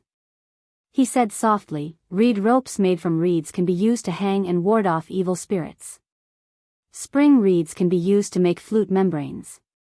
Whether it's to ward off evil spirits or flute membranes, the reeds are not for you to make scarecrows to curse me." Pei Nanwei rested her chin on her knees. A cool breeze brushed her face. She said softly, "According to the laws of the vassal states, this year the vassal king is going to the capital to meet the emperor. Are you going? If you're going, take me with you. I've never been to Great Peace City in my life. I want to take a look. After that, I'm willing to die of old age here. Su Fengnian stood up. He broke off a reed and sat on the edge of the wooden bridge. I'm going to the capital, but I'm not taking you with me. Pei Nanwei said calmly, fine. Then I'll continue to make scarecrows to curse you to die a horrible death. Su Fengnian turned his head and said, do you believe that I'll slap you into the water with one slap? Pei Nanwei shook her head.